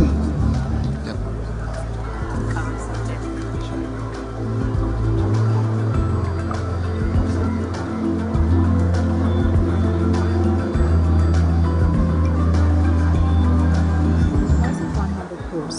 Our tailored strategies are designed to simplify investment journeys and deliver results. Our core strengths include tailored portfolio management for long-term growth, alternative investments that turn emerging opportunities into real value, value investing strategies that uncover hidden gems in the market with unmatched precision. What sets us apart? A disciplined focus on long-term growth, insights powered by more than 500 data points, a client-first philosophy that ensures we're always aligned with your needs, and a proven track record of success that outperforms benchmarks. Trustline was born out of passion for value investing and stock picking. Our story starts and ends with that. We don't do anything else. With that simplicity and focus, we have built a very powerful story in small cap investing and built a very enviable thought leadership in niche value investing space. Hello. Yeah, I hail from a very, very small remote village with 30 houses actually. Education wasn't a priority for us in our family, farmer's family. From there, and I don't want to take a long time, my high school education happened in another village. I went to 12th grade in the nearby small city. And till that point, I really don't know what exactly I was doing. I studied in Telugu medium. In 82, I landed in NIT Trichy. 82, 86, that's when I learned first time speaking English, right? That's why I started my career, my journey into NIT Trichy. After NIT Trichy, I worked in Chennai for a couple of years, moved to US in 89 after working 2 years in, Bay Area in 89 after working in Chennai for 2 years. After that, I co-founded 7 startups. One went public in 99, 3 acquisitions, one still active, 2 didn't make it. So I learned a lot, quite a bit in that journey. So that's kind of very high level where I started to where I was, from a small village to lived in US. We will come back about your startup journey, but thank you for the background. Maluk, yeah. Can we have one more mic, please? Handheld mic, please. Thank you. Good afternoon, all. Thanks for this opportunity. I'm a son of a BHL employee. My father was a BHL employee. Did my schoolings in RSK, and I was not a great successful student in RSK. I scored less than 50% in my 10th standard. And I was not even given an admission for the last of the course, so I did not even try there. Went to do 11th standard, 12th in history. Then went to do my engineering. With what hurt that I got in 10th, I started to work hard and became a topper in my engineering. Undergraduate in Mohambie, university 6th rank holder. Then came to do masters in REC Trichy. A guy who doesn't know computer science. I did BE electronics and communication engineering. Those days, honestly speaking, my first cycle test exam in data structure, which was Madam Leela Veluswamy was my teacher, I scored 0. Wow. That's where I started in REC Trichy. And this will be even funnier than that. I was given assignment and I stepped into the Asia's largest computer center those days, Octagon. I was not knowing which button I need to switch on. Asia's largest. Yeah. And, but I graduated as a topper in REC Trichy with my computer science. Later did Fantastic, Dr. Maluk Muhammad, everyone. Later did my doctorate from IIT Madras. When I was 27 years old, I was the one who started MAM institutions. We have 3 engineering colleges now, School of Architecture, B School, Nursing, Polytechnic College schools. We have around 13 institutions, 17,000 students study in my campus. A passion towards academic and research made me also sit as a director of another institution and produced around 13 doctorates to my credit, around 300 plus publications to my credit. And fate in a common platform like this happened to meet Jahangir, who came across based on my PhD work, based on my experience on something with my son's health. We came together to start this revolutionary company, Twin Health. We raised so far 266 million. We are valued 1.7 billion. Very proud to share that we had invented a technology first of its kind in the world, which is capable of remissioning any chronic metabolic diseases. That's quickly about. Making very, very key amount of difference to everyone's life. Rams. Hi. Great. I hail from a very small town in Tamil Nadu and did my entire schooling there. And I think one distinctive Names are important. What town is it? Sorry, What is the name of the town? What is the name of the? Town. Your town. Town, Palani. It's Palani. It's a small town near Kodaikanal. I'm sure all of Anyone us from have been to Palani here? Kodaikanal. Anyone from Palani here? That's right. At least someone. Thank you. I did my schooling there, and I think one very distinctive experience for me after coming to college was that it's a very humbling experience, but I felt it's a great step up, right? Because in the schools where I went to, the number of students would be in a class, it would be about 20, 22 people only, right? Not more than that, right? And our ground was borrowed ground. It was just open for everybody types, right? So from there to coming to this kind of a college and this kind of a campus was a tremendous step up and a very humbling experience, right? The second thing that for me, I think I learned a lot. One of the most important things that I learned is that in the school, during the school time, we are always very competitive. So I was also very competitive, right? And pretty much all the team sport we gave up in 8th standard itself, right? It all stopped there, right? So as soon as we entered the college, I think I learned the teamwork there, right? I think that is where, for me, that's one of the greatest blessings. And it was, of course, it's a very tough environment in REC and NIT, right? Because people from different cultures. So that was fantastic for me, right? These are, I would say, my humbling experiences coming from a very small town and very small schools to a college of this magnitude. Fantastic, thank you. So keep the mic on and tell us about what was the Just Pay journey like. So that was very... and of course talk about hyperface. So before starting JustPay, my co-founder then, we were thinking we should actually start an education company and teach data structures and algorithms incidentally, okay? Because we felt that that was not being taught well in a lot of colleges, right? And I think that the opportunity still is there.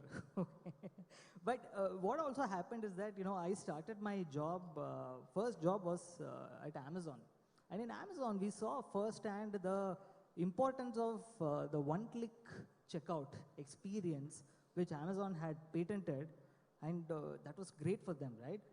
And in 2011, when we were researching what to do, there were a lot of opportunities that we were able to line up.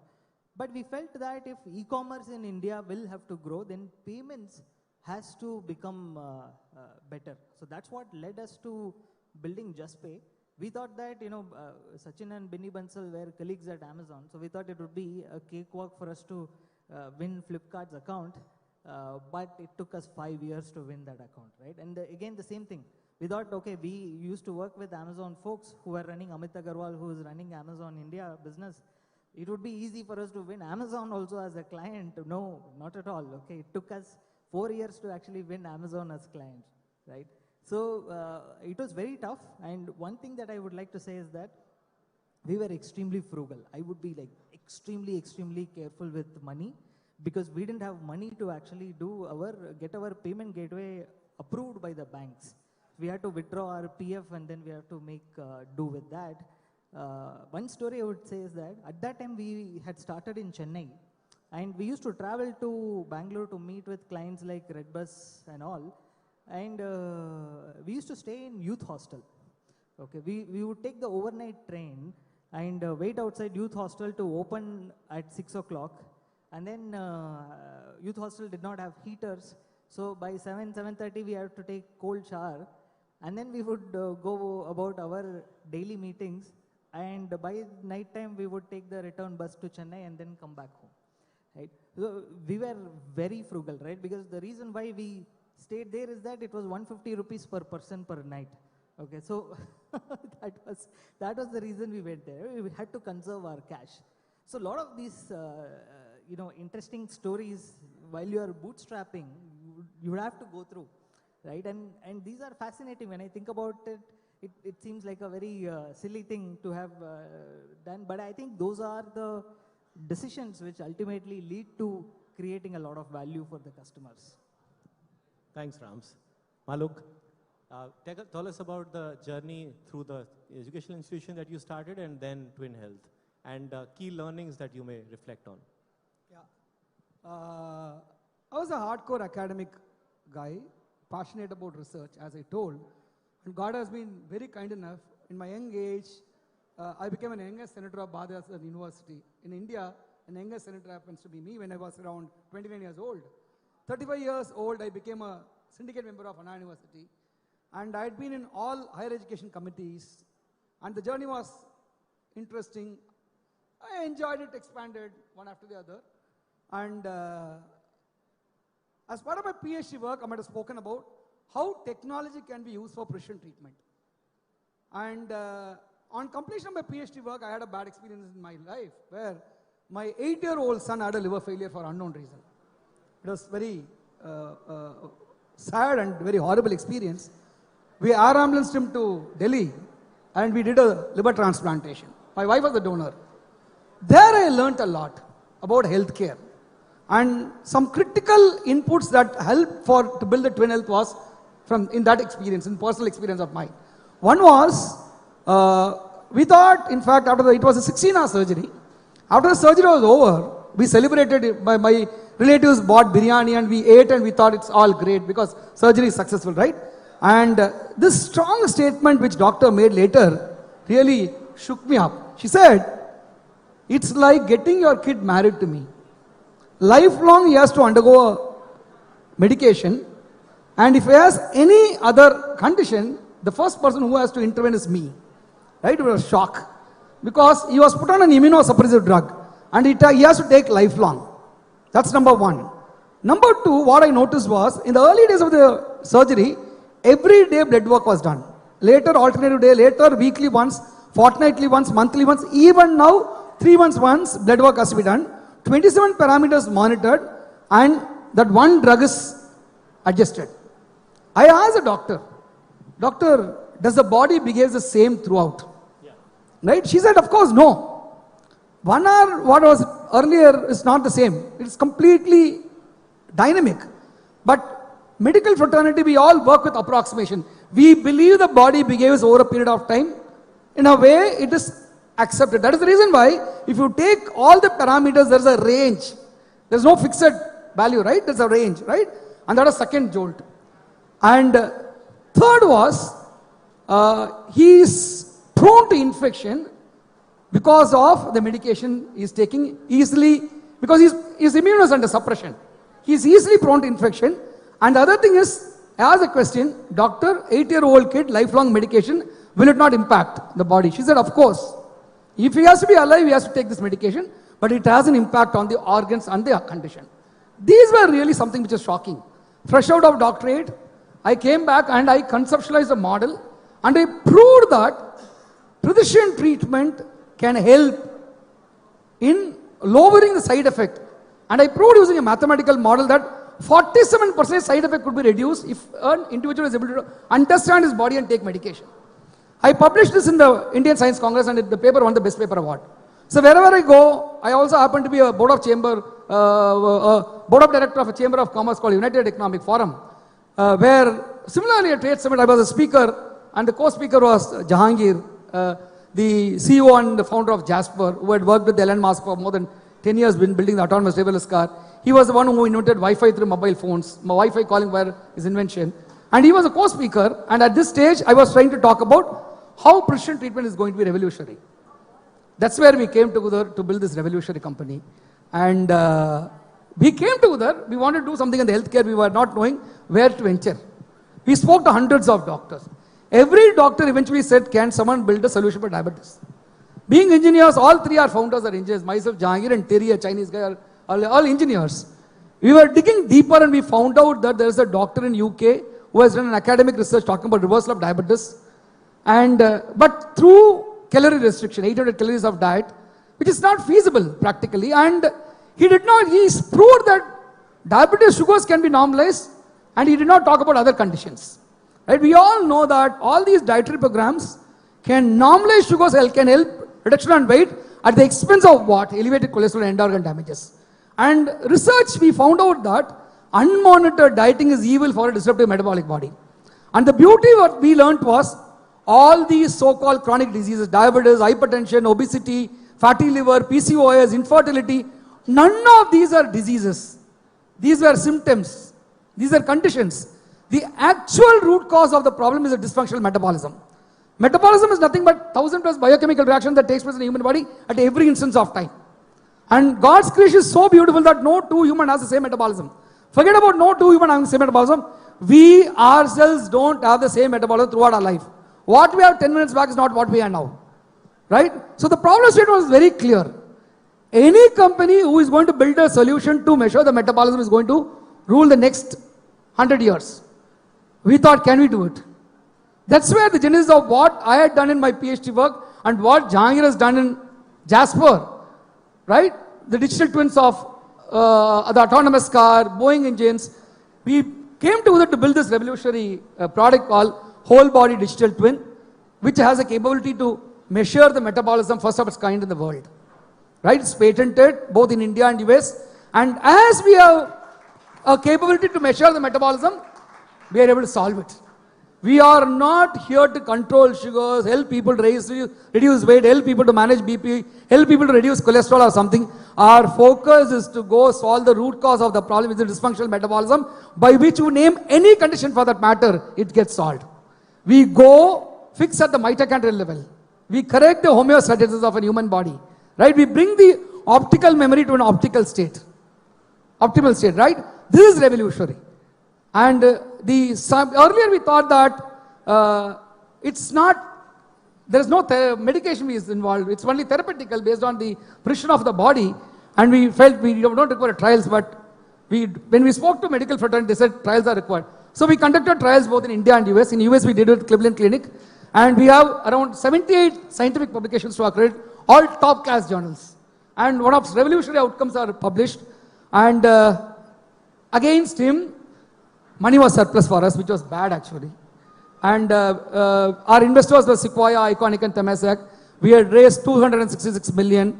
And that was mistake that more money, we did not, we want to accelerate very faster. But India was not that market. India was completely a slow market. Healthcare, trust, a lot of multiple things were there. So we learned a lot, and we also failed a couple of things in the services sector. And but with the learnings, it was so helpful for us to scale up in US. Though we are 6.5 years in India, 3 years back we launched in US with the complete learning that we had here in US. And we are super successful in US. And India, we are already both India and US, we are gross margin positive. And we are already a unicorn. And just last month, because of embargoed, I'm not in an open floor, I'm not sharing the deal which we had signed. We had signed a $4 billion deal in US. With $4 billion annual revenue. Yeah, with a big corporate for offering for 3 million of their employees, which is huge. And the partner also wanted to invest in us. So we are in the phase of due diligence, and we are doing extremely very well. And 41,000 odd people had got benefited in India. And the beauty in US is we are the only company in the world, especially in healthcare, who get paid after delivering the outcome. Right? Because the payers there are the insurance and the employer. HbA1c 1% reduction, we get $1,000 paid. Prescription $100 reduction, $30 paid. BP 5-point reduction, $1,000 paid. Fatty liver normalized and sustained, $2,000 paid. PCOS corrected, $2,000 paid. We are the only company to do that. We go give it free of cost to the patients, we deliver the outcome, and the payer pays us. And that's something unique and innovative. We are strong on the AI, and our prediction model is far superior than anything else. I have a distribution of mine. I'm not wearing a CGM patch or anything, but my sugars are tracked. My BP is tracked. My kidney functionality is tracked. My metabolic score just before sometime is 87. Right? I am doing amazingly great. That's the power of it. And that's about Fantastic. Dr. Maluk Muhammad, everyone. What an amazing story. Thank you. Rao, so you have done on multiple startups. What would be very interesting to see is how do you compare that ecosystem, which we all look up to, a very ecosystem, and what would you think would be great to be applied in India? Yeah. So first of all, great. I raised a lot of capital from investors, but I had to get more money from the customers. I think you figured out some good formula for that, right? Solving problem. I think you have to start with a problem always. I think that's the start of the entrepreneurship. Doing so many startups. First of all, my journey started in Chennai. We worked on a PC motherboard, and that became a successful project, and that allowed me to go to US. Anyway, the only degree I have is NIT Trichy degree. I don't have any other degree. I landed in US 89. Then looking at the problem, I think something in my blood, I think probably I was good in math more than other subjects. Once you landed in Silicon Valley, it's looking at the environment there. It is so good. I think I really like the environment. Start looking at the problems. After delivering the 386 motherboard, what can I do, right, technically? And we delivered another project, 486 based motherboard. And when we looked at that for market, we were not successful because nobody wants to buy that product. Anyway, technology in such a problem. Then we started in mid-90s one more company called Transcell, Transport of Cells, where the internet wave, what's happening was there is of course, WAN side you have great technologies, on the LAN side we have Ethernet. So we'll replace Ethernet with ATM, asynchronous transfer mode technology. And with that, we built a product with our own money. Well, personally, we were bankrupt. And, but that product never became real. ATM to the desktop never became real. That is very realization for us. And okay, you have to build something what market acceptable, not the hype based, right? That's one big learning personally for me. There's a lot of hype about the market, ATM, but the ATM to the desktop never became real. That is fundamentally the market issue too. which we could not understand the technologies, right? That's big learning. Mid-90s, when we started, there was no capital for us. VCs were not interested in investing in Indian entrepreneurs. So we had That's to practically the case today also. Entrepreneurs come and say, VC are not interested in our companies. No, right now in the Valley, what happens is if you're an Indian entrepreneur, you get the money very easily. Those days, not, right? That was the situation for us. In fact, I had to send my daughter, to India because we don't have any money to raise her there, right? Yeah. Anyway, learnings are great there, right? So one thing is, after going through all this, I mean, raising a lot of capital, acquisitions, but fundamentally, there is a huge ecosystem in US for entrepreneurship, right? When you talk about product nations, US is number one, Israel and now China there. When you talk about India, we are more of a projects and services nation today. While of course, a lot of venture capital going in product ideas too here, about $150 billion in the last 10 years, right? So what I learned, the ecosystem is there. If you're looking to scale for the global level and build global level products, you have to be close to the market. That's where the US and your ecosystem is there. Israeli as a country figured out that really well, right? What I learned there is that there are more technologies and products than what the markets can accept based on my failures. And ultimately, how can you deliver a product that markets can accept and then it continue to scale? And you can't simply say, I built a product, is acceptable now. You have to continue to innovate. The ecosystem is available in US, especially in Silicon Valley. And if you go outside Silicon Valley, not much available, right? The capital-wise. So my learnings are many. I think I don't want to go into a lot of details there.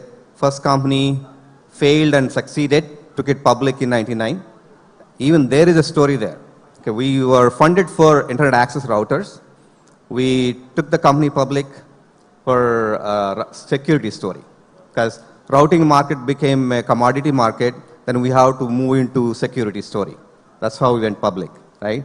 And then you have to also look at the market timings. 2000, 2008. My two failures happened in those years. 2000 to 2005, we did a Euclid, raised $37 million for the company, but company didn't get right returns, right? So those are all the learnings. I think important thing is, for us, my recommendation is, there are lots and lots of great opportunities, especially people have talked about the AI at length today. And especially coming from the, technical backgrounds, managing global companies like CEOs in US, we have great opportunity to become a product nation. That's my, recommendation for anybody who has an idea, want to be an entrepreneur. There's fantastic opportunities out there, ecosystem out there in the Valley. And of course, people like Arpit here now having capital that can invest and then help the companies to grow global. Anyway, there are a lot more things to learn from the global markets. Thank you. Thank you. I realize that we can be maybe out of time too much. So last questions to my panelists before we open up for the audience. How many entrepreneurs in the audience? Can you please raise hands? Just to get a semblance. Okay, about 10% people. Okay, thank you.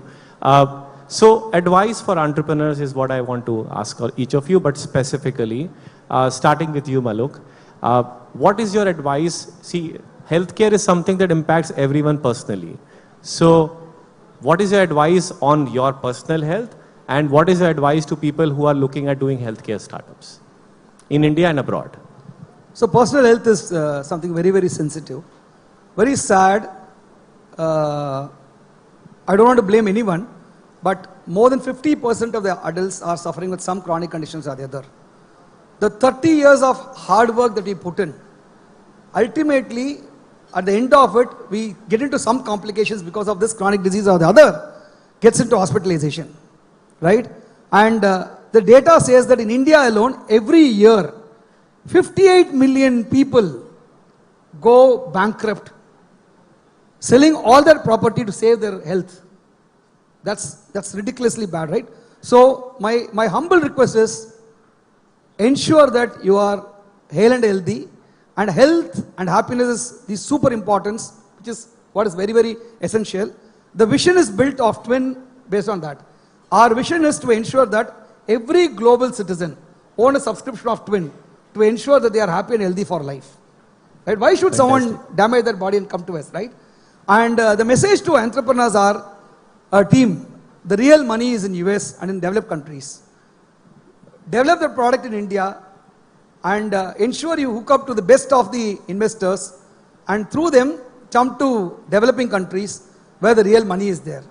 But the real TAM is in India, right? The volume is in India and the money is in US. Yeah. And that's the message. And try to do high impact work with super speed and joy. And be passionate, be focused. Be focused, I'm repeating it, be focused. And you will definitely win. Money is never a challenge. And for me personally, connecting with NIT, we have a board called Bouncing Board, where 3 of our alumni, REC Trichy people are part of it. And this group gives a life for us. Every month we meet. And I got connected to a lot of alumni because being a master's, I don't have much of connectivity with the NIT Trichy. I got connected to Krishna Sai, I got connected to Prabhu Kumar, I got connected to many other people only through Anantha Krishnan and others, right? And the kind of support, my first open talk about Twin was in Krishna Sai's forum. I could still remember where we were so small at that stage. He gave me a platform for me to go and talk, right? And that gave me confidence. And then today, especially in health tech, please ensure that you get validated in appropriate floors like FDA, in institute like IIT, DRDO, so that you can scale up. So those are the quick messages to Thank you. So 3 cheers to Recall and GAM and past presidents Mr. Sai and PK. Thank you. Rams, FinTech, and I think what is fascinating about JustPay is the ability to scale up technology. And from what I understand, it is built in a manner that can scale and doesn't fail too often. Plus, there is trust involved in FinTech. What have you learned being a FinTech entrepreneur almost all your life now? Yeah. See, making money in India is very difficult. You've got to be really incredibly lucky if you can turn cash flow positive and make big money, particularly in disruptive sectors, right, where the markets are still evolving, emerging, right, and that's why our entire market is called emerging. But the internet economy is still small. It is also expanding at a rapid pace. So as of today, making money is difficult. It's always been difficult for us, which is why we had to embrace frugality, right? And thankfully, Amazon drilled down that culture of frugality, and having come from a very humble background, it felt like that there's nothing much of a difference there, right? And what I would advise for the entrepreneurs is that, look, every journey is unique, and the only thing common in these journeys is are the struggles. Right, and when faced with those struggles and your quarterly targets and sales targets and revenue targets and whatnot, right, it's often very tempting to take some shortcuts, right? But I would suggest that you refrain from taking those shortcuts, because in the long term they actually can become very, very counterproductive to you personally also, and as a company as well, right? Like personally, I mean that it affects you as your character wise, right? So once you take a shortcut, then you will always lean on shortcuts, right? So that's very important. And given that it's a good density of entrepreneurs here, I'm suggesting this one to you. Second thing is that see, we built our foundation. If you look at all our very successful companies, it was built on the foundation of projects and services, as Mr. Rao was saying. But right now is the time to actually focus on building products, right? And selling products is extremely difficult, right? But I think that is sticking to the right thing is very important, and making sure that service quality must be there, but product is what defines the company, right? And so the focus should always be in terms of building those products and then having that compounding effect kick in. That's very important for building a very world-class product. So these are 2 key things that I would like to say. Thank you. Rao? Yeah, as you mentioned, one thing is, I've been in India now for more than a month now, trying to promote how to build products for the global scale, right? I'm part of falconex.vc. We are actually fund and also accelerator to promote the products delivered by in Asia to the global markets. Like, so when it comes to that, I wish I'm an entrepreneur, young entrepreneur now. There's so many opportunities for building products for global markets. Whatever barriers that we faced, they're not there anymore. It's very easy from wherever you are. And there's so much of ecosystem, including the capital, especially in India now, right? A lot of capital, of course, Silicon Valley, they're all available to you. But question is going to be, if you want to build a global scale product company, it's a daunting thing. It's not an easy thing, daunting thing. You have to understand the local markets, global markets much better. Understand, more important, the ecosystem. Just not the idea alone. It's about the market understanding, the go-to-market strategy, the ecosystem that you need to be connected with, the right, including the right capital partners, the founders, the timing part of it, right? These are all things come together, but fantastic opportunities for wannabe entrepreneurs, especially in the AI. Of course, I am part of the cybersecurity.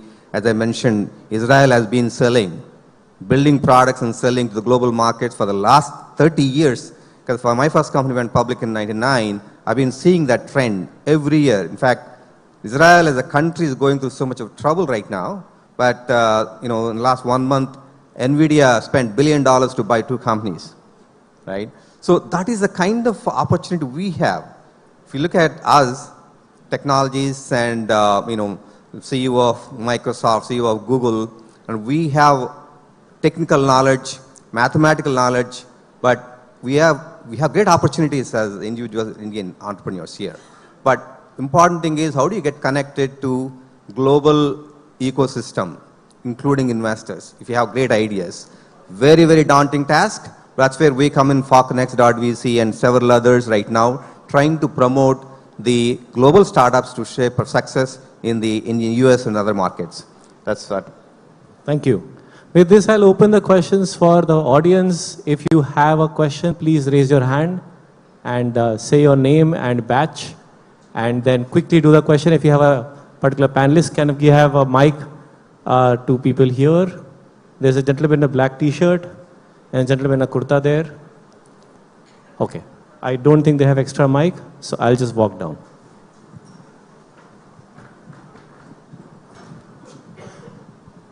Thank you. Hi, I'm Pramod from batch 2022, and I had a question to Dr. Maulik. And so I'm a fitness freak. I love everything fitness. And me and my friend, who's also present here, we try to sell supplement products. What we realized is we were able to develop a really good supplement, but we realized that there was a large segment in the Indian population that were not able to see the problem that they're facing, but we could see and we had a solution for it, right? And when you talked about the metabolism monitoring, I really resonated with it. What I wanted to understand was, when you see a market such as India where there is a problem, but maybe people haven't realized it or maybe do not have the capital to address it, how do you strategize, to solve these segments, or how do you work towards, because we need to solve for them as well, because this is health. And so how do you look at that? Say, the biggest, we had exactly seen this problem. I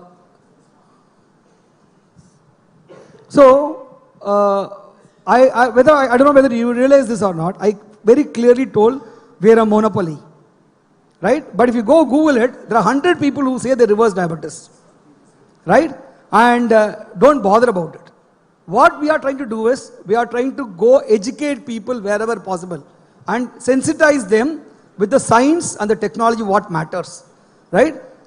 Any company who is trying to solve the problem of sugars has failed, will eventually fail, right? You put a patch and they say that you eat this food, sugar spikes, don't eat this food, right? That's not the way to do it. You and me who don't have any condition, we eat sugar spikes.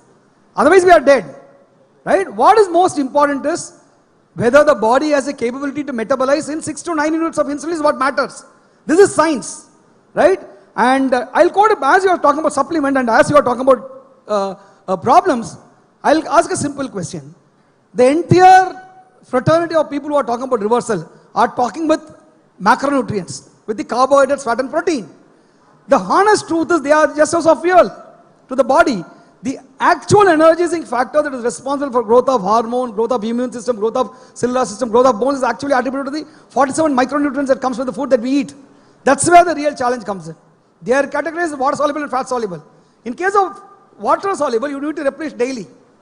Right? There's a specific reason why I'm coming to here, right?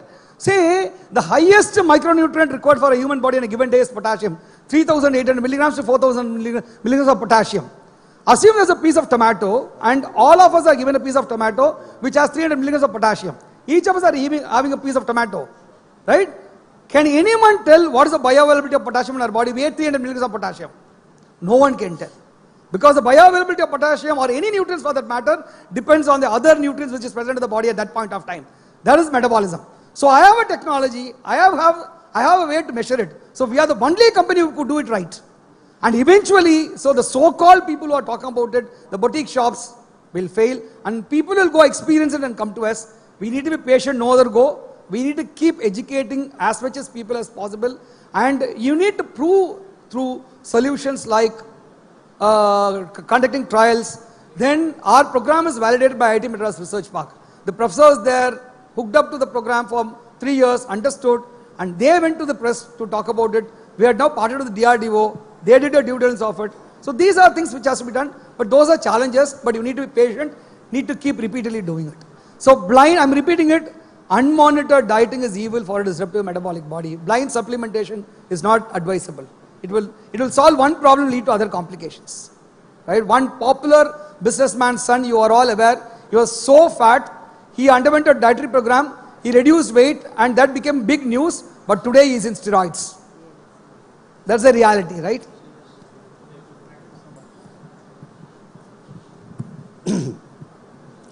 Malik साहब, आप तो मालिक हैं, ज्ञान के भंडार हैं. Sir, I don't know Hindi, sir. I'm sorry.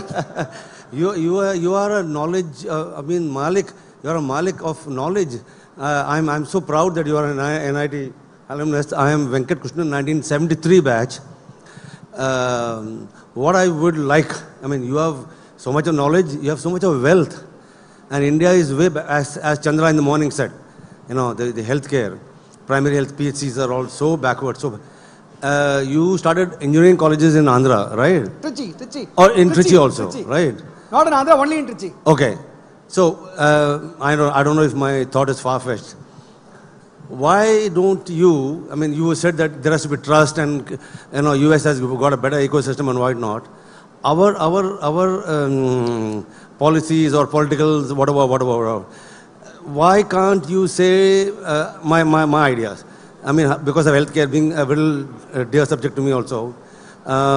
Say adopt, say 20 villages around Tamil Nadu somewhere, where there is, say, high diabetic case or high hypertension case. Why can't you go around scouting and say, hire 500 fresh interns? Okay, send them into these places with AI knowledge and whatnot. Try all your algorithms and database and try and succeed. Then I think if you have that as a showcase, no politician is going to interfere with your work. I bet on that.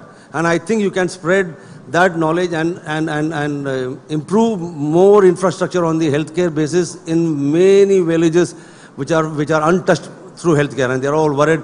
If I'm from Delhi, if you come to Alumni Institute or Southern Hospital, you'll start crying. It's such a mad crowd, mad mess. People are in a worse situation. They're sleeping on the roads. So can you not please do something in the villages and try and showcase it and then become a success? Sir, do you have a question? That is my suggestion. That was suggestion. Okay, Suggestion. thank you. Thank you. We are out of time. Yeah, we are out of time. Thank you everyone for listening. If you can please answer it. Sure. Yeah, please. So the minute you start to do that, someone is going to tell that you are collecting data. Right? You are trying to do this to collect data, but we are not trying to do that. Okay. Right? I'll talk to you, we'll take it offline and say for example, if I announce, I did this in a floor saying that I would love to enroll all of you as a complimentary for a print program. Then next minute they say, no, complimentary will not work. You are trying to do something. Right? This is a problem in India. Right? So I had seen all these things. We'll take it offline. Thank you. Thank you everyone for listening to us, and thank you panelists for being here. Thank you. Our speakers, kindly be seated. We would like to honor you with a small memento, please. We would like to welcome Mr. Prabhu Kumar on the stage to distribute the mementos.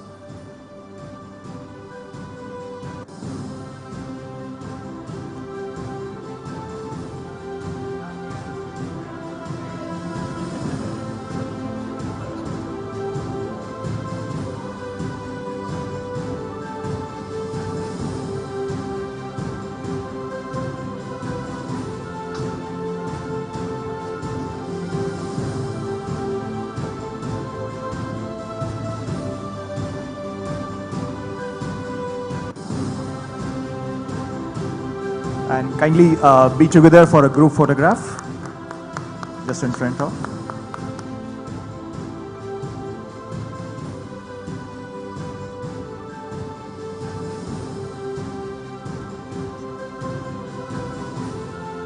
Thank you.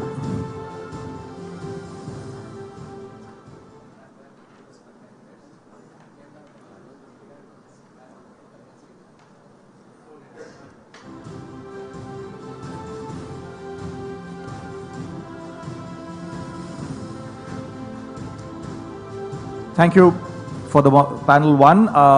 We would like to get started with the second panel, which is brand NIT in Global 100 rank. And we would like to welcome the moderator, Mr. Raja Ranganathan. A brief introduction about Mr. Raja. He is the Chief Growth Officer at Randstad Digital, and he is also the President of NIT Trichy USA chapter. Mr. Ranganathan, kindly be on the stage. Thank you.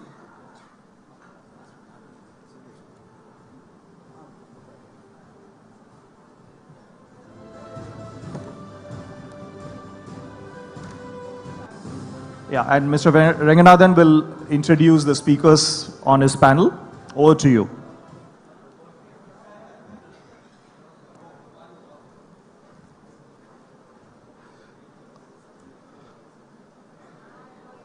Okay, good afternoon, everyone.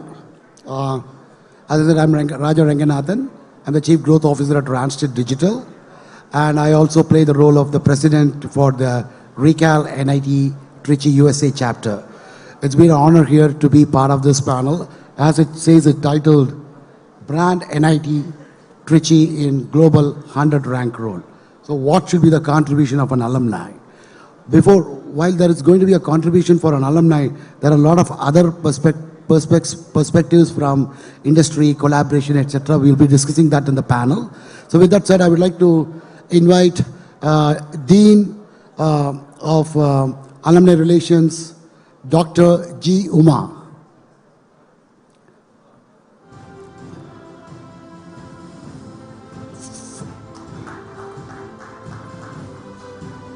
Followed by Professor Krishnan Subramanian, Institute and Chair Professor at IIT Madras.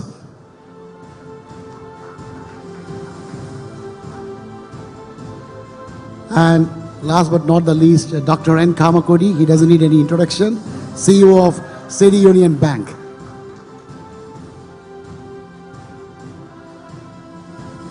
Okay, so before we kick off this is a very interesting thing.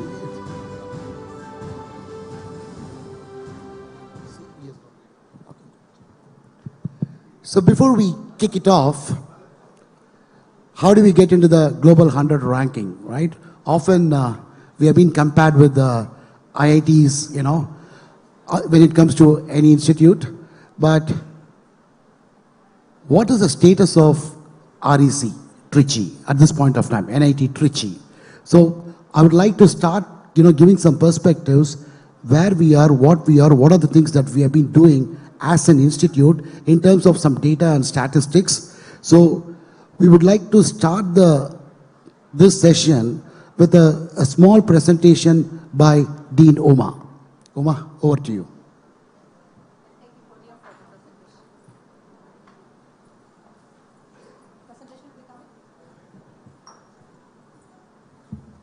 Can we roll her presentation?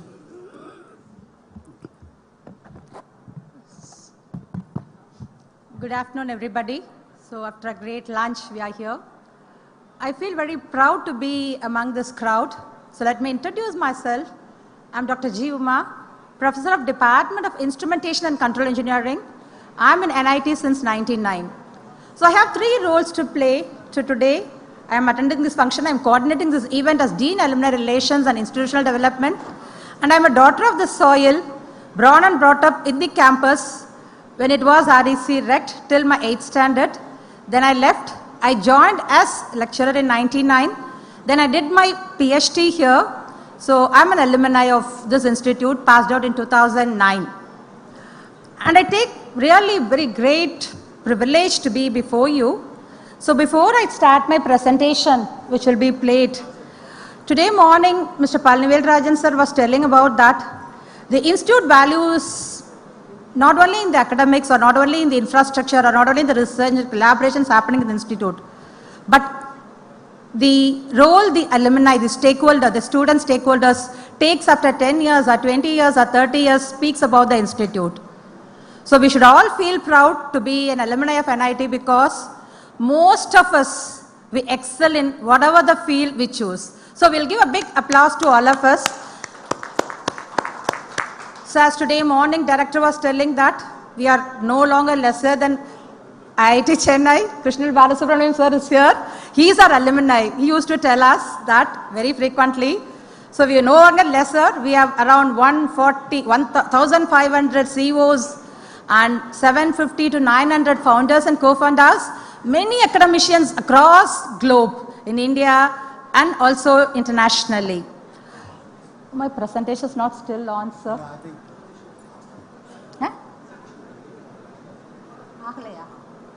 Okay.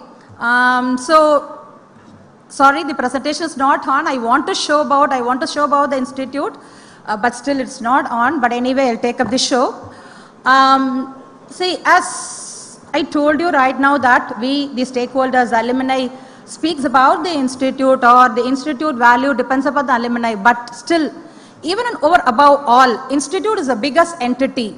So we are all here because only of the institute.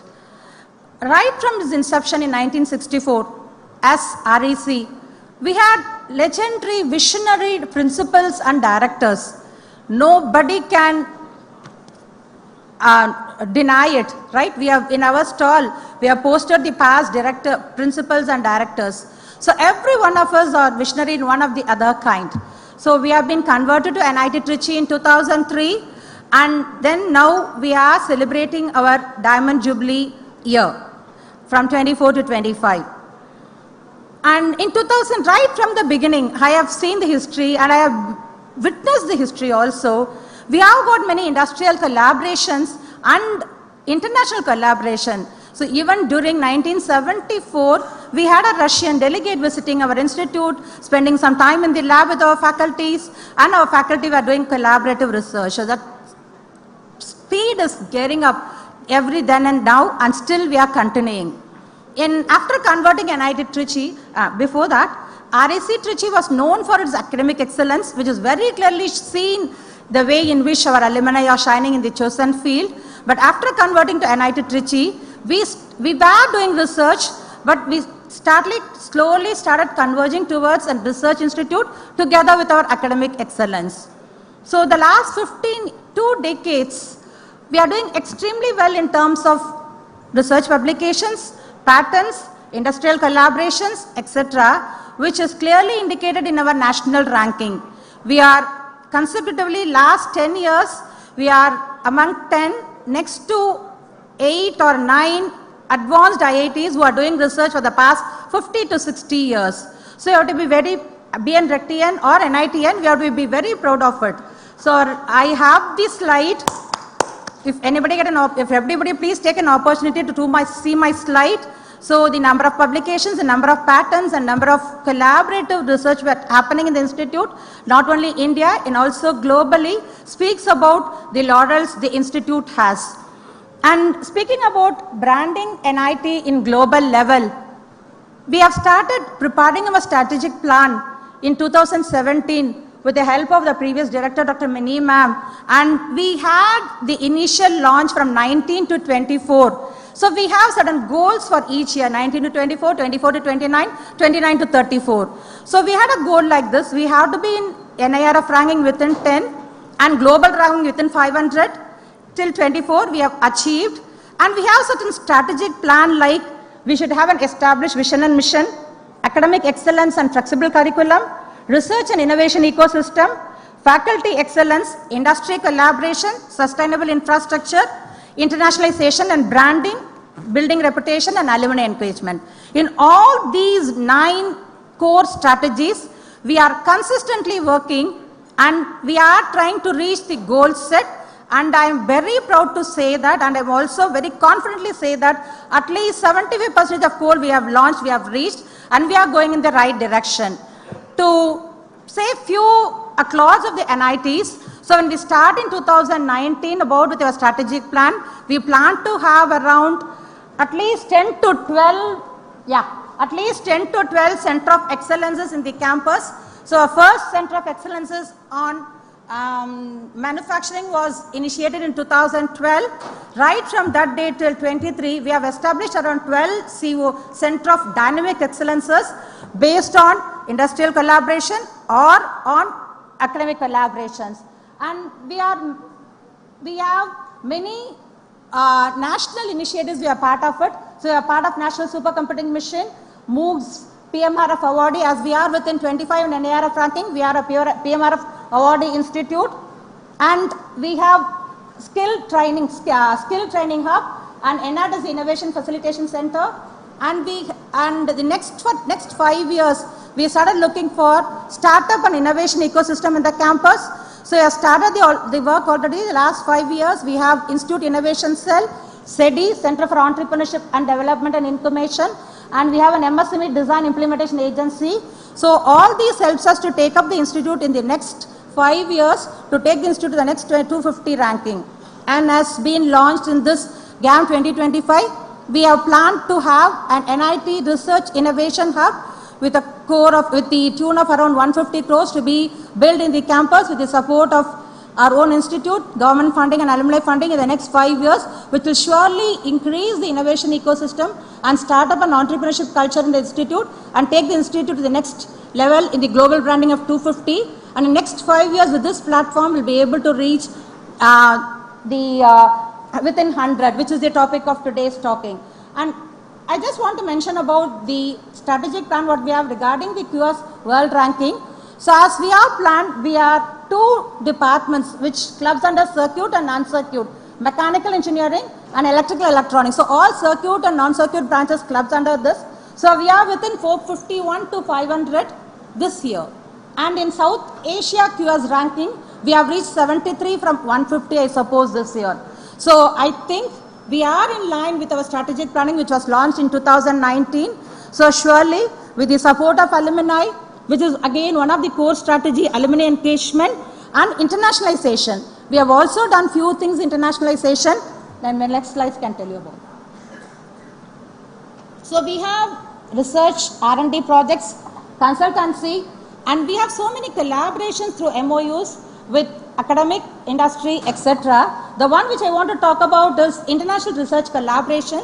So that through the scheme called SPARK, Scheme for Promoting Academic Research and Consultancy, we are collaborating with almost 7 or 8 countries. We have around 15 projects, and through this, in the last 5 years, we have around 1,500 international publications and with very good number of citations. Our international publications are very good citation, which is one of the criteria for QS ranking. And apart from this, there are few departments which I can easily mention, and we also feel proud about it. See, we have MSc, MTech Transportation. I think it's one of its kind in India, and especially in NITs. It was started in 1967. And I also feel proud that my father is an alumni of this institute who did his MSc Transportation in 1974. And our Center of Excellence for Transportation is really spoken throughout India, not only in India, also in the world, international level.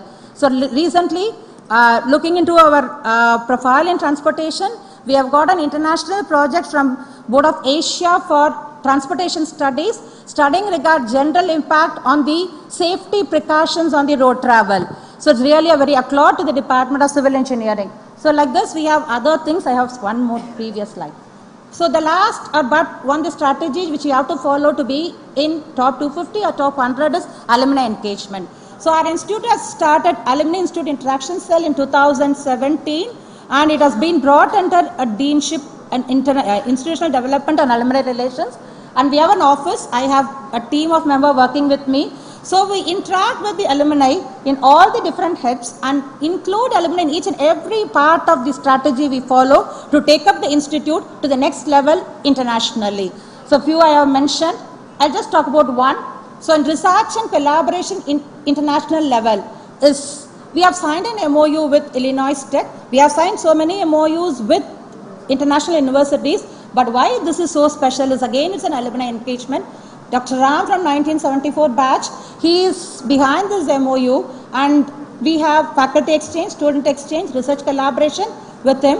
And surely, whatever we do now, if we scale up and if we gear up little with the support of all alumni sitting over here, surely I feel that we can take our institute within 100 global ranking, not according to our strategic plan, but even 5 years before, 29. Thank you. Okay, thank you. Thank you, Dean. Uma, that was a great perspective about what is the current status of the institute. Now, I would like to start my, this session getting rolled with Professor Krishnan. You are from IIT, you are from the academic background, and you're also associated with the institute. You're on the board of directors for NIT Trichy for several years. We have the perfect recipe. If you look at what Uma talked about it, right? They are collaborating with industry. They are doing a lot of research cells, right? Still, of course, in NIRF, we are in the top 10. I think the formula is there, but still, we are not yet there. So can you share what it takes to get from your IIT experience?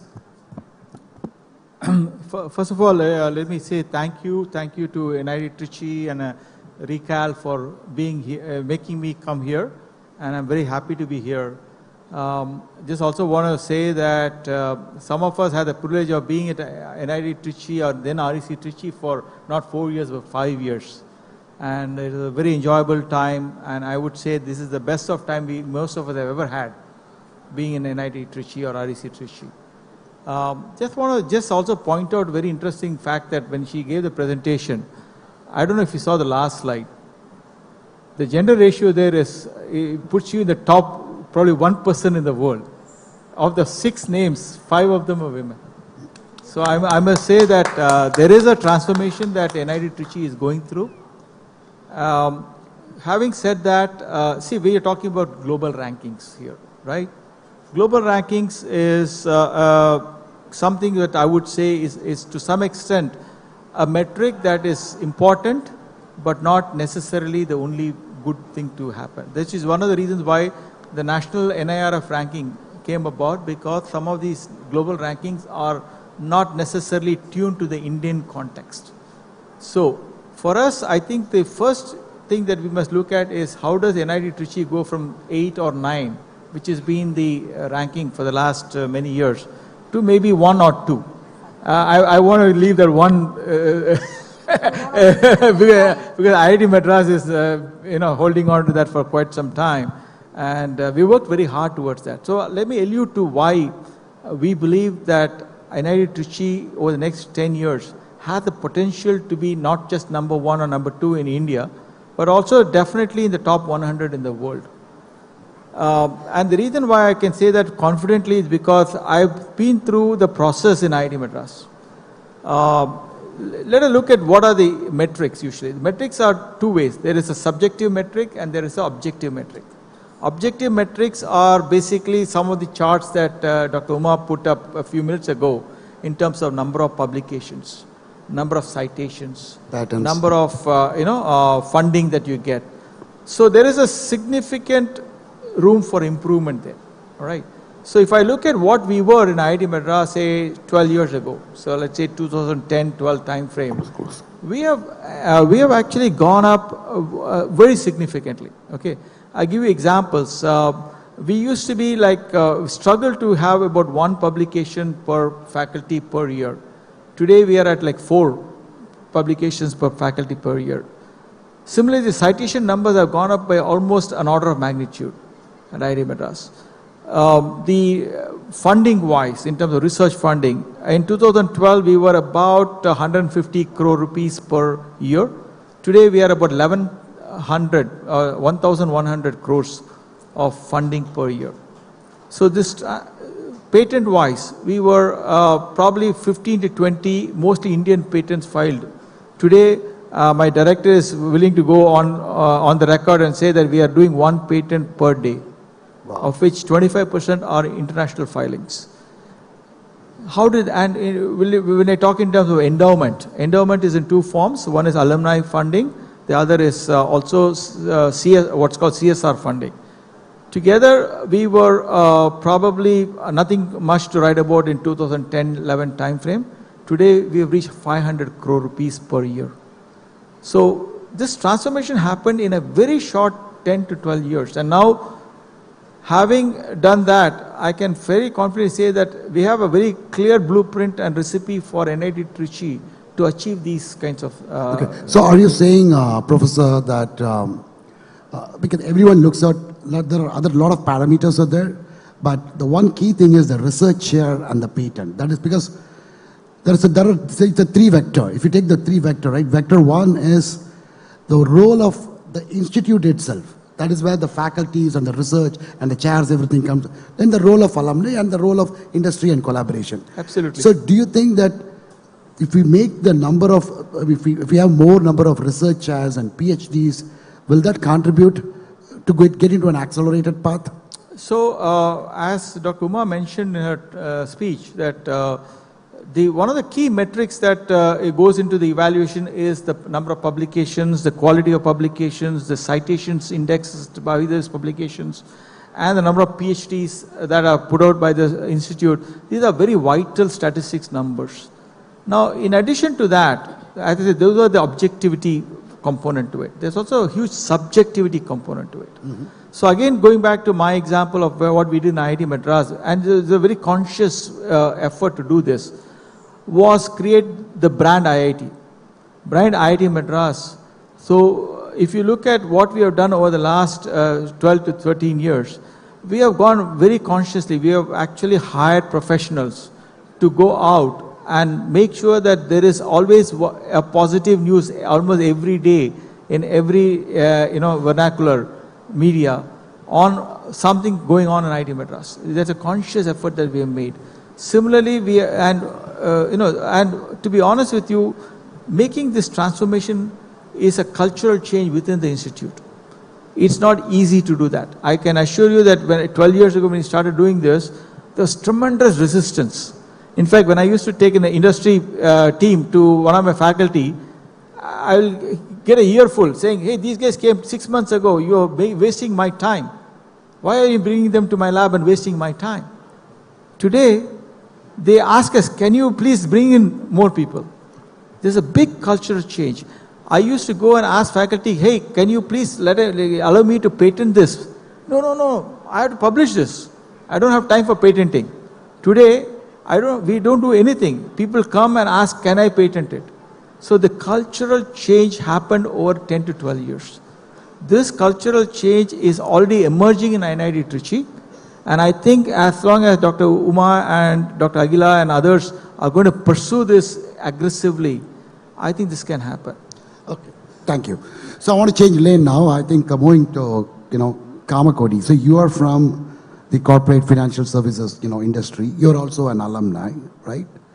From your perspective, what ways and how the external, industries needs to collaborate? There are some collaboration happening. I'm not saying, as she said, but still the pulse is not in the field. The power is not in the field. So how we can change this, or what better ways to do that? Any perspectives from your side? Thank you for giving me this opportunity. I think just my previous speakers, when Dr. Uma spoke, looks like say many things are falling in place, and we are able to get that confidence in the way, the passion with which she was able to put her points across. And also Professor Krishnan also gave the perspective. To answer your question,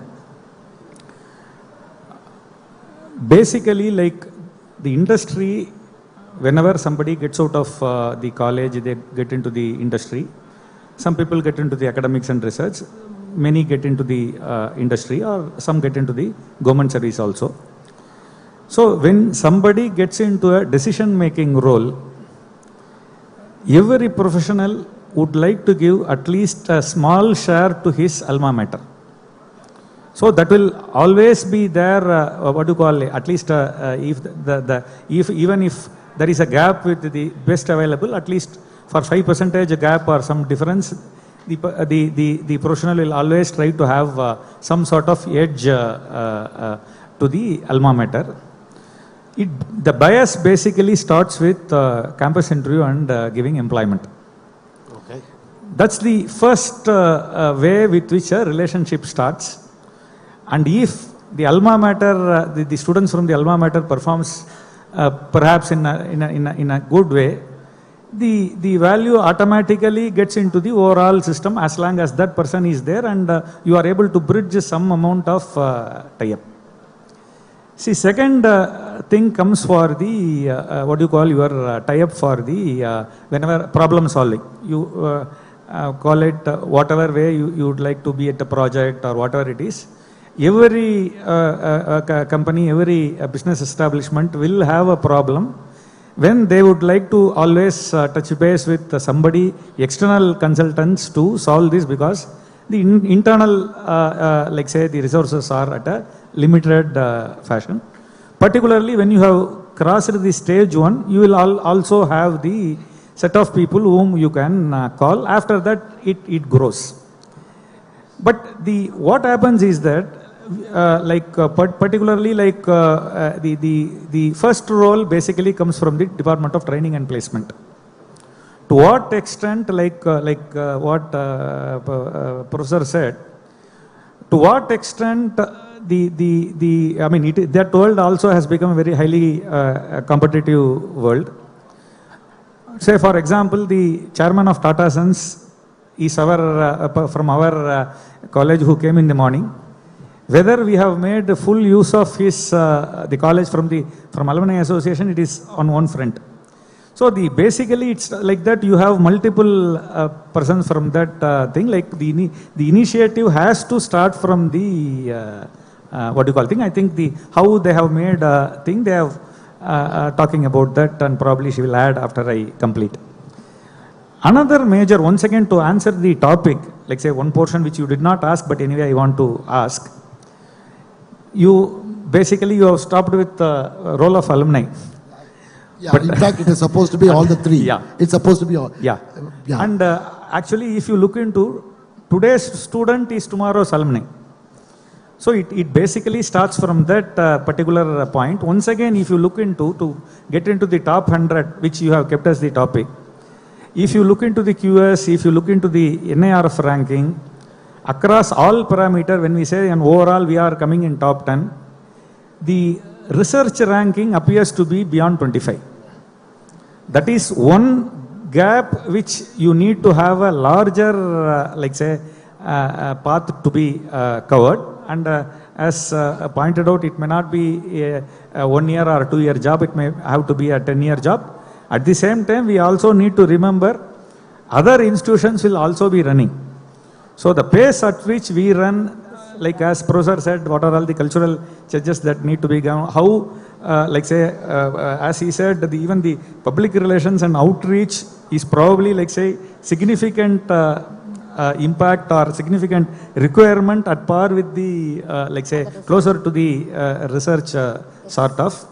I think going forward, the things have started in the right direction. In no time, we should be able to see that coming on data. Great. Thanks, Kamakodi. I think, you hit on a couple of points. From the role of faculty, but the research, I think you addressed it. And you also said that day one, I think as a student, everyone has to imbibe that culture within them because they are the future. Once they exit out of the college, they are going to be the alumni, right? That's an interesting perspective. Now, of course, I also found you made it. How do we get? Because I often, when I interact with a few U.S. universities, some of our alumni who are professors in Penn State and Cal State, so on and so forth, they keep talking about, hey, whenever we share all the group, NIRF ranking, they keep talking, hey, can you tell me the top 3 research that institute that's going on with the college? Okay, we'll say, oh, we have an IoT lab, we have an AI research happening, etc. But everything is subjective. There's no impact, right? Impact to the industry, or because maybe we are not creating noise also. Because sometimes you got to create noise, right? Then only all this, the perspectives will change, right? Anyway, thanks for that. Now, Uma, I'll come back to you, right? You're part of the Dean of Alumni Relations. Kamakoti said, everybody should, give back to the alma mater. That's what I think he said. What do you expect? I think a lot of alumni are here, and a lot of people are, by the way, watching, and we are streaming this. They are watching on, from their systems and laptops and whatnot. What do you think that, or what do you expect as a Dean of Alumni Affairs from the alumni? Actually, I was having in my presentation Close. we are growing in all aspects, the number of faculty, the number of students, the number of research labs. But as rightly pointed out by Kamakoti sir and Rajaranganathan sir, we lack little bit in research. We are doing research, but taking it to the next level, translation research is not happening. That is, otherwise we'll not be able to get an output product which can speak about, or which can speak the strength about the institute.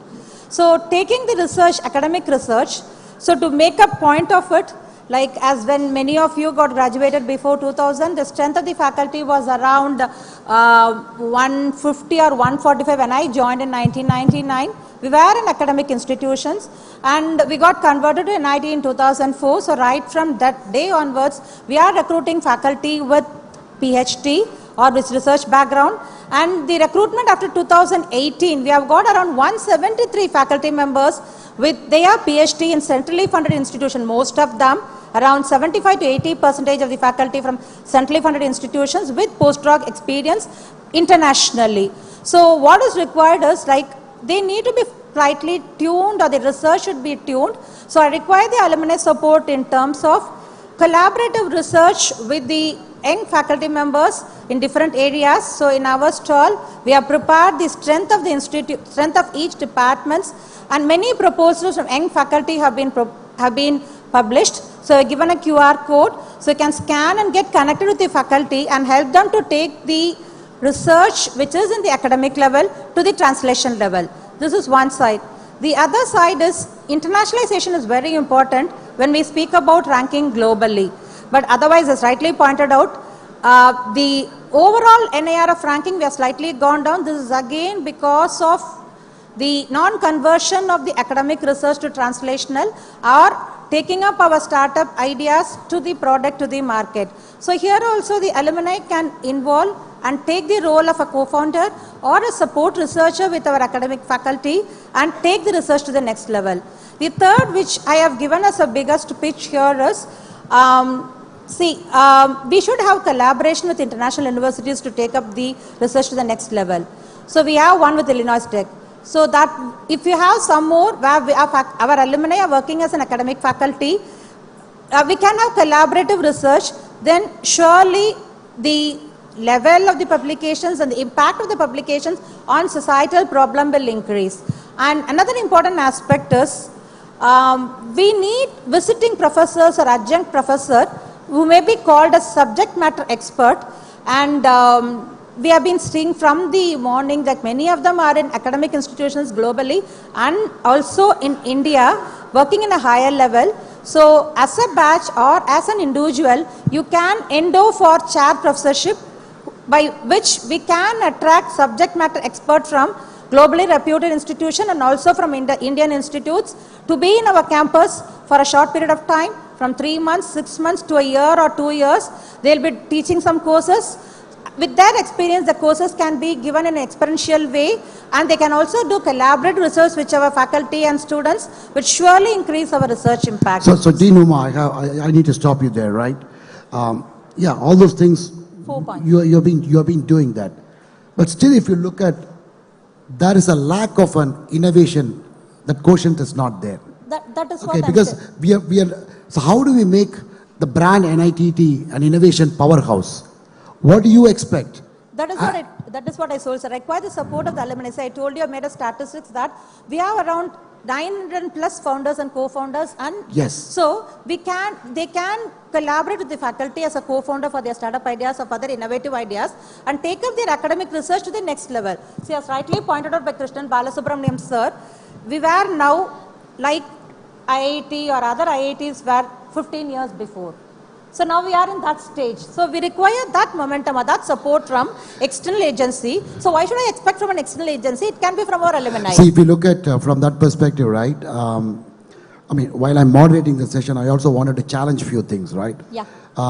We have a Rockford Ventures, which is, it's a like, they fund all the startup, from our alumni, all the great ideas, right? That is happening. 930 CEOs are there across the globe. Yeah. 1,000 plus startups, people who have graduated and have done that. Yes, sir. All those things are great. But the thing is, like, yeah, of course, there is a success story, like, people like Chairman Tata Sons, those are all success story. But when you take IIT, there is more success story. If you go to Silicon Valley, most of the startups are all IIT guys, That's a perfect combo, right? IIT guys, they do the startup, 3 years, take the company to IPO or just, merge with a big corporate, things like that. So maybe I feel that while alumni has to do their role, I mean, of course, they have to do their role, no doubts about it. But within the institute, it has to come from within. From the faculty, if you also reach out and, get things executed fast, I'm sure that this transformation can be achieved. Yeah, to answer your question, we are doing so. So we have Institute Innovation Cell, which has been started around 7 or 8 years before. And we have SEDI, Center for Entrepreneurship Development and Innovation, in place. And we do run many kick-up startup competitions and try to find out faculty and alumni who are good in coming out with their products. We are supporting them both in the incubation level as well as the startup level. We are doing it, sir. Okay. Good. Maybe and to answer your question, I think we have faculty startup around 4 to 5 and in the institute and also student startups. Yeah, then my observation, then my suggestion is, if we are doing it, maybe we are not exposing to the world. We are not exposing. That I agree. Because, see, there has to be a marketing mission. Yeah, Krishnan, you want to say something? Clearly said. So just I agree with you. Yeah, just want to be on a positive note. CDI is a way by which incubation within campus can really be nurtured. Yeah. Now, for any of you who are alumni here, just go to the SEDI stall and please look at the standee there. Today you can go and click on the QR code and now you can be a part of SEDI and so part of the innovation ecosystem by either being a mentor, so you can adopt a faculty or adopt a entrepreneur. You can also contribute towards 2 programs. One is a new program called Navia that we have launched that allows you to actually look at student startups. So it's a 2 lakh. The idea here is that within 3 years, the goal is to get 250 ideas for startups nurtured through that program. Similarly, about 50 faculty-led startups will also be nurtured. Again, there, each faculty will be given about 25 lakhs to create an MVP. So these are new programs. So NIT Trichy is launching, through SEDI, is launching new programs, new avenues for creation of this impact that you're talking about. Great. It is early stages, but this is the best stage for each of us to get involved in this.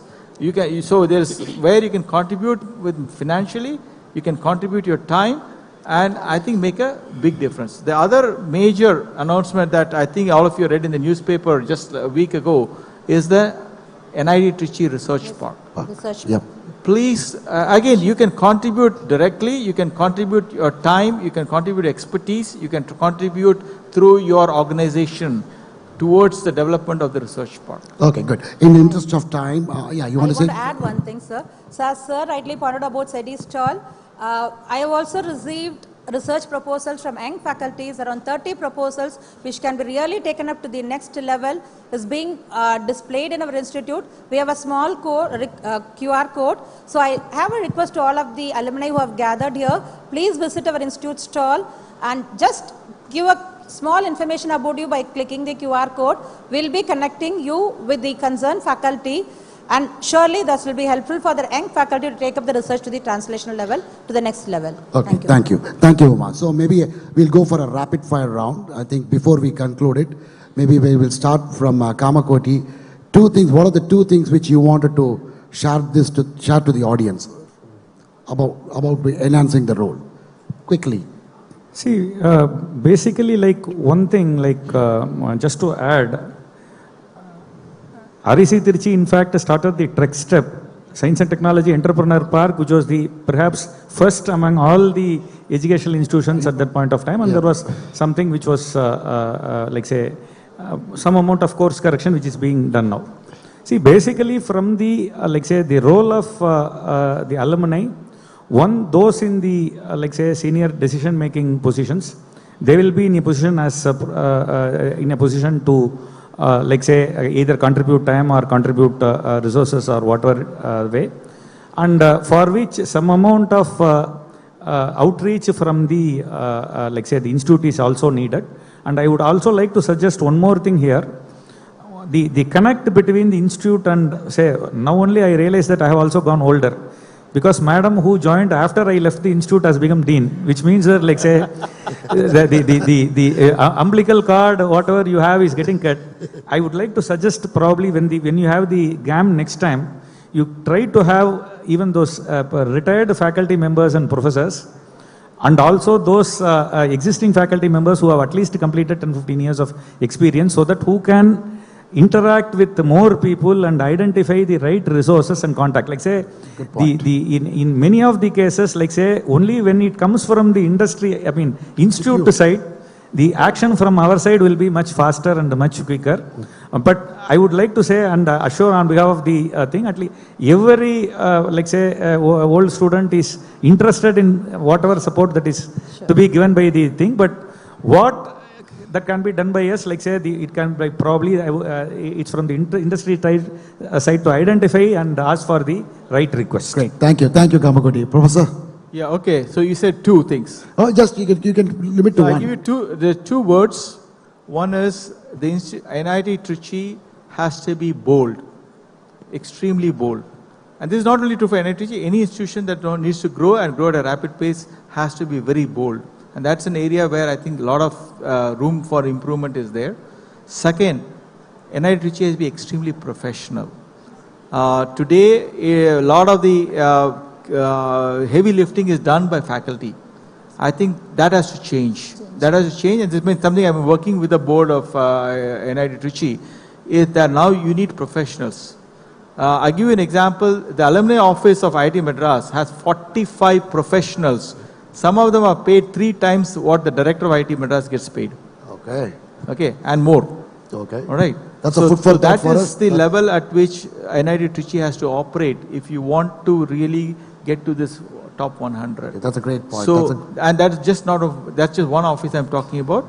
The global engagement office, another 45 to 50 people. Every one of the office today, which was 1 or 2 or less 12 to 13 years ago, today has 40 to 50 to 60 people. Yeah, Madam, Dr. Aguila, Madam should listen to this. The Dean of Alumni Affairs in IIT Madras has got 45 people working. All professionals. Professionals. And some of them are paid 2 to 3 times what a director gets paid. Okay, good. Thank you, Professor. No, as rightly pointed out by Krishnan Balasubramanian sir, I am interacting with him for the past 30 to 40 years. We have been not in research, but otherwise personally, also a little bit of research in piezoelectric together with my team. So as rightly pointed out by sir, there are a lot to happen in the administrative level, sir. Not even in the level of director or deans, even above over that. So people on the board or people who are here in the policy making from the alumni side can help our institute to have a different administrative setup in terms of industrial collaboration and internationalization and especially marketing. This is my one point that I want to tell, sir. Okay, great. Thank you. So folks, if you have seen in the past 1 week, I think the NIT Trichy is on the news. We did a press release a couple of days back. The director of the institute announced the NIT Innovation Research Park. We wanted to take that big. That's number one. The second initiative is adopt a student. Each and every alumni. It's like, what are you doing? The country has done a lot of things for you. What are you doing back to the country? Keeping that aside, what are you doing back to the institute? You have an opportunity to adopt a student where you can take care of all the, the expenses for the student. As such, we have given 1,000+ scholarships from RECAL. First time we are going to and extend the scholarship to for students who wants to go and study abroad. To start with, we will do with the Illinois Institute of Technology. Some faculties are going, in 3 months for a 6 weeks exchange program. Students will be given internship. We wanted to extend the same to Georgia Tech and other universities. So you as an alumni has every opportunity to play a role for the good cause towards lifting the brand. So with that said, we have all the ingredients. Okay, I think today there are certain transformation steps already we have taken. I am pretty confident with all the inputs given by Kamakoti and the professor and whatever the Dean of Alumni Affairs is working on that.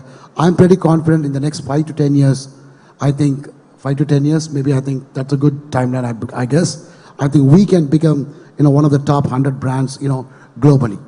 Thank you. With that said, I would like to, before we exit, I want to take 1 or 2 questions if the audience has any questions for us. Any questions from the audience? Okay, sure.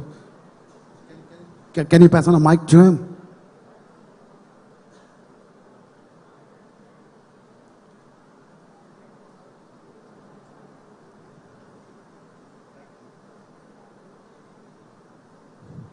Can you enable the mic?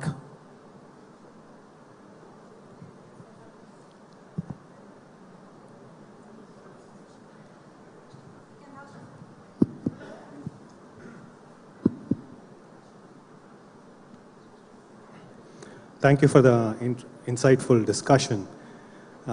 Since the topic is branding of NIT Trichy in Global 100, I just wanted to make a point which is very tangential to what Professor Krishnan did, which is being bold and being professional and employing professionals to really take it to the next level.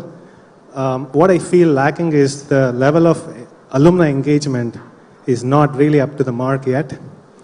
So many of our best engineers go out, they have become CEOs, professors, and the level of engagement of students with top professors.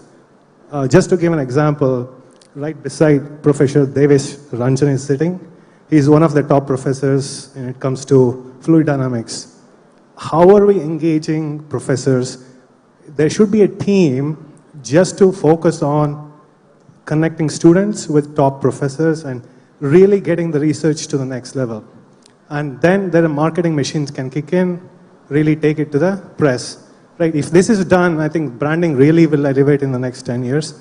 So this is just a point. I think if there is a structure through which we can engage the best alumni NIT alumni to, especially in research, I think that's the quickest step because we already know we are all students from the institute. We can really engage at a much faster pace. Just wanted to make that point. Sure, I really appreciate that. That's a great input for us.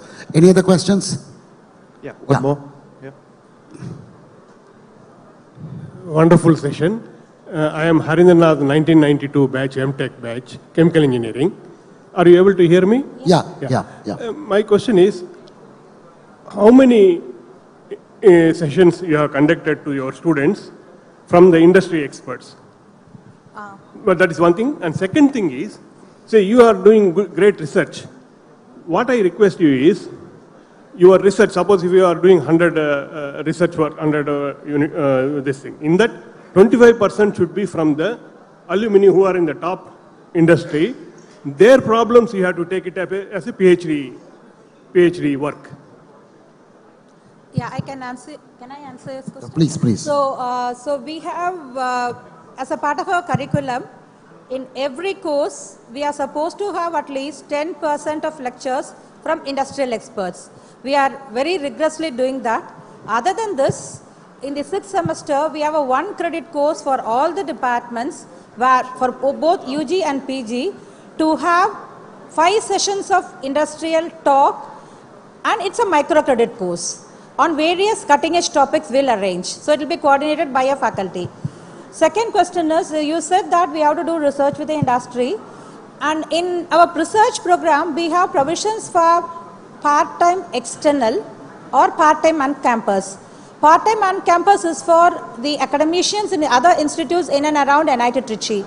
But part-time external is for experts or professionals working in research labs, R&D labs and other sectors to work with our faculty for their research problem. So by this means we have, if I am right, around for the past 10 years we are running this program. If I am right, would have graduated around 150 to 250 part-time external candidates. So this is the volume of inter-industry or inter-R&D lab collaborations what we are doing.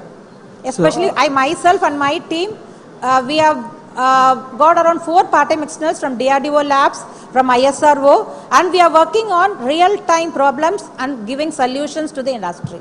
So also want to add here that this is exactly a great opportunity for alum to get involved, because we have so many people with industry experience and the students would love to hear from you. I'll give you a very good example. There are 2 gentlemen, I hope they are in this audience, Shyam and Bhaskar from my batch. Yeah, they are here in today's GAM.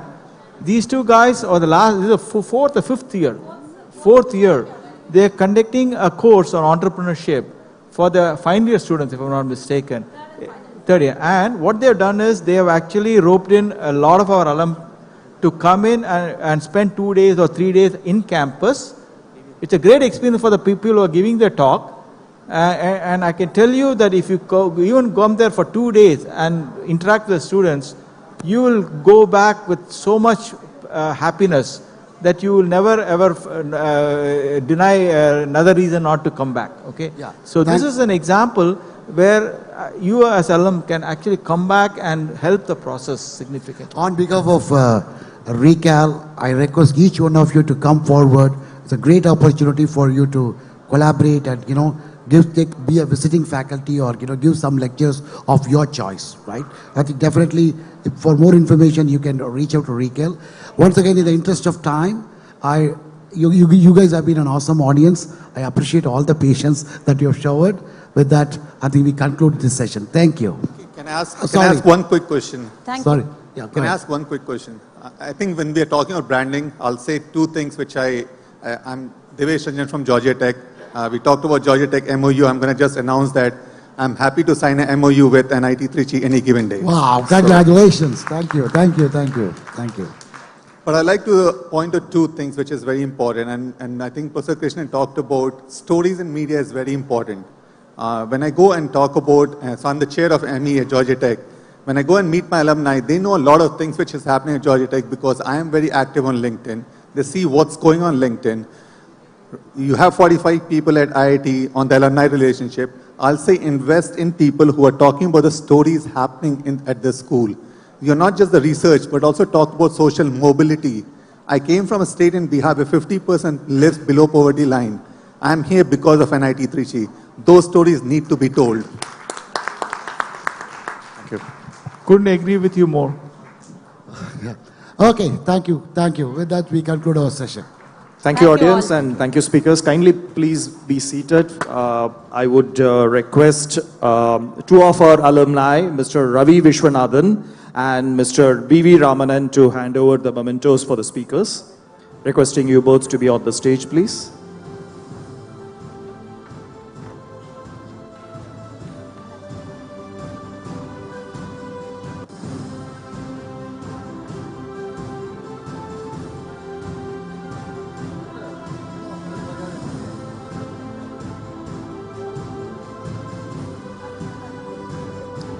Let's give them a big round of applause, audience.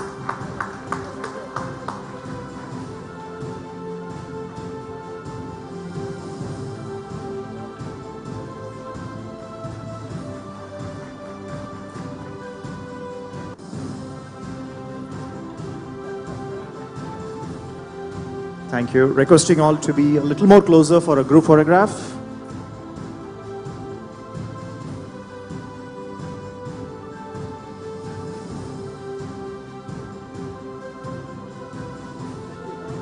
Thank you.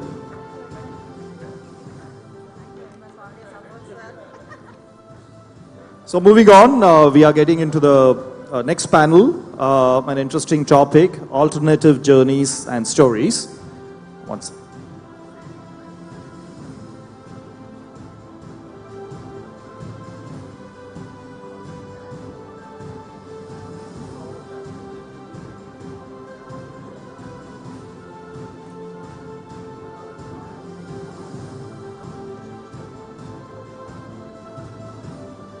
Yeah, before we get into the next panel discussion, we would like to acknowledge our sponsors. So requesting Mr.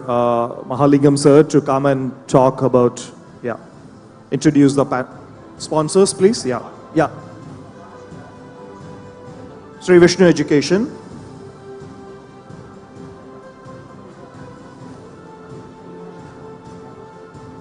Can we request one of the representative of Sri Vishnu Education to be here?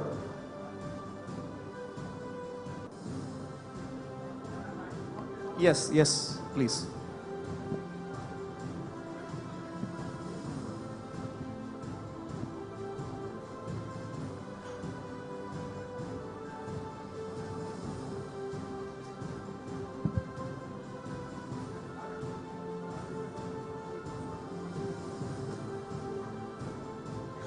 Yes.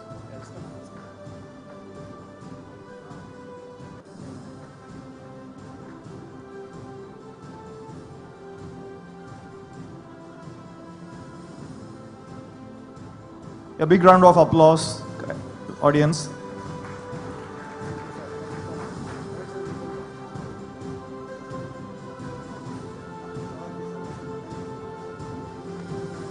Thank you.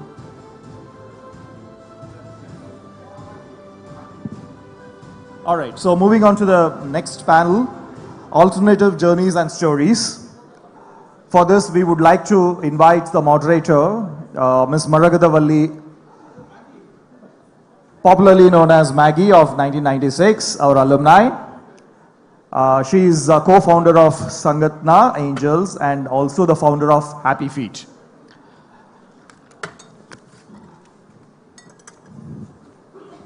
She will invite the speakers for this panel. Over to you, Maggie. Good evening, everyone. It's a bit ironic that after so much focus on academic parts of the organization, we are going to talk about alternate careers. So I hope everyone is ready for it. I'm going to call my panelists, and we will go by the year. It's just easier. That's the order I'm going to call them out. And you can read about all of them, when the slides pop up. So I'm going to tell something that I've learned, which you won't find on the slides.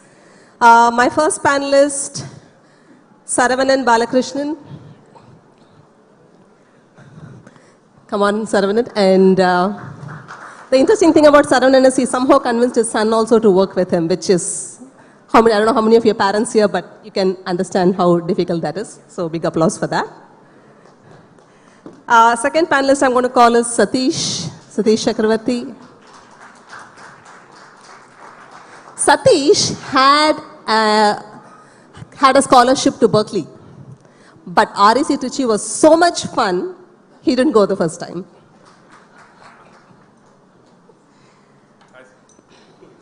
And the next panelist is Sachikant Senthil. He is a very popular person, but interestingly, his batchmates know him as Sujata's husband. So that's the tidbit. All right, so as we start, how many of you get up in the morning and really look forward to going into work? Put your hands up. Oh, good, not bad. We can have 10, so we'll find more. So this is a group that does that every single day. So I'm going to ask you a question with which I want you to talk about your journey, but keep this answer to the question is how you will start. So, before that I have to say one thing. I'm so happy. So far, nobody in GAM has told me, oh, you graduated in 96. I was born that year. So I'm really happy to be here today. And now all of us have done two things. We have careers which probably others have not. When I say careers, it's not just doing something in a different field, but really embraced a different field. We also have a degree from REC Trichy. So which one was the accident? Which one was the accident? Was RECT an accident? Was your career an accident? Oh, everything is accident in my life. REC was an accident. I didn't mean to be there. I landed up in some other college, and then finally I couldn't tolerate the toilets in those colleges, got transferred, and somebody said, you come to Trichy, that's closer to your house, so I got transferred and came here. The schools that I went to was an accident. My career choices were accident. I did civil engineering, hated land surveying like like nothing else, because I hated to get up in the morning. Land surveying, you always have to wake up at 7 o'clock in the morning. And then one of my clients was an architect. He was telling me that I practice structural engineering. One of my friends was an architect. He had a tough job and he wanted a land surveyor. I said I would do it. Then I ran land surveying business for about 20 years. Then I did some international trading. Then I did some real estate. Then I accidentally landed up running a hospital because one of my friends was losing a lot of money running a hospital. But in the meanwhile, I accidentally picked up a book some 25 years ago that was talking about biohacking before the phrase biohacking was coined. I got very enamored by it. I've been reading about it. Then I started visiting medical conferences. With all of that put together, one fine day I realized that doctors are sitting on multi-trillion dollar opportunity, but then for some reason that I don't understand even today, they were blind to it. I thought they will continue to be blind for several more years. Then, accidentally landed up in healthcare, then accidentally started some business on that as well. Your accidents? Oh, well, for me, in my case, REC was the accident, and right out of school. But technology and engineering was always a passion. But I started my education as a musician at the age of 5. So I was a well-taught musician by the time I came to college. And but actually, to be honest, Octagon is the place where I actually discovered my other alma mater, Berklee College of Music in Boston. And I wrote to the professor from Octagon, and they got back to me saying that, yeah, we liked your songs, and send a demo like this. And then I got a scholarship because of Octagon. I was able to communicate with the professors there. So I actually discovered my passion in the college, and I had wonderful friends. At people who are not very privileged, people who are struggling on a daily basis. So you learn a lot looking at and being with them.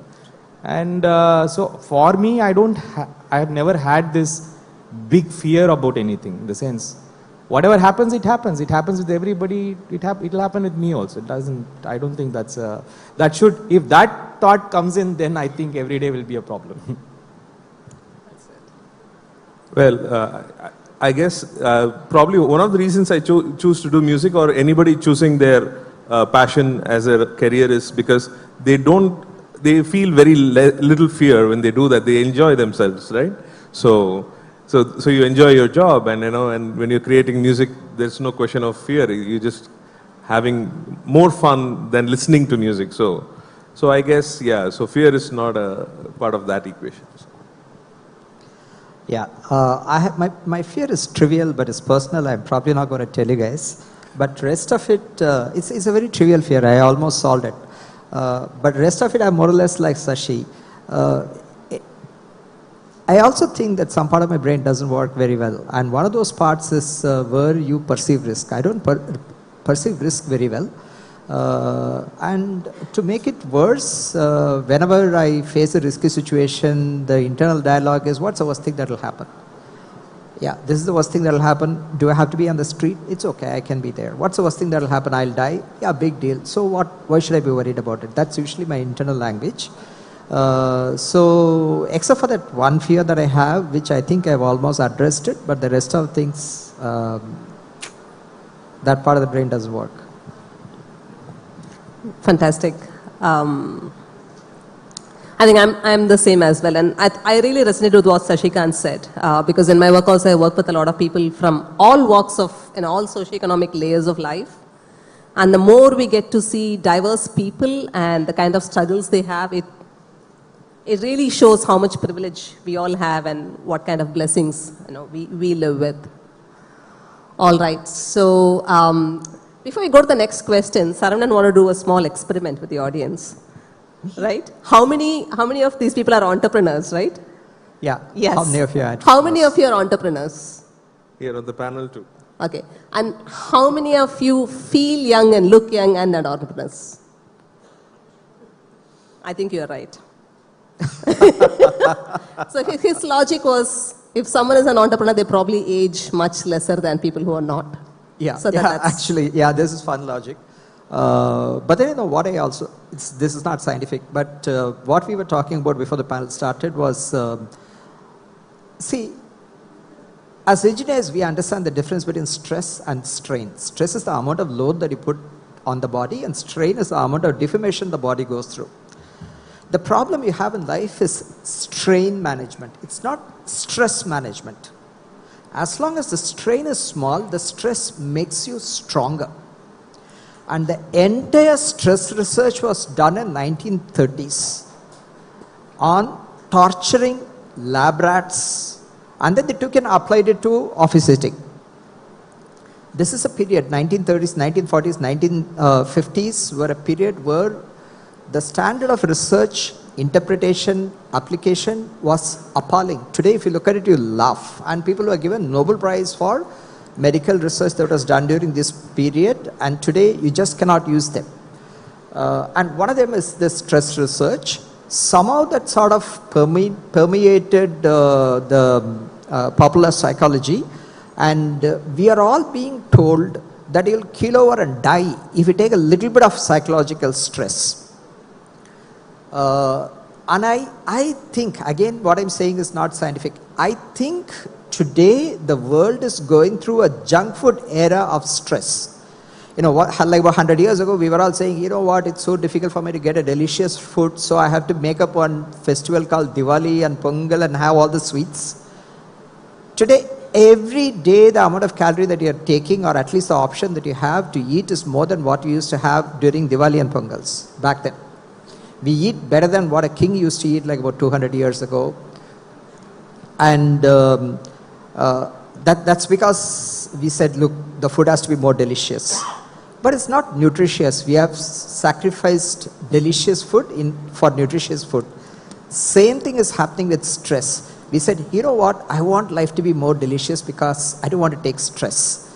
We all, it's like not going to the gym. We all understand you go to the gym, you exercise, your biceps will become big. You take more stress, you look younger, right? Yeah. So yeah, let's all hope that. So in kind of a closure, and I promised to a lot of people in the audience that we're going to keep this light and fun because we're getting close to we've had a lot of heavy sessions before. So what message do you want to leave audience with? If someone comes to you and says, you are my role model, I want to follow my dream, what would you want this person to not do?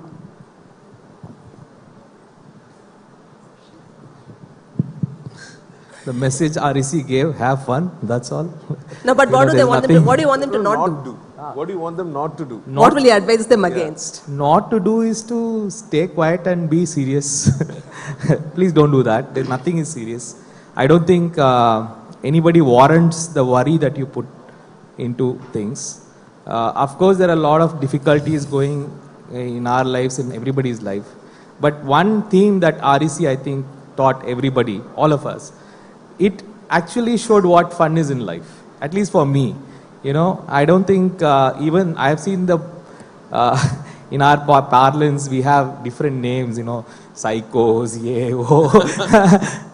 all of them. I think when we came out of the college, we came with this phrase. Name, yeah. It was fun. Well, if anybody is interested in a career in music, so what advice I would give them is... Don't become a music director. Don't be a music director, yes. Actually, that's good advice, because what my dad meant was, don't be a music director in films. You can be a wonderful musician. He told me that, you know, you're a smart engineer, you can go abroad. You can maybe do some albums with international music. He had a different musical vision for me. But for somebody who would follow my career path, what I would say is, maybe stay away a little bit and away from the distraction of social media as a musician, and first build a cocoon around yourself, a cocoon of music and great artists, and, you know, first blossom into a butterfly before you display your colors to the world. So don't do it too soon. So that's the advice. So before I tell you what you should not be doing, I don't think this is going to be applicable for everyone. So we are all, we made this interesting. We are a different type of people because our brain is built differently. That's what I believe in. I think you can give me a little bit of benefit of doubt because this is what I do for a living. So this is what I don't want you to do. Don't try to be happy. Don't try to build a happy life for yourself. Build an interesting life for yourself. Happiness means nothing if a life is not interesting. That's it. Yeah, what's life if there's no drama, right? So, awesome. We can probably take one or two questions from the audience, but only fun questions.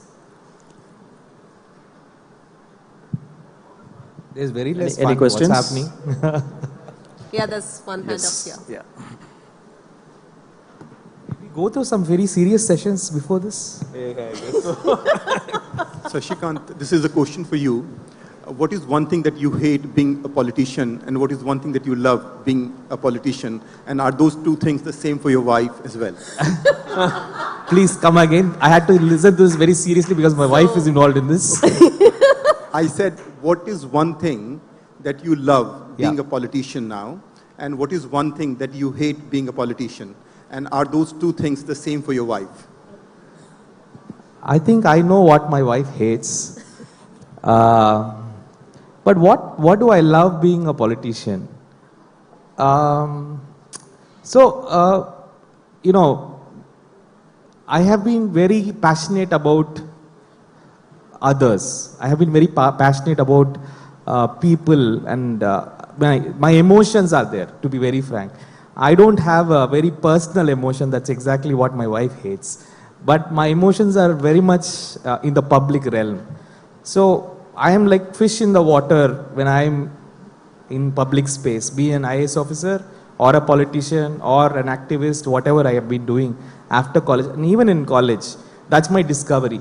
So that's the best part, that you are in the space where you are where you naturally belong to. And I absolutely hate nothing. Being a politician, being in a political party, like any other organization, you have some pros and cons. And of course, when you leave yourself in front of the people for them to judge, for them to, pass, their comments and on your life, I think that part also I enjoy, because that's what it is. So I don't think there's absolutely anything that I hate about what I do in the public realm. But if I've been a private person, then probably everything about me I would have hated. All right. Any more questions?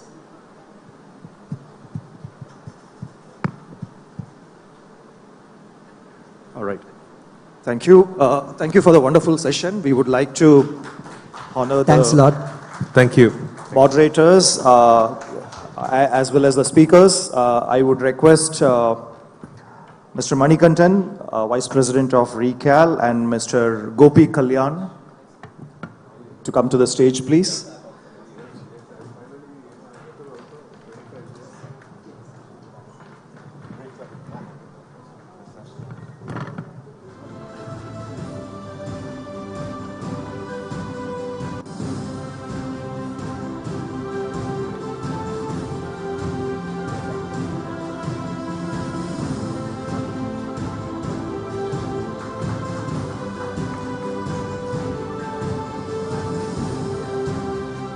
Requesting all the speakers to come closer, please, in front of the center table, for a group photograph.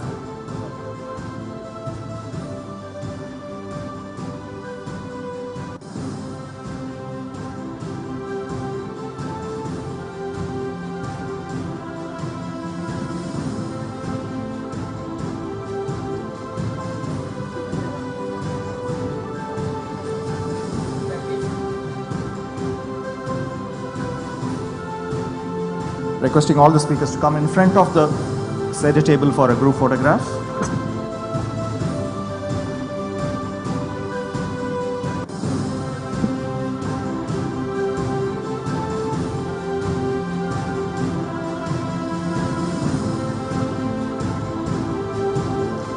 Thank you.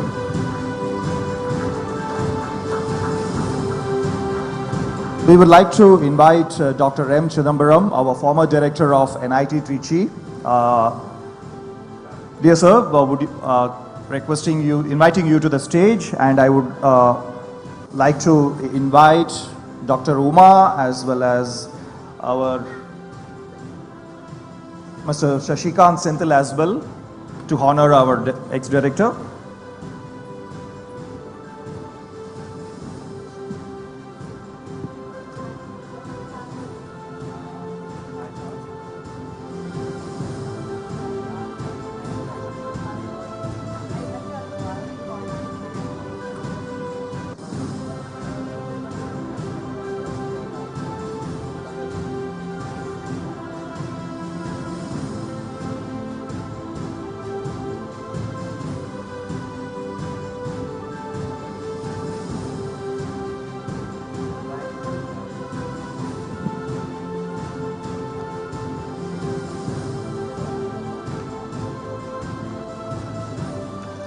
A big round of applause for our ex-director, Mr.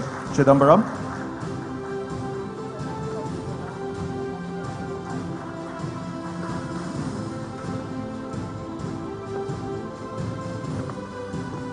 Thank you, sir.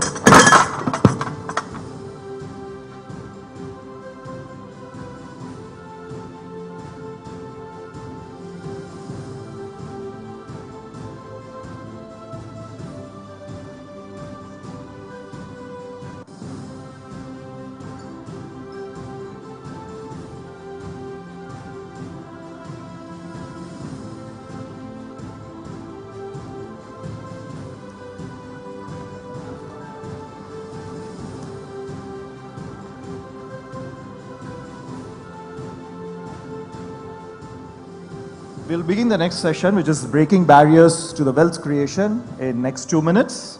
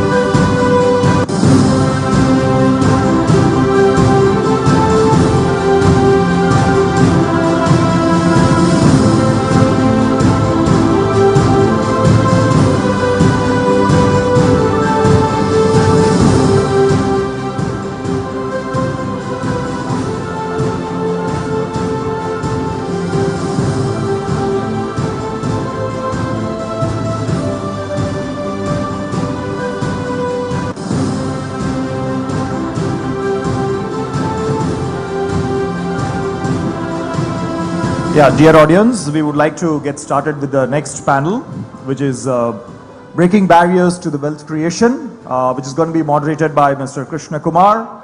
I would like to invite Mr. Krishna Kumar to the stage.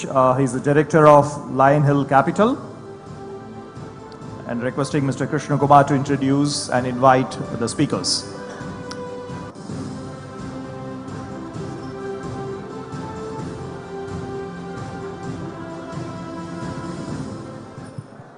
Yeah, it's on. It's on. Pointer.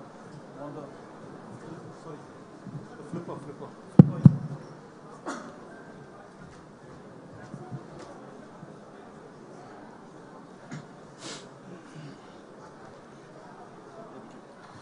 Good evening, friends and professors and past directors. It gives us a lot of pleasure to come on the last session of this hall, the barn.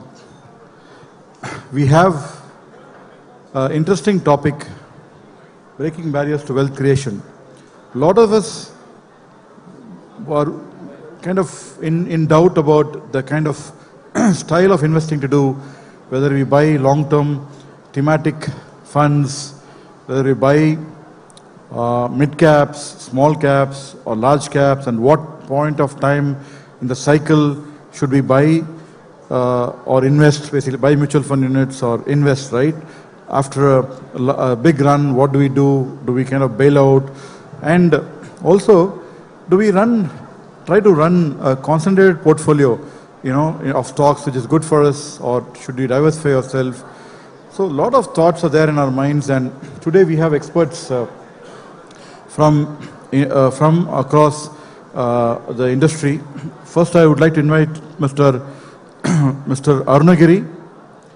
Arunagiri is our 1996 ECE alumnus from our college, and after his engineering, he worked in Wipro and did his finance program from McFi and started up doing wealth management, portfolio management services under Trustline. He's got a style for himself.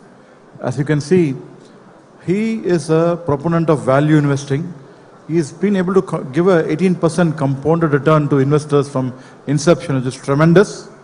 And the biggest thing is that he's very consistent, and he's got about 95% of clientele who stick to him all through life. So he's lost only 5% of clients who have signed up. So thanks, Arunagiri, for being here. I'm sure we benefit from you. Next up, I call upon Mr. Karthik from Shriram Mutual Fund. Karthik Jain heads Shriram Mutual, MD and CEO. He's been with them for the last 1.5 years, but before that, he's been with various consumer banks, he's been with HDFC and other DBS, and kind of foraying the IT initiatives, and he is also very well known in the financial circles in India. Welcome, sir. And then we have Prakash. Come on, Prakash. Prakash Kalotia is from our college, 1995 batch, if I'm not wrong. He's a Harvard educated scholar, and he's founded and manages Lapis India Capital, which is a $2 billion fund. So he's a very low profile person, and he literally refused to join on the discussion, but I could kind of convince him to join us today. I probably made a mistake about Harvard. It's MIT Sloan. Sorry. We have lastly on the panel, but not the least, the Jambawan of financial services in Chennai, Mr. Ramki, as is fondly called. Come on, Ramkrishnan. Ramkrishnan Kalyan Raman is a veteran of markets. He's a career merchant banker and been with Dressner, been with ICICI, and now heads senior position. Is one of the founding team of Spark Group. Spark Group is into a lot of stuff from broking, which is sold off, but They're focusing now on investment banking and wealth management. They run about $3 billion of advisory money and managing money. And Ramki is very close to REC, though he's not an alumnus. He studied at BIM. So BIM is like a sister, right? Sister college. So he's from BIM. So we have a very varied panel, and I would now throw open the floor for questions. Can I have the flipper, please? Slide flipper. Yeah. So let me start with Arunagiri. Arunagiri, we talked about different styles of investing, right? People talk about growth, people talk about value, and people talk about blend, etc. So since we know that you are a person who's been proponent of value investing, so could you explain a little bit about your style of investing and what have been your experiences and challenges in following value to a core? Yeah, you take it closer. Is he audible? No.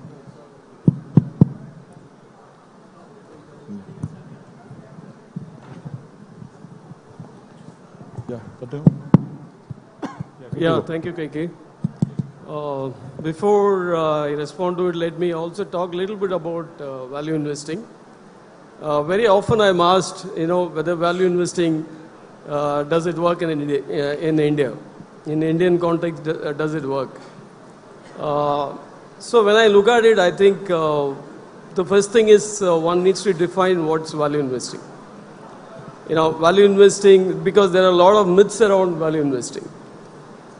It's not a cigar butt investing of going about picking stocks with no growth potential. Value investing is all about investing in, getting growth at a discount. Whereas growth investing is all about growth at any price. If you define value investing as per this definition, then value investing creates a lot of value, whether it's in outside or in India. And going by our own experience, in the last 18 years or 17 years, our own fund has done about 18x in 17 years by religiously practicing value on the ground. So value investing primarily is nothing but, trying to buy good quality companies, good quality businesses at a substantial discount to what they are intrinsically worth. So by definition, there is no rocket science. It's so simple, it's so basic, and it is very, very easy to understand. The real challenge in value investing comes on execution. In practice, it's extremely challenging because a lot of, in value investing, it's not so much about research, it's not so much about financial due diligence, because, if you just take examples, the list of stocks which you want to invest, I think there are enough number of list of stocks you can find by any brokerages. So there's no, there's no premium for identifying companies. But there is actually a premium for buying these companies at substantial discount, because you will be able to buy at a discount only when things are not going all right for the companies, right? Otherwise, these companies will trade at a high premium. They will trade at above than fair price. The only times when the companies trade at a discount is when they go through certain short-term setbacks or challenges. And at those point of times, if you have the courage, conviction, and to invest in those positions and stay invested long enough to unlock gains from those positions, then execution becomes really successful. So in summary, what I would say is value investing is simple on paper. As a concept, there is no rocket science. You are trying to buy companies, good quality companies at a discount to intrinsic worth. But the real challenge comes in practice. You need to have a lot of temperamental skills, behavioral skills to execute your strategy on the ground successfully. Yeah. So just building on what you said, Arunagiri, if I just stay with you, quality comes at a price, generally speaking, and with the markets at the levels where they are, the valuations they are. So do you find it a challenge to pursue value style in this current environment? And during these kind of situations, how do you approach the portfolio? So do you hold cash, or what's kind of style that you follow to pick stocks when the market is euphoric as it is in the last 1 year? Absolutely. I think this is the real challenge we go through on the ground. Last 2 years, the market has been on a one-way run. At a, if you look at an aggregate level, the indices are quoting at levels which are very, very higher to historical averages. Be it Sensex, Nifty, small cap index, mid cap index, across the spectrum you see market trading at a very, very expensive valuation. So it's always a challenge. It's not a challenge today. It's been a challenge for the last 1.5 years. But the interesting thing, the fascinating thing about Indian market is so broad. You have about 5,000 listed companies in India. Out of that, the top 100 companies only qualify for large caps. The next 150 is, mid caps. The rest of the spectrum is all small caps. So the space is so broad.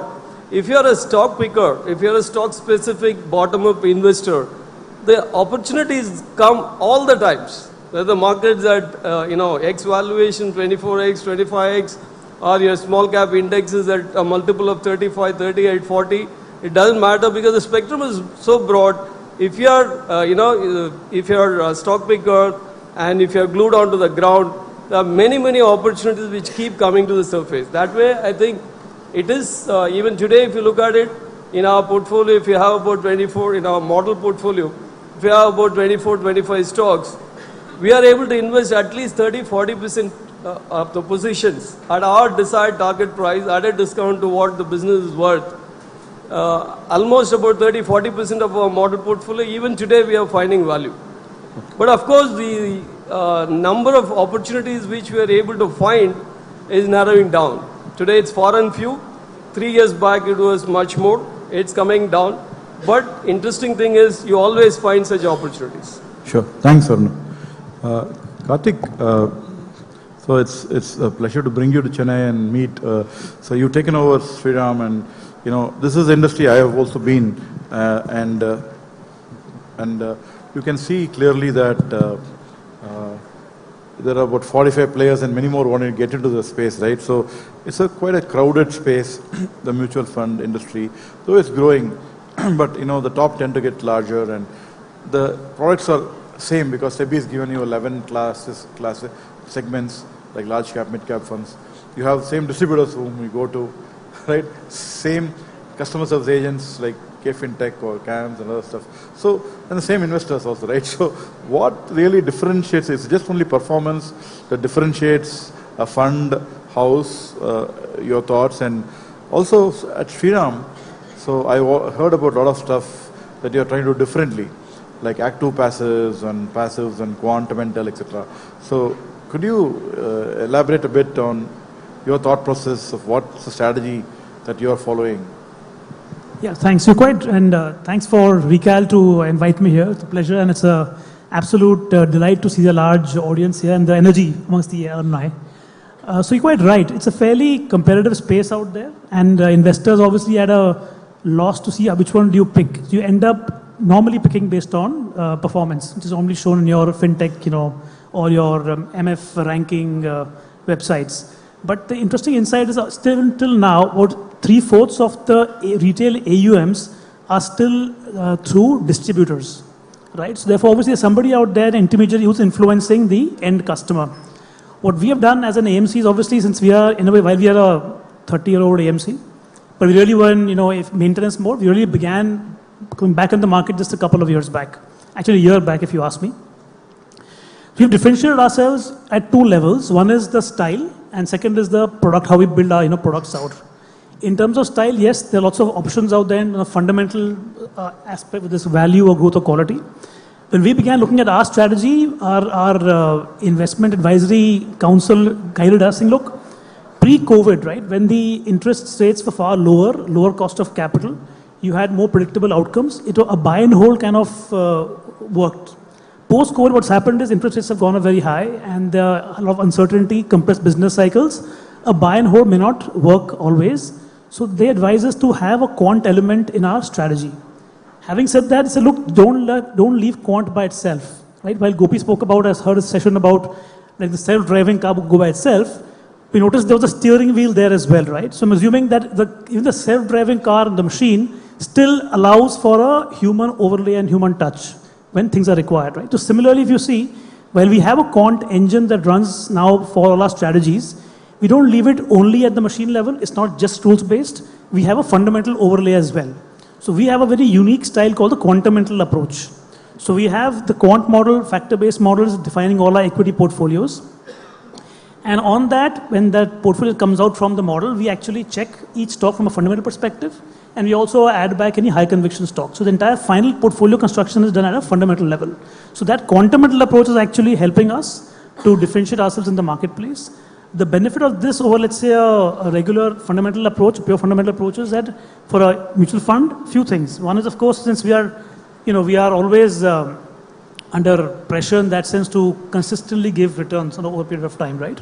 So three things the benefit is here. One, of course, it reduces biases because the core portfolio comes from the model. So that reduces the inherent, human bias. Second is that because it's an algorithm running, you can go through a large amount of data very fast. So it gives you a lot of flexibility, and you're able to detect patterns much faster. Or else you have to have a large analyst team to analyze, all the trends and so on. And third, most importantly, is that because there's a algo at the back end, we can backtest our strategy. So normally we backtest any strategy before launching it for at least 10 to 20 years. So you know exactly how the model behaves in different cycles, and we have our own threshold performance levels. So we only approve the strategy if it gives a certain, let's say, amount of alpha. Alpha as in your performance of the fund versus the benchmark, and a certain hit rate. So that gives far more comfort to our channel partners and the investors. Say, look, we know how this model is going to work. We know how it behaves in different cycles, and that tells you it's more predictable that way. So that's on the style side. On the product side, like for example, we said, look, if we are coming in in many ways a late entrant, and there's so many product categories, how do you differentiate yourself? Now you mentioned SEBI has all these categories, right? So SEBI obviously what they've done is to make it simple for investors. They've predefined categories. So every mutual fund has to launch a product in a defined category with a defined name. So all have the same so all have a flexi cap fund, all have a small cap fund. But the innovation lies in the thematic category. So there you can either have sector-based funds or you can have themes. So recently, we said, look, let's look at those customer pain points. Like I'm sure many of you would have invested in sectoral funds, just cyclical nature. We found that investors, in fact, the channel distributors came back to us and said, look, many of my investors have put money into, let's say, a sectoral fund, even could be IT or pharma. Sure. But when the cycle turns, they're stuck in sector trap and they can't get out. So how do you solve for that? So we worked on this concept called the multi-sector rotation fund. So it's an example of how we looked at a customer pain point, customer insight. We used our quant model. It took us about a year to build it.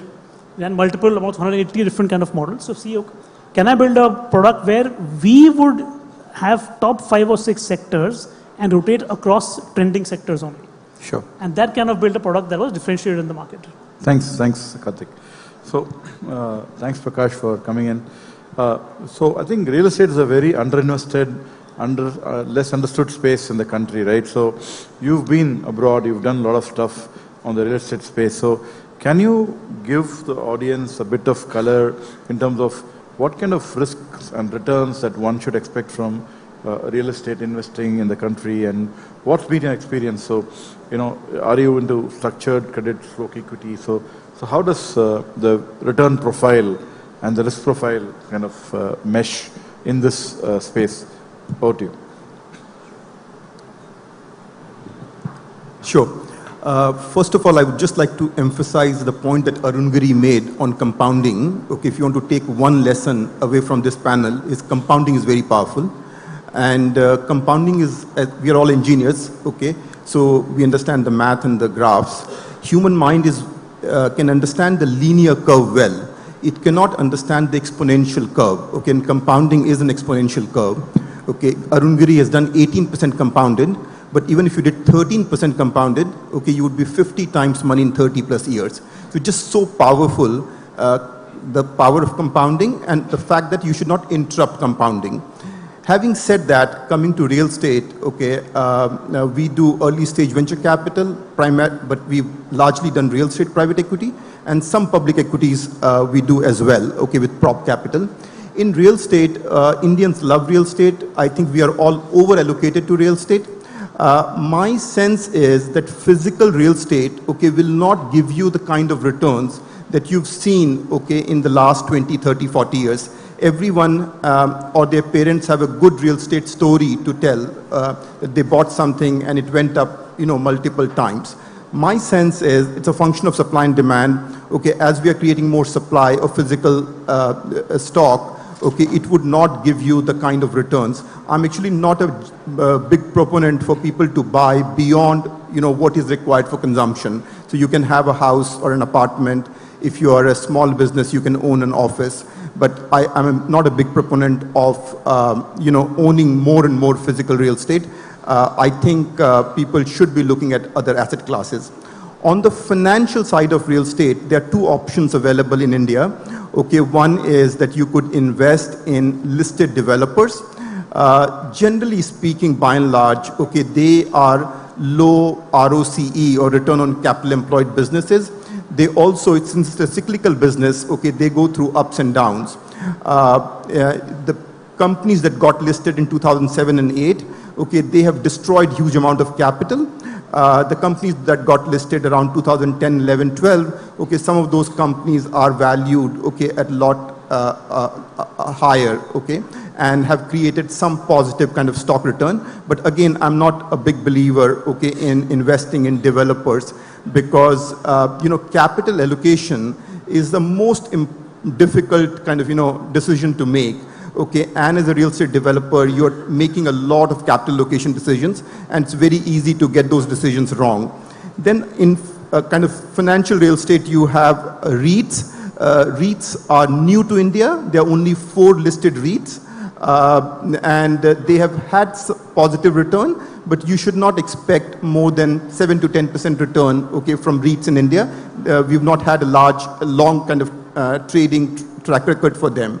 But if you look at US REITs as an example, because there's a good data there, okay, over the last 50 years, okay, US REITs have compounded at 10% US dollar year on year. You look at any period and you'll find that 10% compounding, and 10% compounding is very powerful. And of that 10%, they've given you half of that return, okay, as dividend every quarter. So think of it, and if you look at those dividends, okay, they have been by and large, okay, higher than 10-year treasury over the last 50 years, barring a few years. So think of US REITs as a product, okay, which has been better than fixed income in any period and has given you an equal amount of capital gain. And under LRS, I'm not recommending that you go and buy a kind of REIT index tomorrow morning, because since Fed has started to cut interest rates, okay, REIT index has moved up. But it's an asset class that you should look at. Physical real estate is also very difficult in terms of maintaining, managing, leasing, paying the property taxes. So financial real estate is something, okay, as it gets more popular in India, and as Indians, we have kind of opportunity to invest abroad. Okay, that's something that one should look at. But I don't think we should be over-allocating in my own mind. Okay, and I know people in Chennai love to buy plots. Okay, but my recommendation would not be to over-allocate on real estate on the physical side. Thank you, Prakash. So now we move to the Mahaguru, who is the wealth manager, right? He allocates, selects people sitting here, gives them money, and is answerable to the client. So Ramki, so from a wealth management perspective, how do you look at a portfolio of assets and, for a client? So could you throw a bit of color on how does one go about allocating towards asset class, different assets in the portfolio, and how do you do it?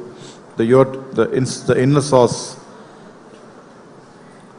Thanks, KK, and good evening, friends.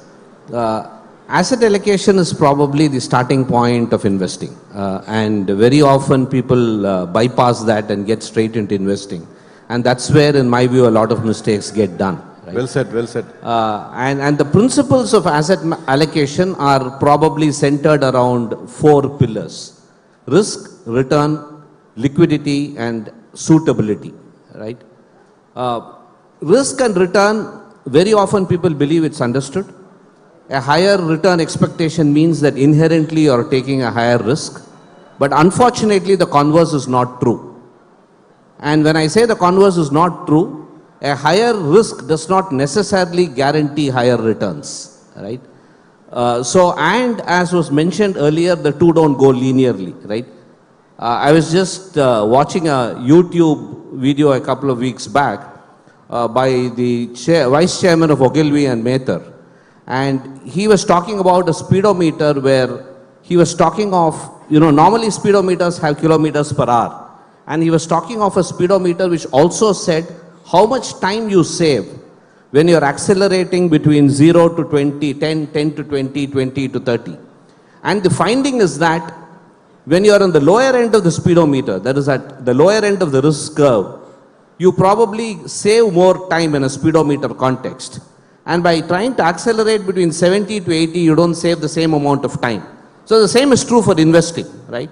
When you are assuming a higher degree of risk, you are not going to get an incremental degree of return. So I think risk return and understanding the paradigm of risk return is extremely critical.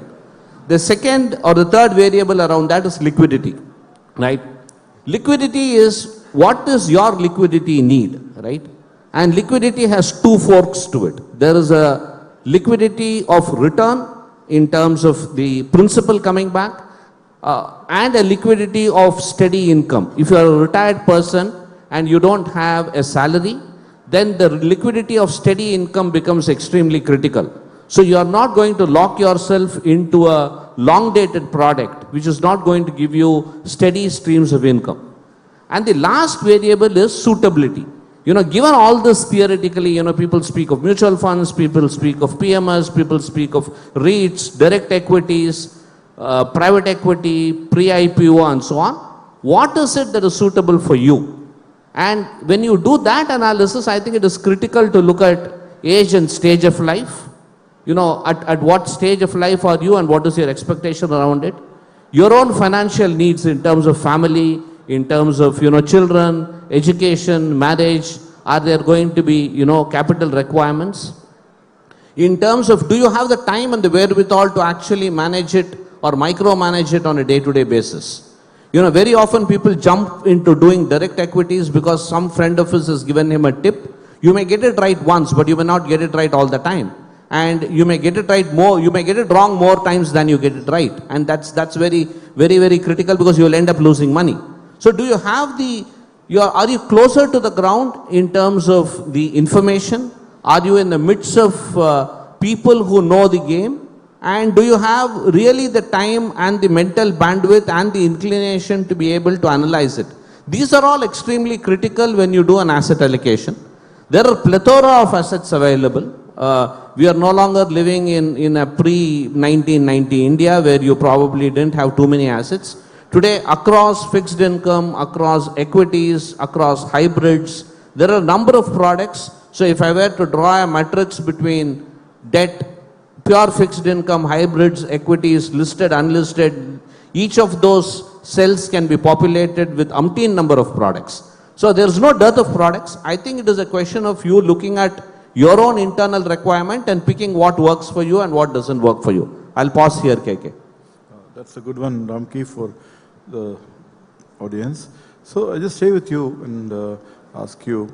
So there are a lot of, near billionaires here. The topic first was become a billionaire, and then it was changed to breaking barriers to wealth creation. So there are a lot of new family offices that are set up in this country. We hear about Azim Premji and Narayana and many more, Nandan Nilkani. But there are also people who are in the 100 crores to 1,000 crore kind of bracket, etc., setting up family office. So I'm sure you are also a party to that and have a great insight into that. So can you help some of our billionaire friends here to understand more about setting up a family office and how one should go about, what are the benefits of doing it rather than just investing through you or through these people here or to somebody? Should they set up a family office? Some thoughts there? Increasingly, I think my long experience as a banker and now overseeing a wealth business, we have come to realize that most mid-sized entrepreneurs who have struggled during their life to build businesses and create wealth, have probably reinvested most of the wealth, most of the time in their core business, and have rarely diversified out of their core business into financial assets. Sometimes they have probably gone into real estate, they have gone into gold, and I mean real estate, I'm talking of physical real estate, which is probably the closest port of call, because somebody just goes and buys a tract of land because it's coming cheap. But very rarely have people built in a very conscious and in a systematic manner a portfolio of financial assets. Now, given the performance of the markets, and in the last year the Sensex has moved between, 70,000 to 85,000, it's probably hovering around 78,000 now. I think people have suddenly realized the mistake that they have made by not putting monies in the markets, because they realize that the markets have actually generated greater return on every dollar invested compared to their own businesses. Because some of these businesses are probably at 15-16% ROCE, and even an index today has delivered more than 20-25%. So there is a realization in the minds of the people that, look, we have probably missed the bus, and time has come for us to create a portfolio of financial assets. That is driving a lot of business families at one end to create a portfolio of financial assets. Some of them do it by talking to people like us. We manage the wealth of a number of business families, and they give it to us and say, look, this is our investment policy statement, and you kind of do an asset allocation to meet the investment policy objectives, and you periodically give us reports in terms of how it is performing. When the corpus becomes large, and that is when family office comes into the picture, where some of them are setting up their own family offices. Because there is also a significant administrative cost to setting up a family office. You may also not be able to hire the best of money managers to manage the money in a family office if you don't have adequate corpus. I mean, a Premji Invest can do it given the size of that institution. But at a lower level of 100, 200 crores, you probably may not be able to get, good quality fund managers to be able to manage it. So you depend on third parties to kind of help you with the family office management.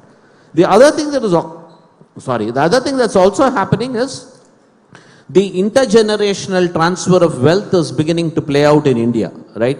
We are probably seeing the, third generation of entrepreneurship or industrialization in this country. Third, fourth, in some business group, it's probably the fifth. If you go to somebody like the TVS or the Burgapas, it's probably the fifth generation. If you go to some of the other business group, it's probably the third generation.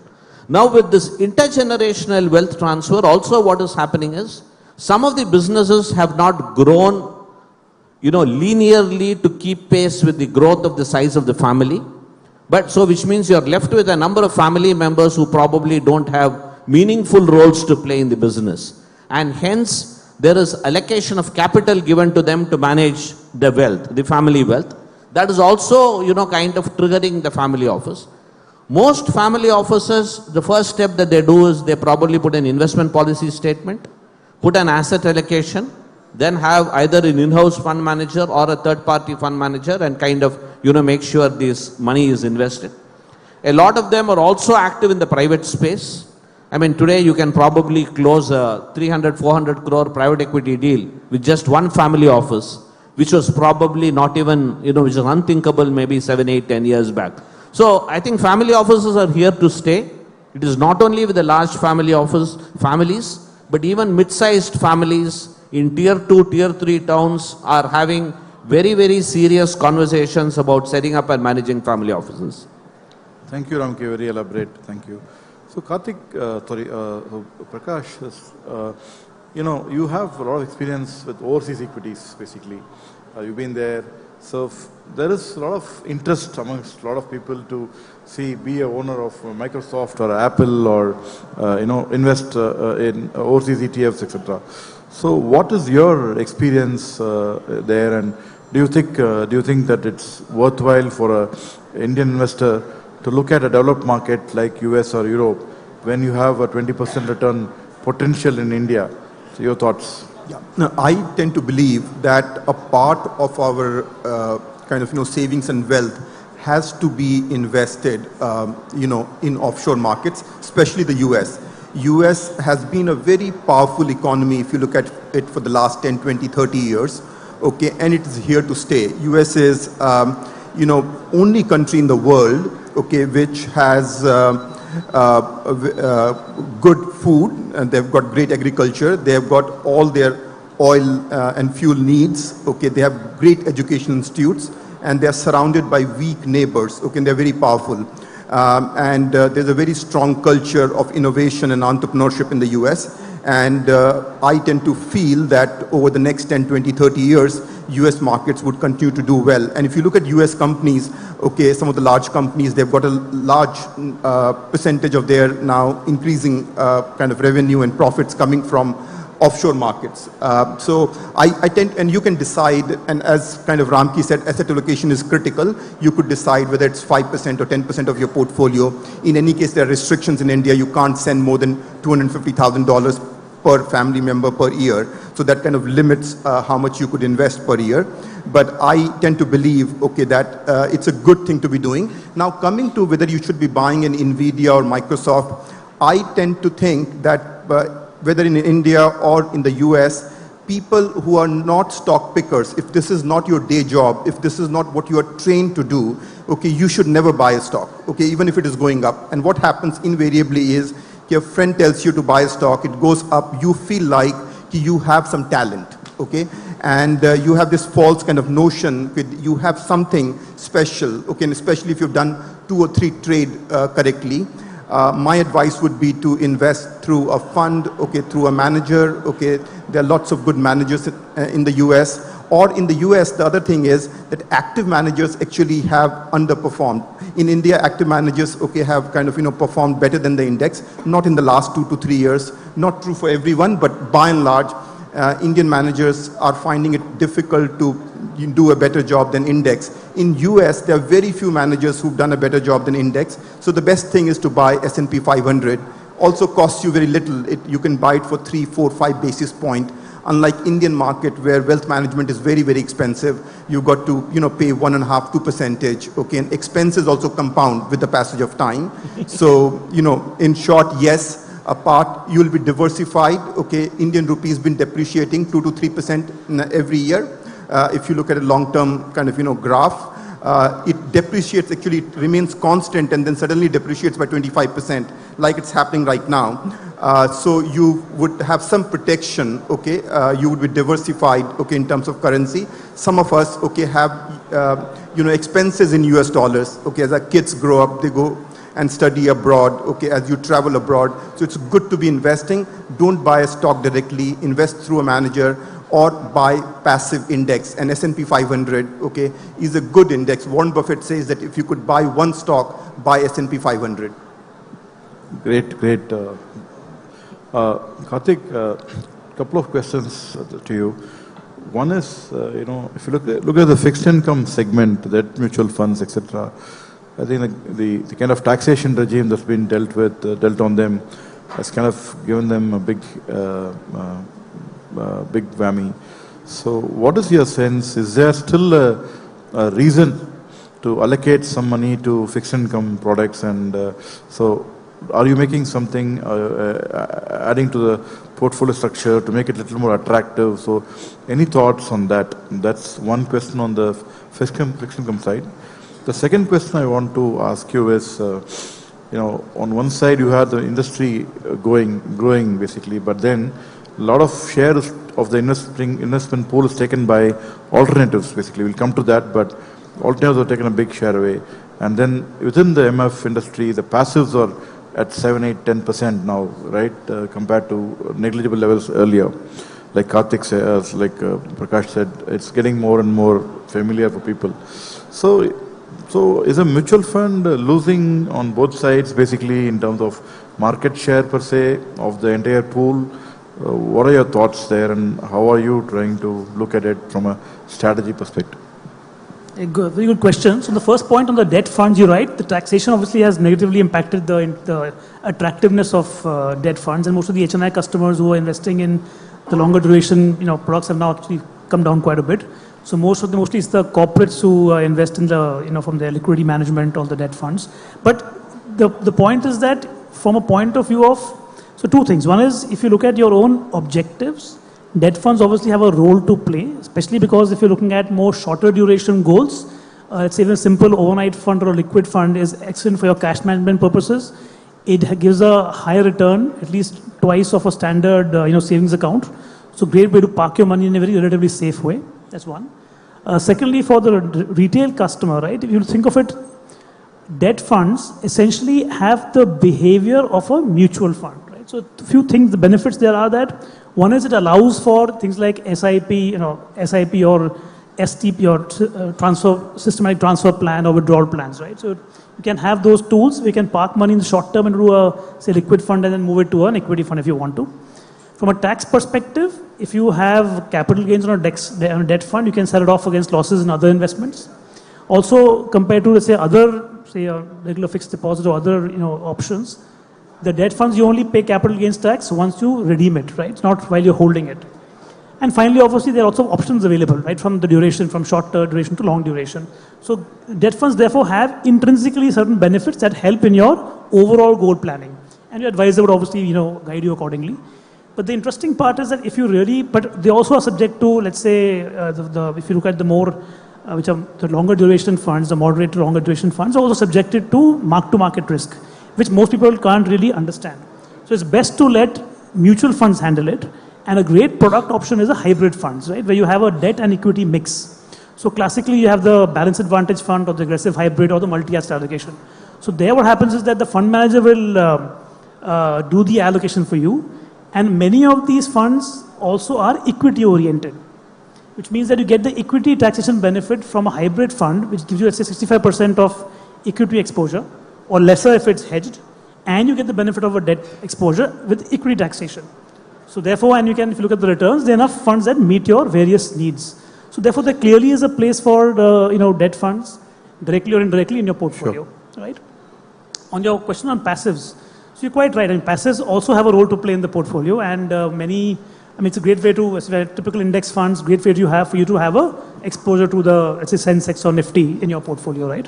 But even there, because the Indians dil mange more, you still want a higher return. So there again, you have got smart beta, which tries to do better than the index by adding a few factors that give a higher return, like momentum or volatility. But again, they could be also volatile, right?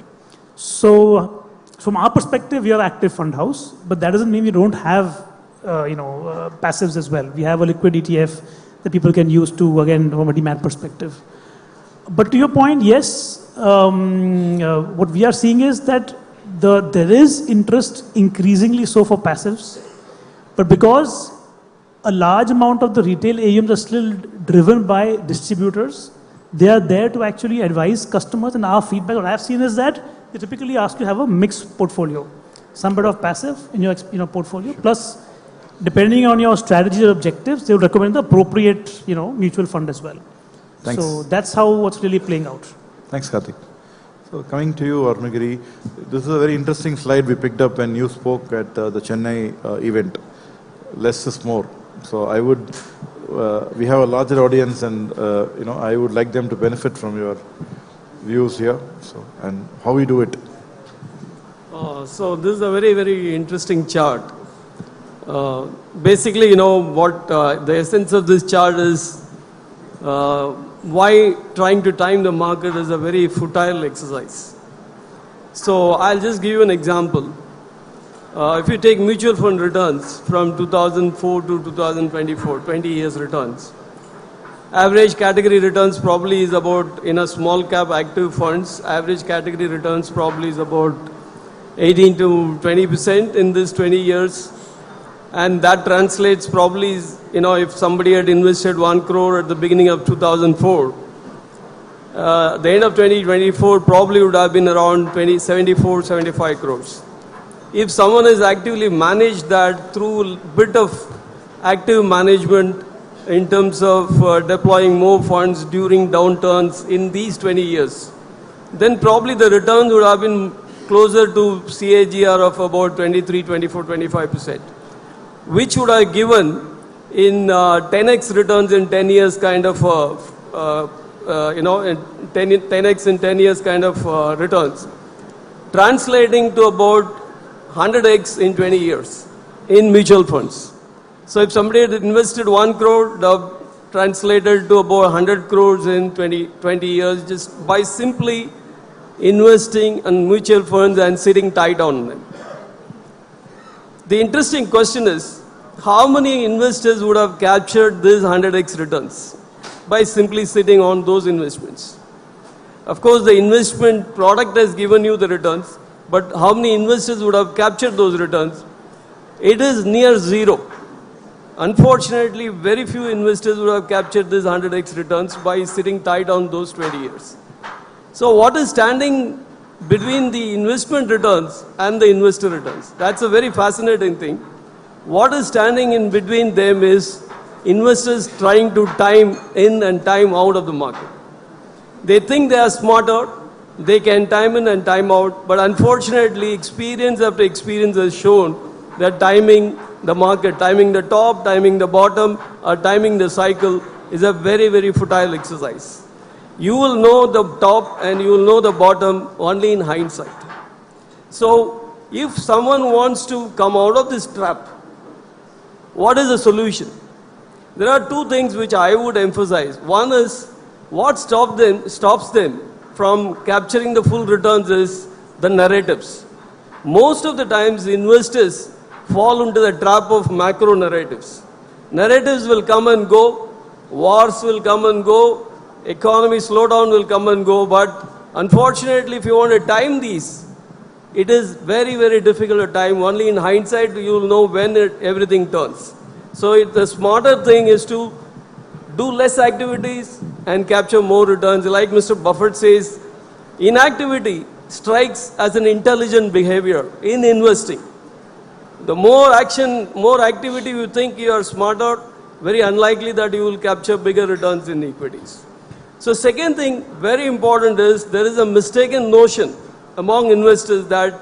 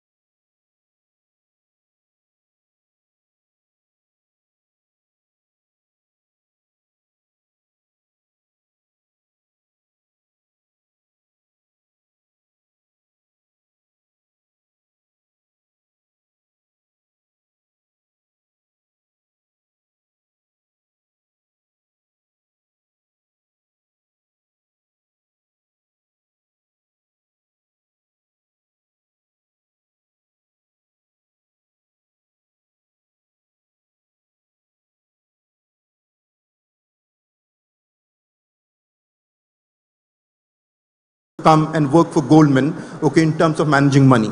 So after studying all these client portfolios, they found that clients who had done much better than Goldman bankers were the clients who were dead, okay, and therefore their portfolio was inactive. No one had touched that portfolio. It was growing, okay, over a period of time, okay, till it got transferred to their kind of, nominees. Okay, so inactivity is very important. Not interrupting compounding, okay, is very, very important if you want to grow wealth over a long period of time. Thanks. So for the last round, start with Ramki. Anything you want to leave? Any thoughts broadly? No, I think a lot has been said. The power of compounding is very critical, which means, and periodic, systematic, regular investing is very critical. It is not that, late in life you realize that I'm going to multiply my money and you do something foolish. It's not probably going to yield the returns. Start early. Invest regularly, let it stay.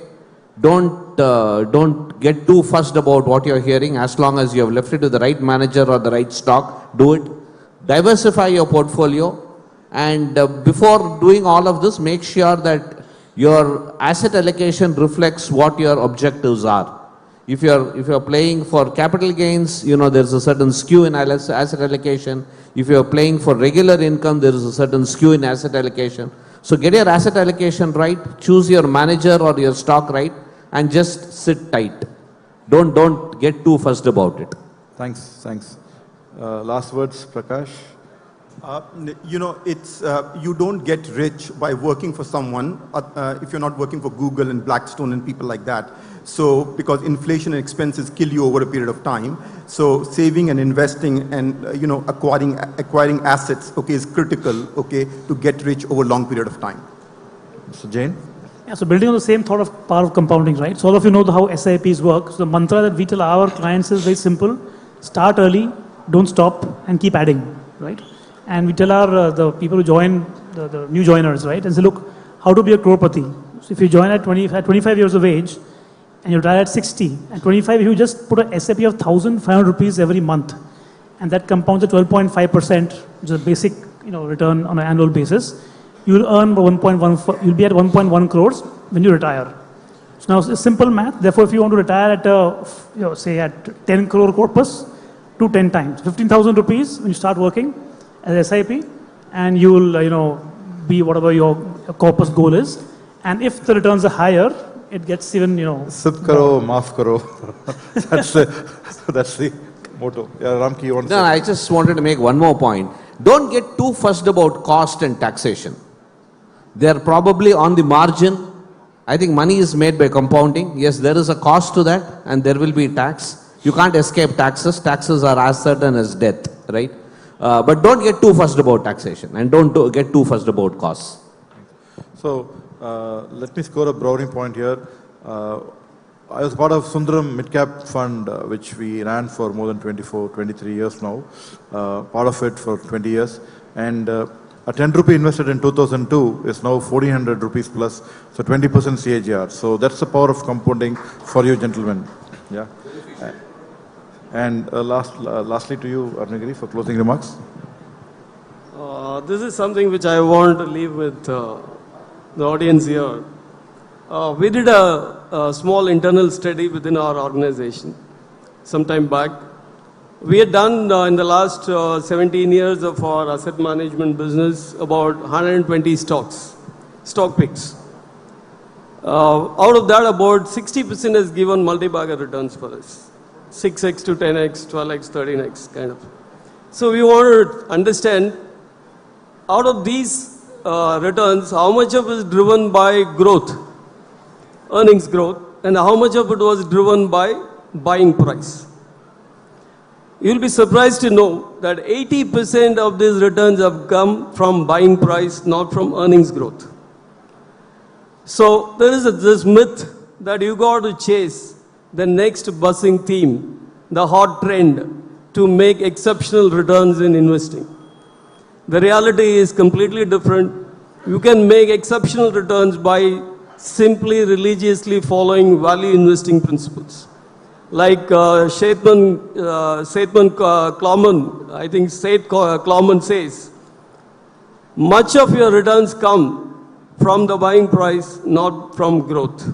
Doesn't mean that you don't need to look at growth. All that you need to have in mind is growth is not the only thing which will give you value. It is value, which means indirectly the discounted price which you are buying.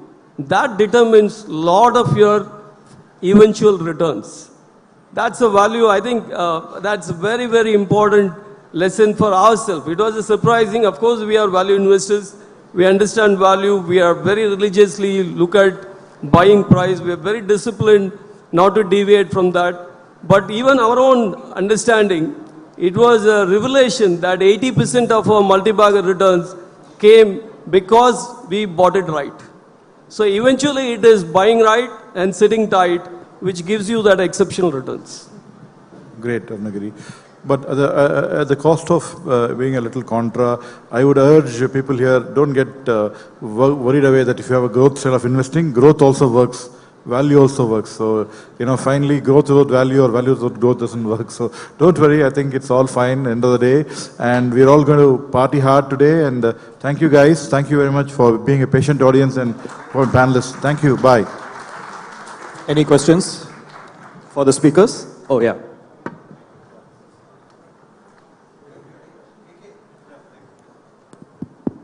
Thank you, sir. This question revolves around the broader industry. It is something related to green investing and something that's making a buzz in the US markets. What kind of exposure are we seeing in our markets? Can you repeat the question? The question revolves around green investing. I think it is making a buzz in US markets, but what kind of exposure is the industry looking forward in our country?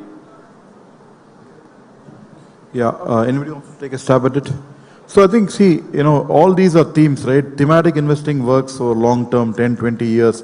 There are periods of sluggish returns, periods of when there's a good value capture, and then, the stock doesn't do well for a long time. So I think it requires a little bit of more expertise to look at these kind of thematic investments. And green, again, is something where there is a long-term positive trend, and definitely getting into the right investment avenues would yield returns. But in terms of availability of such opportunity in India, we are probably at the cusp of a boom there.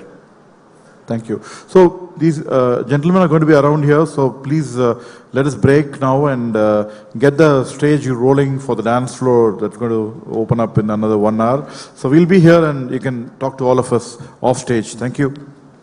All right. Thanks a lot. Any more further questions? As requested, you can have it on one-to-one basis. And thank you all for the speakers. Would like to invite Mr. Ramamurthy to hand over a few mementos to the speakers and moderator.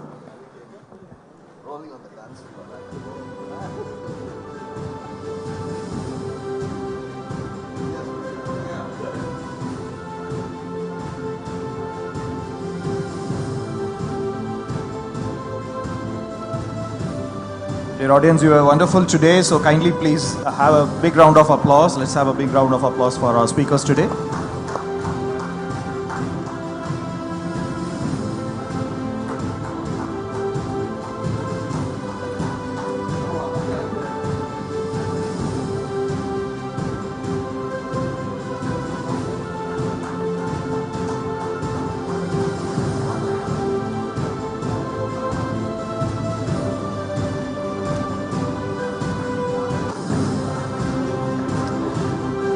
Requesting all the speakers to come ahead of the center table for the group photograph.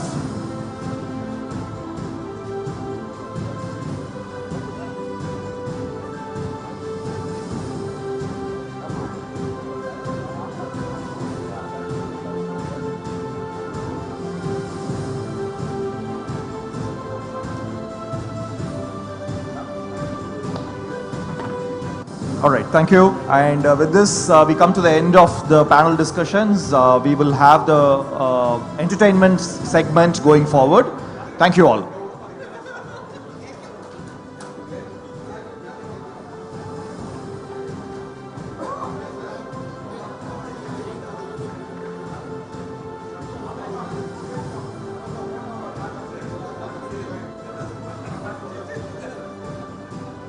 Entertainment segment is going to get started in some time, so kindly be around and join us for the dance and music and more fun events. Thank you.